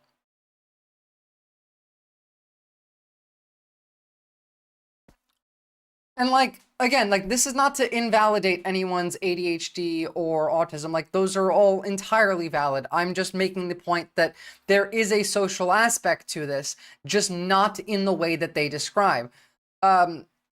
Identifying with conditions since the 1980s, 18% of late adolescents and young adults have fatty liver disease. Okay, they're not going there. Relatable, I just got a fourth cat and they said shy. Apparently shy means feral in Czech. Late night last night, they tested people for microplastics and every single person had them. Yeah, it's in everything you eat. It's in the air that you breathe. It's in all of your food. We've covered that before. But these health burdens have continued to increase alongside increased prescriptions of medications. For example, the case of ADHD, over 3.4 million children are now on medication for this disorder, up from 3.2 million in 2020 and 2019. The number of children being diagnosed with these conditions continues to rise. Do you think maybe that less children would have symptoms of ADHD if the school environment was more, I don't know, directed towards not producing these effects? Again, these are kids that were expecting to sit for 8 hours in a chair and pay attention to shit that they don't care about every single day. Of course, they're going to have trouble And of course, as that continues, those mental pathways continue to form and are solidified, then that behavior becomes regular behavior. It becomes it is already unconscious behavior anyway. It's not like a conscious choice. The fix here, if you want less kids diagnosed with ADHD, you don't get rid of the medication that's helping them with the symptoms. You change the system that is producing the higher rates of ADHD. Change the school system. And like, I'm honestly surprised a bunch of you didn't get mad at me for my take on autism and ADHD. Because people do tend to get mad at me when I say that. But like, again, it's the social construct that is being influenced by the other social constructs. This poses a dire threat to the American way of life. 77% of young adults do not qualify for the military based in large part on their health scores. Again, like that's what they're worried about? Really? People do over-medicate little kids because of crap schools. Yeah, that's true, SN. Like, I remember when I was young, a lot of young people were given, like, Adderall and shit, and I would argue that at least some of them probably didn't need it. The school system was the problem. But it's not like they weren't still developing the symptoms of ADHD, and they probably still have those for the rest of their life, because the system that they went to school in is part of what developed those symptoms and those mental pathways. Bulletproof Bullet, have they confirmed any actual health impact from microplastics? Is it all hypothetical? For one, they have confirmed that it reduces the potency of sperm and harms reproductive health in women as well, but to an extent of like, who knows? Some neurological will present in x-rays and MRIs like ADHD can. Yeah, like these things do present physically. They're not just social constructs, but they are created from social constructs. ADHD, again, has a genetic component, but you could be born with that genetic component and not get ADHD. But if you are born with or without that genetic component, and you're in a system that produces the effects of ADHD, the symptoms, the coping mechanisms, and you were kept in that system for years and years and years and years, of course you're going to have ADHD. You're building the pathway. You're drawing the lines and you're paving them over. And I think they do have an impact on Parkinson's. I did do a segment on this a little while ago. I should go look for that. But 90% of the nation's $4.5 trillion in annual healthcare expenditures is for people with chronic and mental health conditions. Hold on. U.S. national annual healthcare expenditure. I don't believe these people's numbers. Expenditure. Okay, that one's correct. Love that. Fair. I give them a W when they get a W. If a person takes Adderall and reacts the opposite of someone without it, will it speed up other people? Will actually slow you down if you have ADHD? Yeah, well, that's true. But again, like these are systems that are in place because of the material conditions. In short, Americans of all ages are becoming sicker, beset by illness that our medical system is not addressing effectively. These tends to harm us, our economy, and our security. I agree. I forgot that RFK is one of those people who will say a bunch of shit that I agree with, but then at the end bring it to somewhere that is totally incoherent and nonsensical. To fully address the growing health crisis in America, we must redirect our national focus in the public and private sectors towards understanding drastically lowering chronic disease rates and ending childhood chronic disease. That would be base, but you're not going to. We must restore the integrity of scientific process by protecting expert recommendations from inappropriate influences and increasing transparency regarding existing data. You're literally doing the exact opposite, y'all. Like, the fuck? The exact opposite. God. Section 2, policy. It should be the policy of the federal government to aggressively combat critical health challenges facing our citizens, including rising rates of mental health disorders, obesity, diabetes, and other chronic diseases. To do so, executive departments and agencies that address health or healthcare must focus on reversing chronic disease.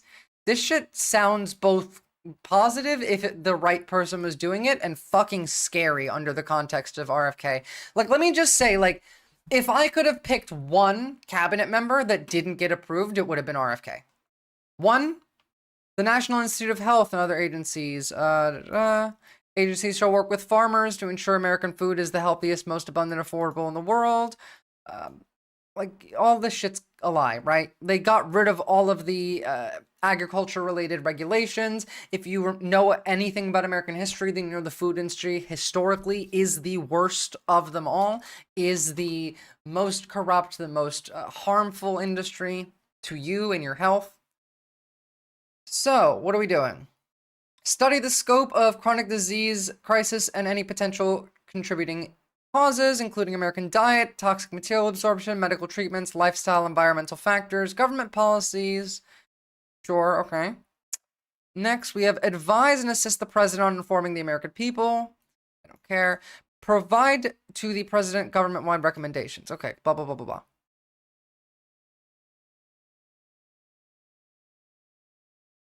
Now,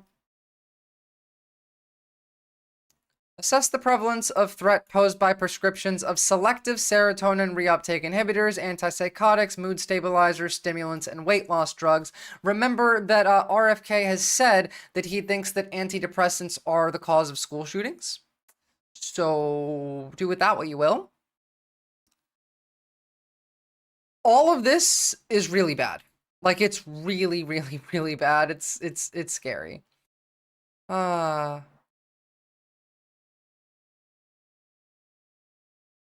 thing is, the thing that sucks is that they will pull all the data so people can't validate the BS. Yeah, they're never going to put any data out. You're going to have to, we're all going to have to manage with data from other countries, which is kind of rough. All right, so, that's terrifying. So we're going to move on. This next bit is not going to be fun. If you're trans in the chat, I'm sorry. This is going to suck for you, but it's also quite important. So, we've gotten to the point where we are basically behaving the way that the Nazis did. Like, with almost no argument that can be made. One second. Let me get all these links right up in order. This shit is terrifying. All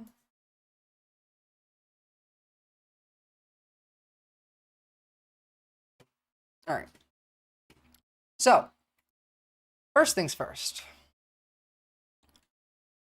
Lots of federal workers have stories of dread, anxiety, and sorrow over what's happening, but this story from a worker whose job is in jeopardy, whose partner is a teacher, and whose son is trans made perfectly clear the scope of Trump, Musk, and Doge's cruelty.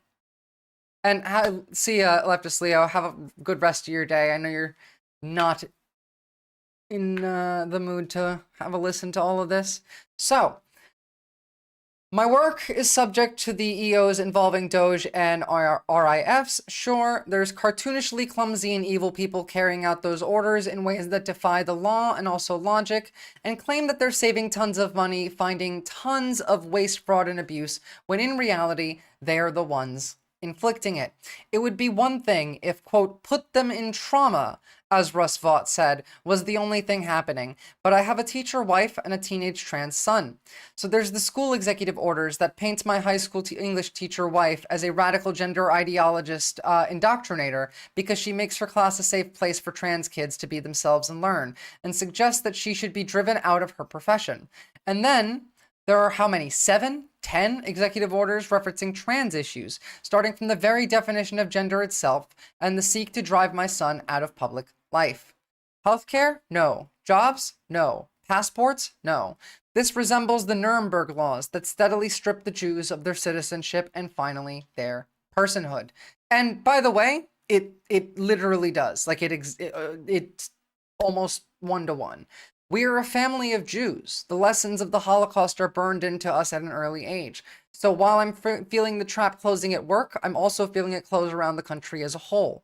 My son happens to have his social security number, birth certificate, and passport, all saying that he's male. That took a couple years, and at the end, we expedited the passport and got it right before inauguration. Okay, fine. At least he doesn't have to say X for gender on his passport. So that's good, right? But there's records that the change was made. How long will it be until he's no longer allowed to use that passport? By the way, he's already not allowed to use that passport. Like, depending on where you are, they might just not let you on a plane now.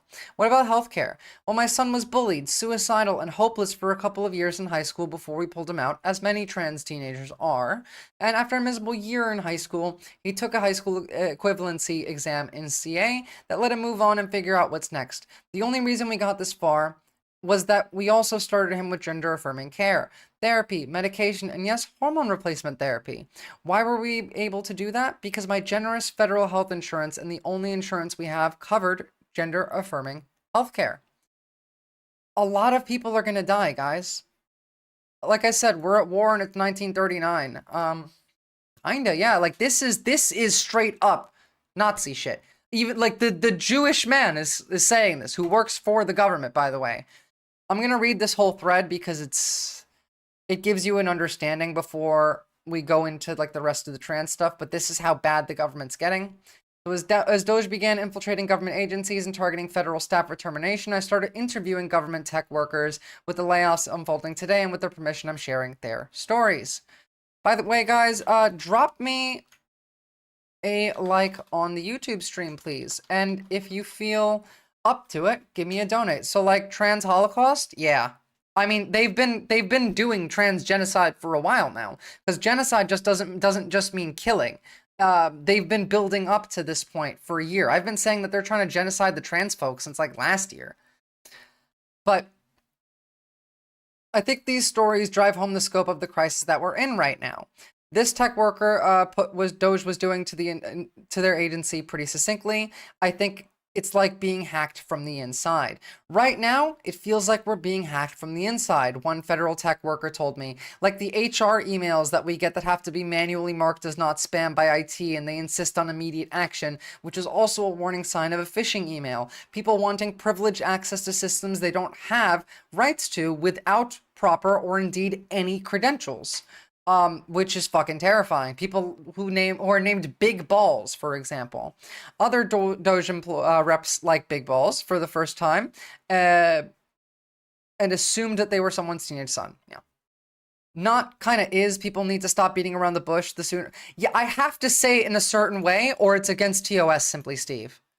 Don't like. I'm well aware where we are.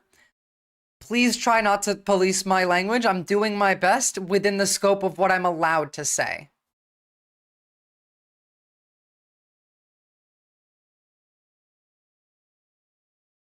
What are you talking about? Okay. Like, there's a lot of this going on. This shit's bad.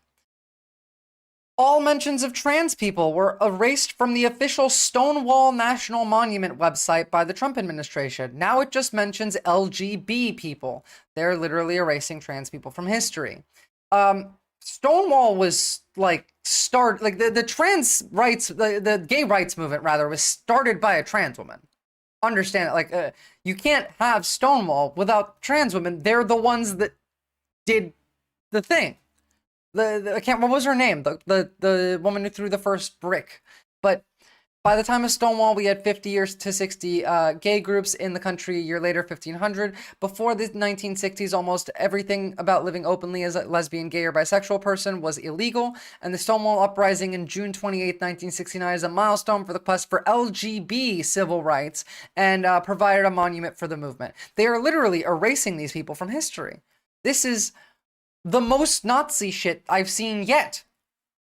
Like, this is the most Nazi I've seen yet. Again, like, Hitler went after the Institute of Sexology first, did he not? Thank you, Floormaster GG. Speaking of Hitler going after the Institute of Sexology first, but here's an idiot referencing this. Richard Simmons, do you know Wings of Redemption? He called you a beggar on his most recent stream. I have no idea who the fuck that is, and I don't know what I would be a beggar for. I almost never even ask for a dono. I don't run ads. I don't take sponsorships. Like, who cares? I don't care. That's quite funny though. Jesus Christ. All right. So here's Asman being a retard. Let us remember that the Nazis burned the books that the Nazis burned books on gender sciences. They did do that. Yes, they did.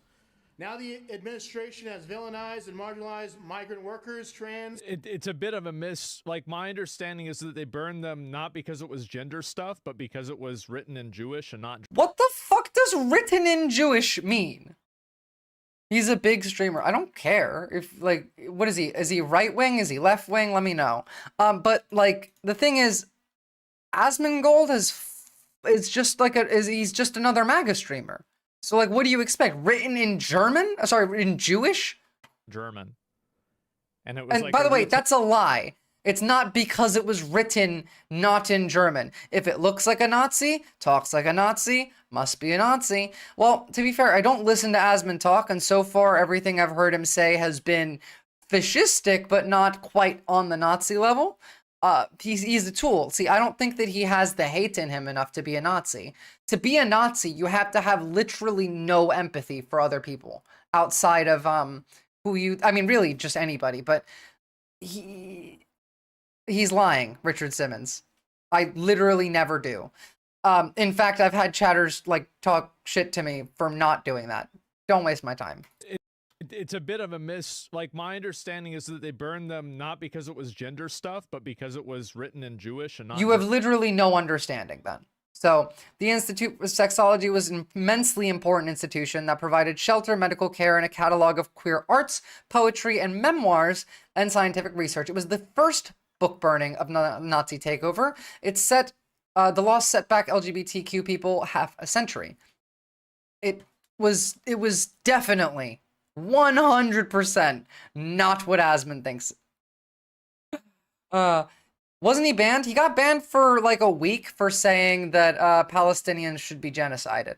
And then he got back. And then now he yells about anti-Semitism on Twitch with like Destiny and that whole crowd. I've seen him express serious lacks of empathy for other humans. No, honestly, you know what? Long Leg Homo, didn't we last time I covered him saying that like he would never support something that doesn't personally benefit him, even if it doesn't negatively impact him? Call America where it is, the Fourth Reich. I mean, I do this all the time. We look at a picture of the Mona Lisa and say, hey, that's the Mona Lisa. When people look at America, call it clearly what it is. It's the Fourth Reich. I do agree with this. So there were some protests in regards to the dropping of tea from Stonewall, which, I mean, again, makes literally no sense from a historical perspective. And with the backlash to the decision to strike transgender and queer references. Oh, by the way, Richard Simmons, if you could link me a timestamp of where he says that, I would love to see it. From the Stonewall website, which is run by the U.S. Park Services. The trans flag is still flying outside the landmark civil rights site in Manhattan. Now a show of solidarity is set to start. Allie Bauman joins us live with how the community there is coming together. Allie.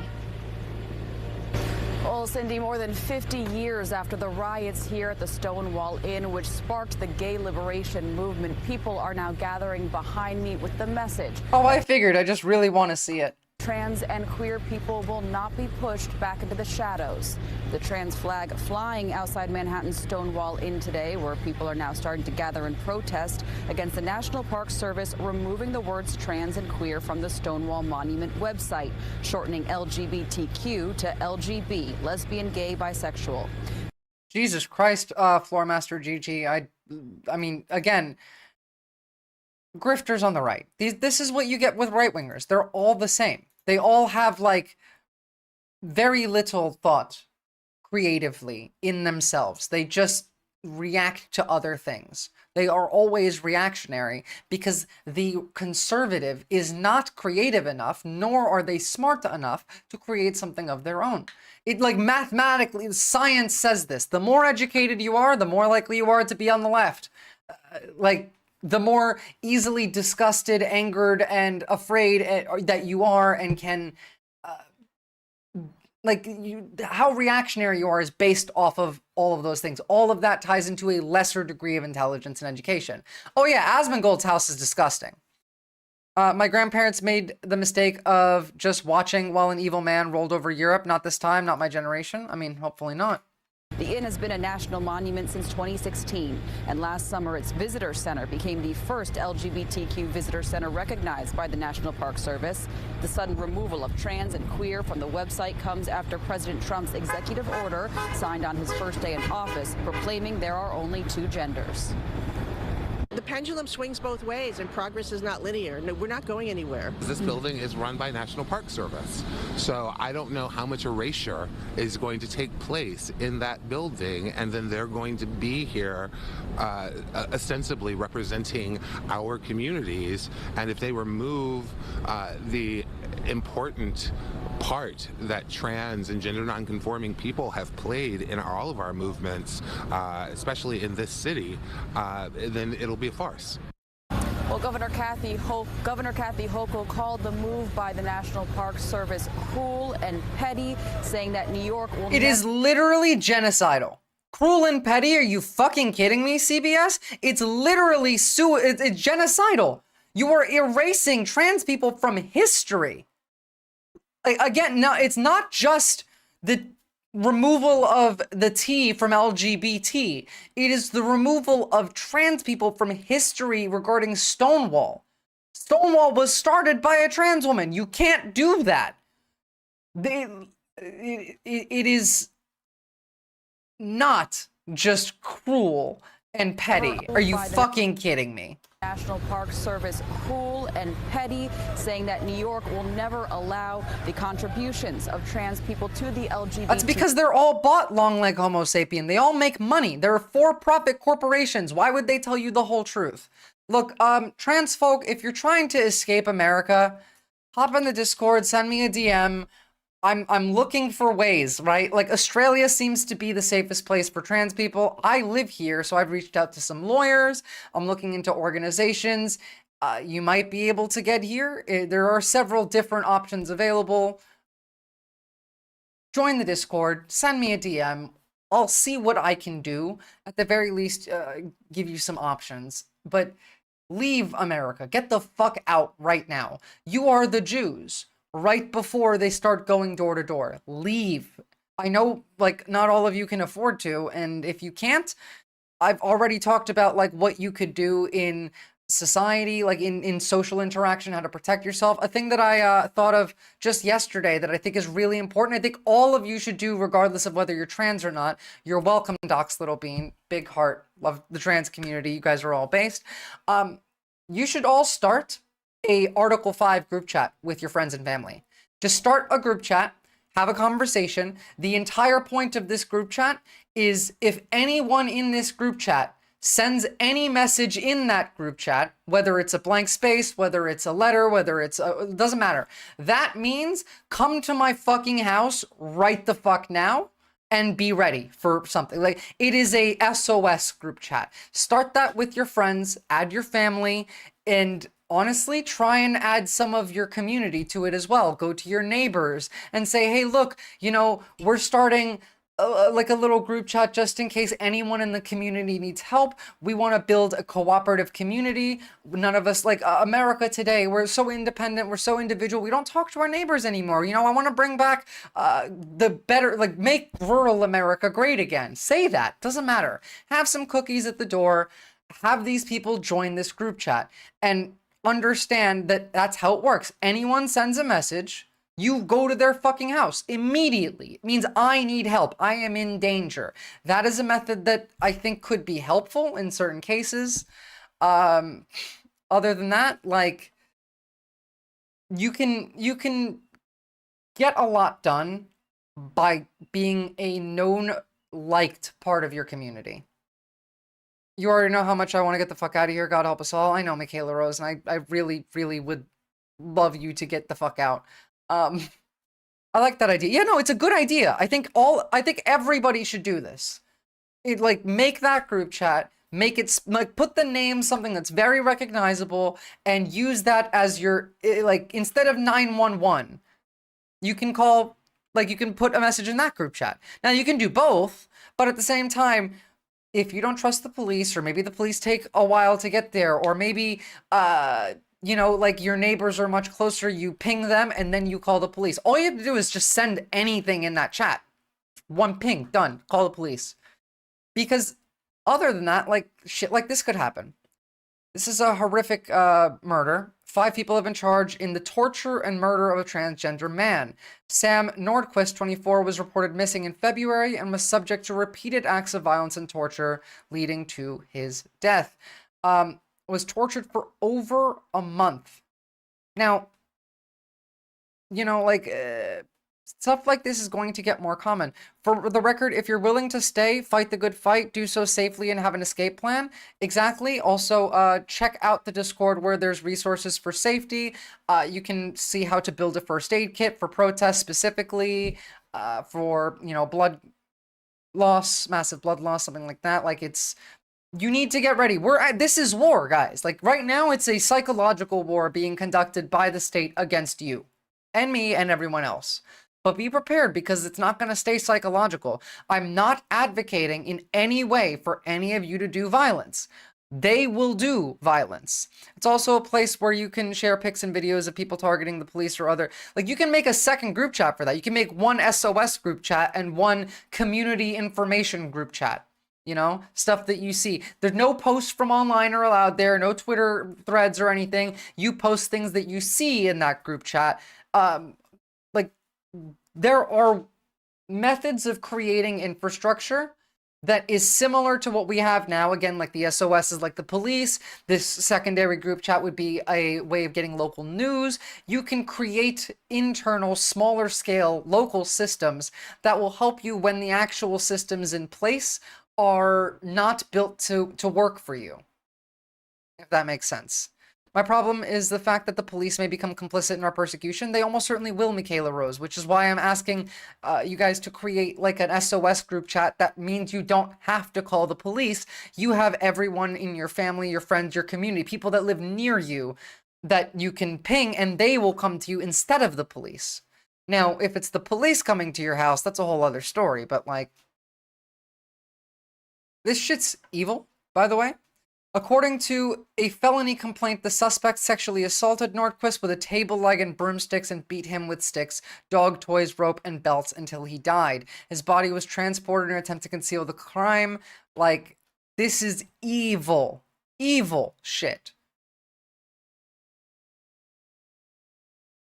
Have alternative channels of communication. Don't trust social media with anything sensitive. Yeah, exactly. Although alternate channels of communication outside of like writing a letter is kind of difficult. We need to brainstorm some ideas for that. Also, I'm thinking create an email list to like keep in touch if, like, let's say my stream gets banned, which by the way, you should follow me on YouTube if you don't already, because that's one way you can get to me if the stream gets banned. But you need to create backups for systems that you have in place. One thing that's going to become increasingly clear to a lot of people is in the next couple of weeks to months, a lot of the things that were important to you will be less important to you. And a lot of the things that you never considered will be much more higher up on your list of priorities. Things like safety and survival and how to go about communicating with people, where you are, what's like a lot of systems that we take for granted, you will no longer be able to take for granted. And that's, it's not good. As we saw this earlier, this was a Utah law that allows Nazi and Confederate flags in schools, but not the pride flags. Thank you for the follow, Crash Love. Like, a lot of people took their rights and freedoms for granted. They did. You're right. And now you don't have the ability to do that. I mean, if you use SMS, just have another option for contacting people, create backups of information, redundancy, redundancy, redundancy. True. Again, like, you can just download the entirety of Wikipedia and keep it on a hard drive. I think it's like 60-something gigs. I highly recommend that you do, by the way, because Elon hates Wikipedia, and it will not last through the next few years. Wikipedia will be gone. Download it, keep it on an offline hard drive, as in, like, do not keep it plugged into your computer. Do not plug it into your computer unless the internet is turned off, and then access the files. You can't get rid of Wikipedia. Piracy exists. Well, I'm explaining one way that you can do that. Oh shit, that's an option. I'm definitely doing that. Yeah, you should. You should. Sorry, I haven't talked about trans people in a little while, and it's gotten really bad really quickly, so like we have to really just lay it in. The first person in America to have their gender marker changed to an X has now been found dead by apparent suicide in a VA parking garage. Elisa Ray Shoup was a non-binary veteran who was found hanging from a VA parking garage wrapped in a transgender flag. They sent their suicide note to several news outlets, and nobody reported it. To this day, there are only 3 articles referencing their death. One announcing the death of a veteran in a VA hospital, and 2 other ones... That's entirely unsurprising about Blair White. Blair White has always been a grifter like that. Acknowledging Lisa for who they were. Thanks to those 2 independent journalists, their note has now been made public, and I'm going to read it as follows. This is the message from Elisa Ray Shoup, the first person to obtain a non-binary gender transition to the Trump administration. Fuck you, America. I don't want your hatred. I don't want military decorations and medals you awarded me. I don't want your pension money for... Here, I'll make it louder. To this day, there are only 3 articles referencing their death. One announcing the death of a veteran in a VA hospital, and 2 other ones actually acknowledging Lisa for who they were. Thanks to those 2 independent journalists, their note has now been made public, and I'm going to read it as follows. This is the message from Elisa Ray Shoup, the first person to obtain a non-binary gender transition to the Trump administration. Fuck you, America. I don't want your hatred. I don't want military decorations and medals you awarded me. I don't want your pension money for my distinguished military service and service-connected disabilities. I don't want your health care to treat the mental illnesses you caused. I don't want more psychiatric ward commitments to keep me alive in a nation that I despise. I don't want to be buried in any of your state or national cemeteries for veterans and military retirees. I don't want to be buried anywhere on American soil. I don't want any military honors or ceremonies to mark my death. I don't want my ashes to be stored on American soil. I want my ashes or remains to be spread or buried in international waters. I don't want your flag anywhere near my body, remains, or ashes. I don't want any members of my family other than my spouse to be on the vessel that disposes of my ashes or remains. My death is not a surrender. My death as a member of the third gender and transgender population does not mean you won. It solely marks the end of our association. You are not the land of the free. You are not a country getting made great again. Too much demonstrated hatred through your existence extinguishes any claim to previous greatness. You are a cesspool of zealots that worship a god that does not and has not ever existed. Enjoy your new royal family and third world dictator. I refuse to participate any further. Have that Nazi... Fucking based, by the way. I mean, like, it's bad that, you know, she... But... Oh, sorry. They? Yes, sorry. I was like, I'm looking at chat and you're talking about Blair White, who is, by the way, the quintessential pick-me. But they, the first person in America who ever got an X non-binary on their passport, this is a heavy note, you know? Like, this hurts. Even me. And honestly, standing by, like, their morals and their ethics and how strongly that they believe, like, they're correct, by the way. Everything that's been said so far has been correct, but the fact that someone would feel this strongly and then, you know, this shit hits heavy. This is, I don't have the words to describe this. Piece of shit Elon Musk and his Doge henchmen deduct from my savings $93,000 of federal pensions for your bankrupt coffers. The white man decimated and massacred the indigenous populations of the third gender on the lands now called America. It was only fitting that a white person restored it. You cannot erase non-binary and transgender people because you give birth to more of us each day. My death is not a surrender. You cannot erase non-binary or transgender people because you give birth to more of us every single day. Those are just some of the powerful words that Elisa Shoup left us to remember them by. Elisa was a trailblazer and a historical figure not only to the non-binary community, but the transgender community and queer community as a whole, and yet I've seen zero coverage of their death. This happened last month on January 27th. Elisa was a complicated person, and it took them some time to come to terms with themselves. And yet, like I said, they are a trailblazer not only to the non-binary community, but... I'm sorry, Michaela Rose. I know a lot of you are probably feeling a lot of feels from this. This makes me just want to fucking cry. I can't tell you how many times I've had the thoughts over the impending persecution. Me and my partner are getting our birth certificates updated. We are hoping that under New York law, getting the birth certificates updated will protect us from them flagging us in the process and refusing the issued passport. I have mine. My fiance doesn't. Good luck. I really hope so. If it comes to it, take the Like, take the birth certificate that has the wrong gender on it and just leave. That's like, worry about that later. Right now, just take whatever you can get. If they give it to you, hopefully they do, and leave. Yeah. Their audio is so inconsistent. Excellent message, but the audio is awful. I know, it was the best I can do, but like the message here is heavy. And I'll leave without a passport. There are ways. I mean, yeah, it makes things a lot harder. The entire transgender community. I ask that in Elisa's memory, you not only share this video, but consider creating your own and posting it as far and as wide as you can. Do not let well, I did Elisa's that. memory be lost. Keep Elisa's name, memory, and sacrifice alive, not only by sharing their name, not only by sharing their story, but by reaching out to your non-binary friends and family as well. Reach out. Do it. Here's the video. Y'all can have a watch. Y'all can share it if you want to. I think that it is pretty... It makes me want to cry. And then at the same time, we have shit like this. Elon Musk reposted this from Rothmus. Rothmus is another Nazi account. Almost 2/3 of transgender women in prisons are serving sentences for sex offenses, figure shows. And as Evan Loves Worf puts it very succinctly, this is because they're forced out of mainstream society by transphobes like you and sexualized by transphobes like you. So many go into sex work where they get arrested disproportionately by police who are transphobes like you. Go fuck yourself. That's true. Has anyone ever tried to claim refugee status in other countries? No, but that's what I'm trying to see if you can do for Australia. I'm working on it. I should have, by the end of this week, I should have some kind of an answer on that.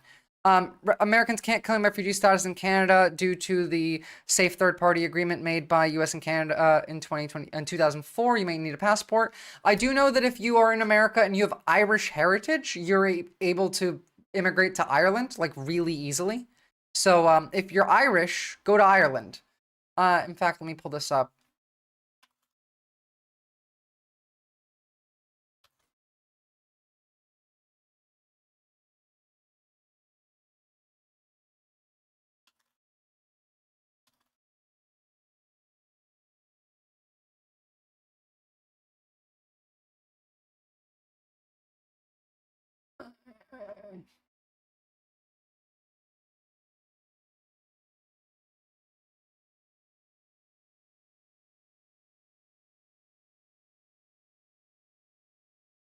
No, this is going to be quite a lot of reading.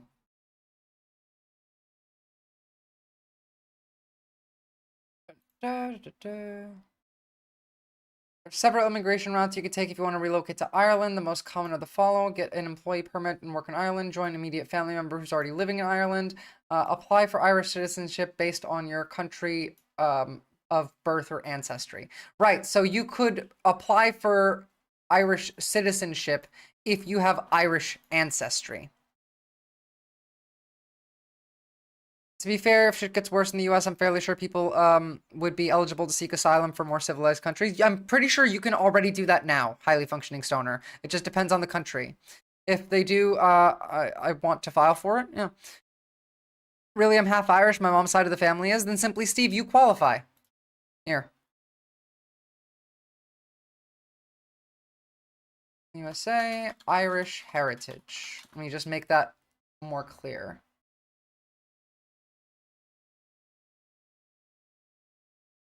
Orb's Guide to Moving to Ireland for Americans. I also do know that like Australia is an option to an extent. There was a Guardian article.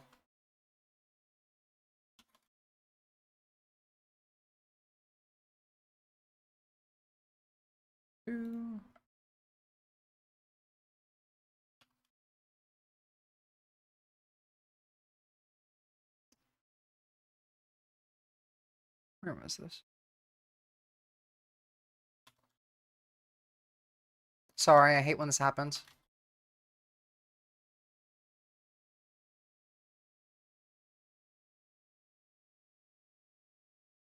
Here we go. While Trump is moving fast and breaking things, Americans wanting to escape should come to Australia. Opinion article by Julianne Schultz. There is a talent pool of brilliant people who should be invited to study here, to work in our hospitals, construction sites, and research labs. We do have quite a lot of jobs that need filling. So, like, you're a lot of you might have qualifications that might get you like a regular working visa, but at the same time, like, you might actually be able to get in with a refugee visa, with a protection visa rather. That might be possible. Do not go to New Zealand though if you're queer, because this is how the New Zealand boys responded to a pride like parade. Fuck, sorry, that was really loud. Ow.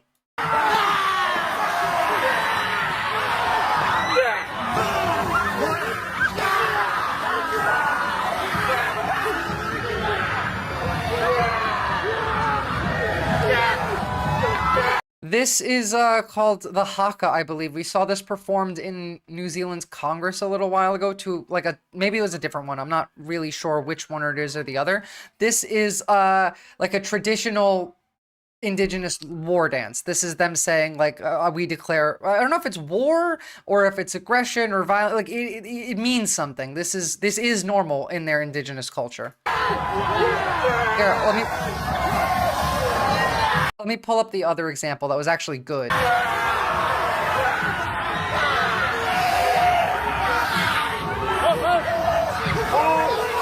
I did see a very funny post about this though that said New Zealander boys going to protest against gays by doing the gayest shit imaginable. That was very funny.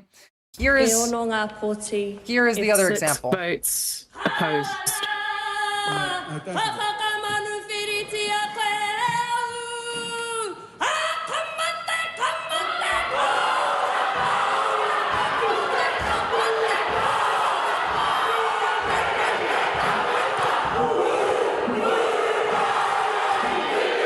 So like, I don't know much about this culture. I know this one was like, this is your last chance. Stop this shit right now or shit's gonna get real type of a message that was sent here. This, I don't know if it's the same thing. I don't know if it's a different thing, but like, they're doing this at a pride parade against the people at the pride parade. Don't go to New Zealand, go to Australia instead.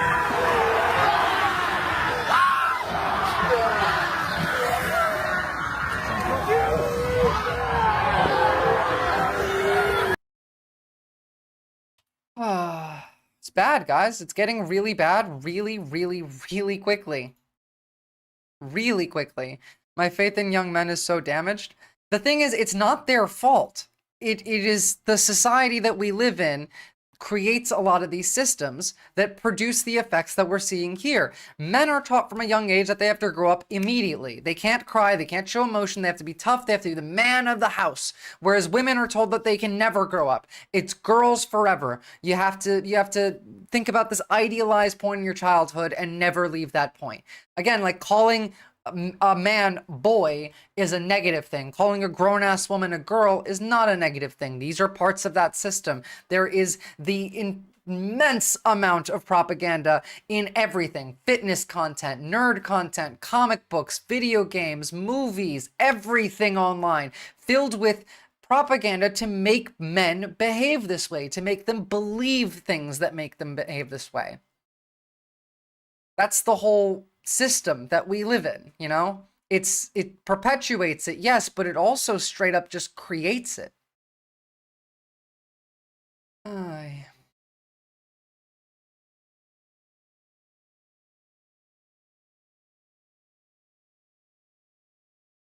What's this?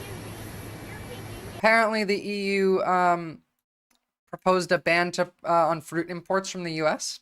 Pretty based. Let's see what Trump has to say.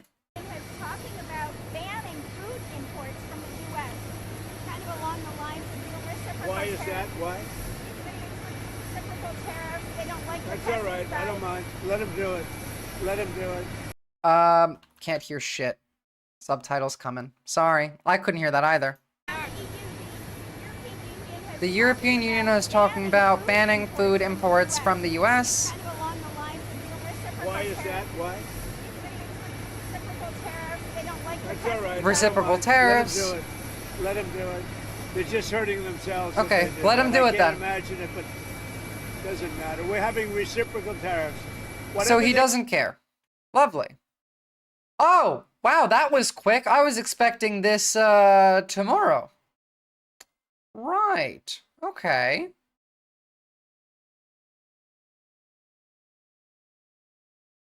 Hold on, let me verify this.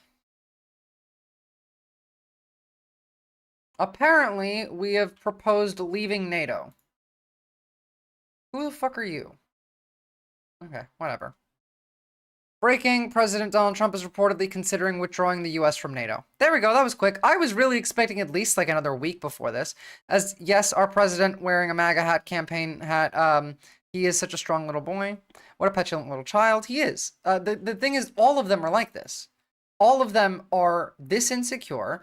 All of them are terrified of ever being viewed as weak, of never getting anything that they want, like... Apparently Doge is in the IRS. Love that. Love that, love that, love that. Alright. Oh yes, there was this. There was, the Elon being a shitty father bit. I forgot about that. So, Milo Yiannopoulos, known Nazi, posts this. Ashley St. Clair plotted for half a decade to ensnare Elon Musk. He's got a kid with a woman already. Seems unlikely to work out. Ashley St. Clair in 2020. Well, he actually has 7 kids and goes through women pretty fast. She's not wrong, by the way. Followed by Elon saying, "Whoa. Elon, we have been trying to communicate for the past several days and you have not responded. When are you going to reply to us instead of publicly responding to smears from an individual who just posted photos of me in my underwear at 15 years old?" Now, that post actually got taken down. Followed by, it's interesting that Elon is responding to this clearly in jest screenshot that was discussed with his team months ago in a documented call. Now he decides to respond to it publicly from an account that posted underage photos of me as if he wasn't asking me to have more children last week. I would like to take this offline for our child's sake and have been attempting to do so for weeks. Guy has 12 kids. Why do you want more at this point, first of all? And almost only one of his kids were ever conceived through natural conception. Every other one of his kids, 11 out of 12, was conceived through IVF or through surrogacy, because he's a natalist. And FYI, the security team on Elon's own platform locked the account. He's now responding. Cool. Without military aid of other NATO nations, the US cannot withstand an invasion by a country like China. It's that simple. Well, good. The thing is, it seems like we're going to be doing the ones invading, mate. And Canada, Mexico really is my bet as first up. We're focusing so much on Canada that I think Mexico will actually be the first place that we go. Because to him, child support is just a monthly subscription to being a womanizing pig. I think he literally pays her child support through, like, increasing the amount of money that she gets off of X. I saw, there was like a tweet somewhere that showed her posting a photo of her starting off on X and then her, like, a year later and how much money she was making, and it was a massive, massive difference. Gardasil? Oh, okay. So, RFK is going after Gardasil. Love that. Yes, he has 12 children. How many children? Before we get into this.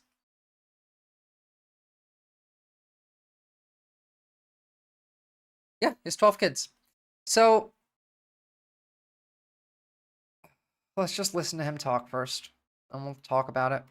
Gardasil is probably the single worst mass vaccine that we've ever seen. This vaccine targets... Yeah, please no is the right answer here. ...millions of preteens and teens for whom the risk of dying from cervical cancer is 0. The death rates in the Gardasil trials were 37 times the death rates for cervical cancer. Citation Children needed. who take that vaccine, the Gardasil vaccine, are 37 times more likely to die from the vaccine than they are to die from cervical cancer. So, like, the risk of dying, not the risk of getting cervical cancer. Well, yeah, that's the...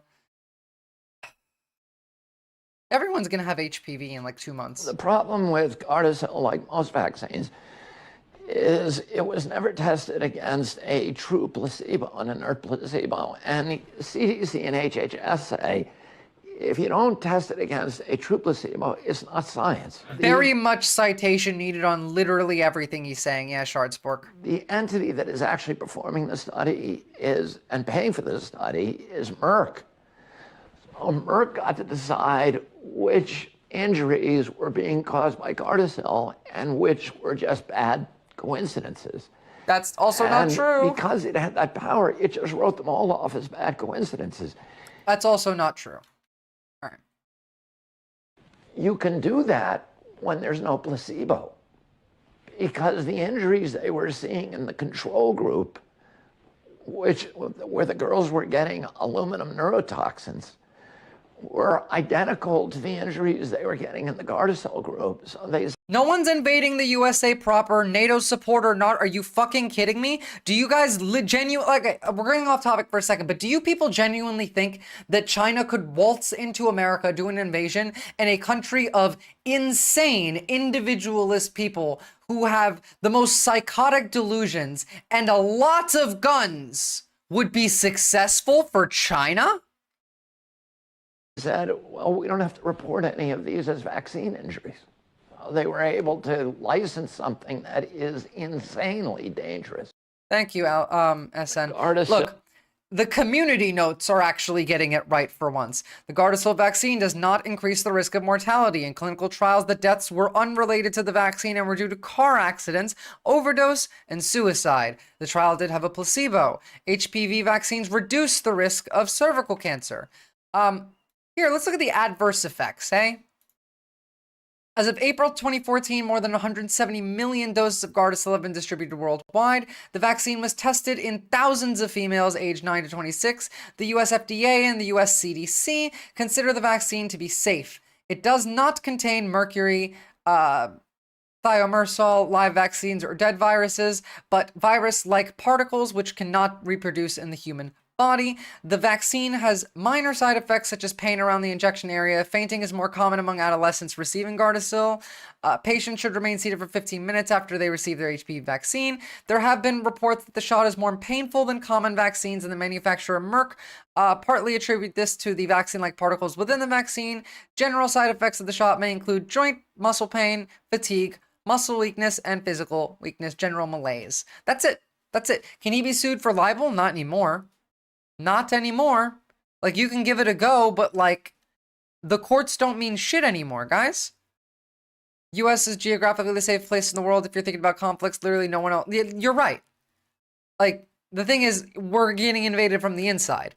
You're talking about this from, like, a civ perspective, high-functioning stoner, where, like, another country is trying to come and militarily invade this country. That's very difficult.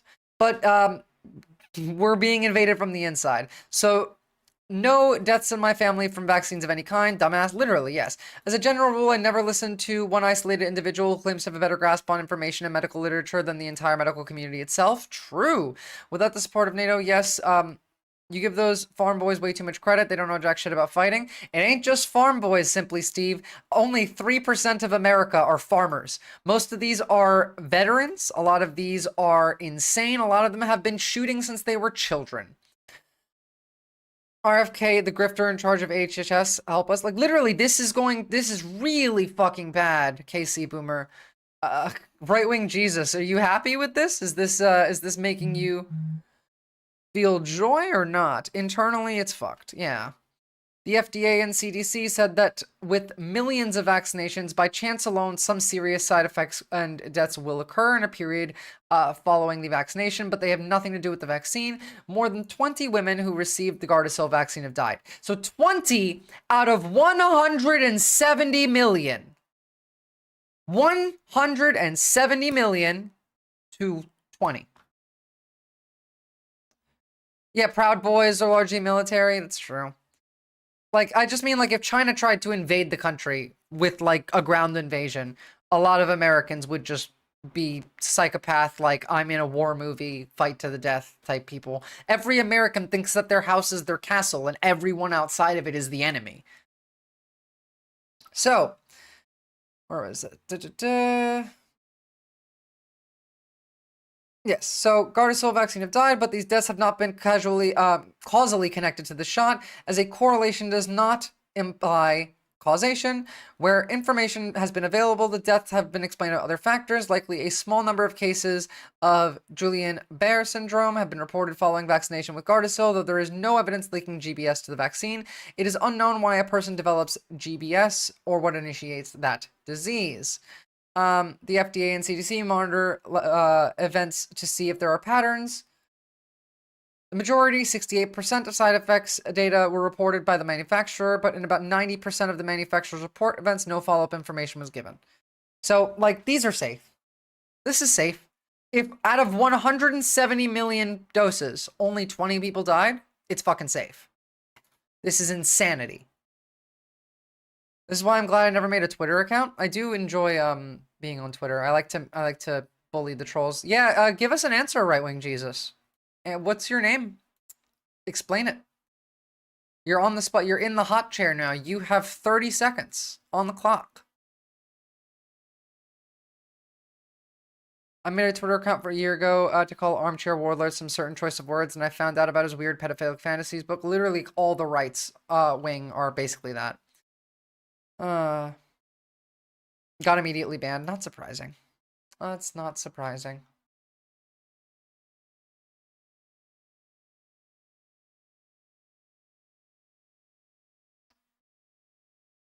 I'm just looking to see what's happened since stream started. I don't really want to engage in conversation here. Sorry, it's not a safe... It literally is. It's just not if you're a right-winger. Explain your name or I'm banning you. You have, like, literally 30 seconds left. I am watching the clock right now. It's open. You're ticking down. 25.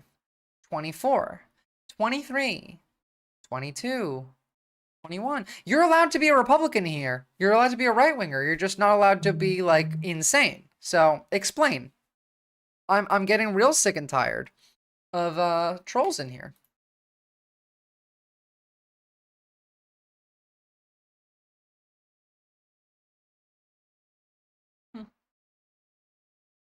Hold on. Goodbye. Gone. Not having that shit. No mercy on these people. None. Like, that guy probably could have been fine. I just, like, I don't care right now. I just don't. They're not gonna give any of us any mercy. I always want to raid Hassan, but he always has, like, 18,000 viewers. And I'm like, it's not even worth it. Alright. Let us... raid Cinemarxism. I like the idea of that. Okay, so I will be back tomorrow. We're going to be covering some stuff around Israel, like a lot of the other shit. It's been a really bad week, guys. It's been really crazy. Expect it to get worse. Do not expect it to get any easier. And thank you for tuning in. I'll see you next time.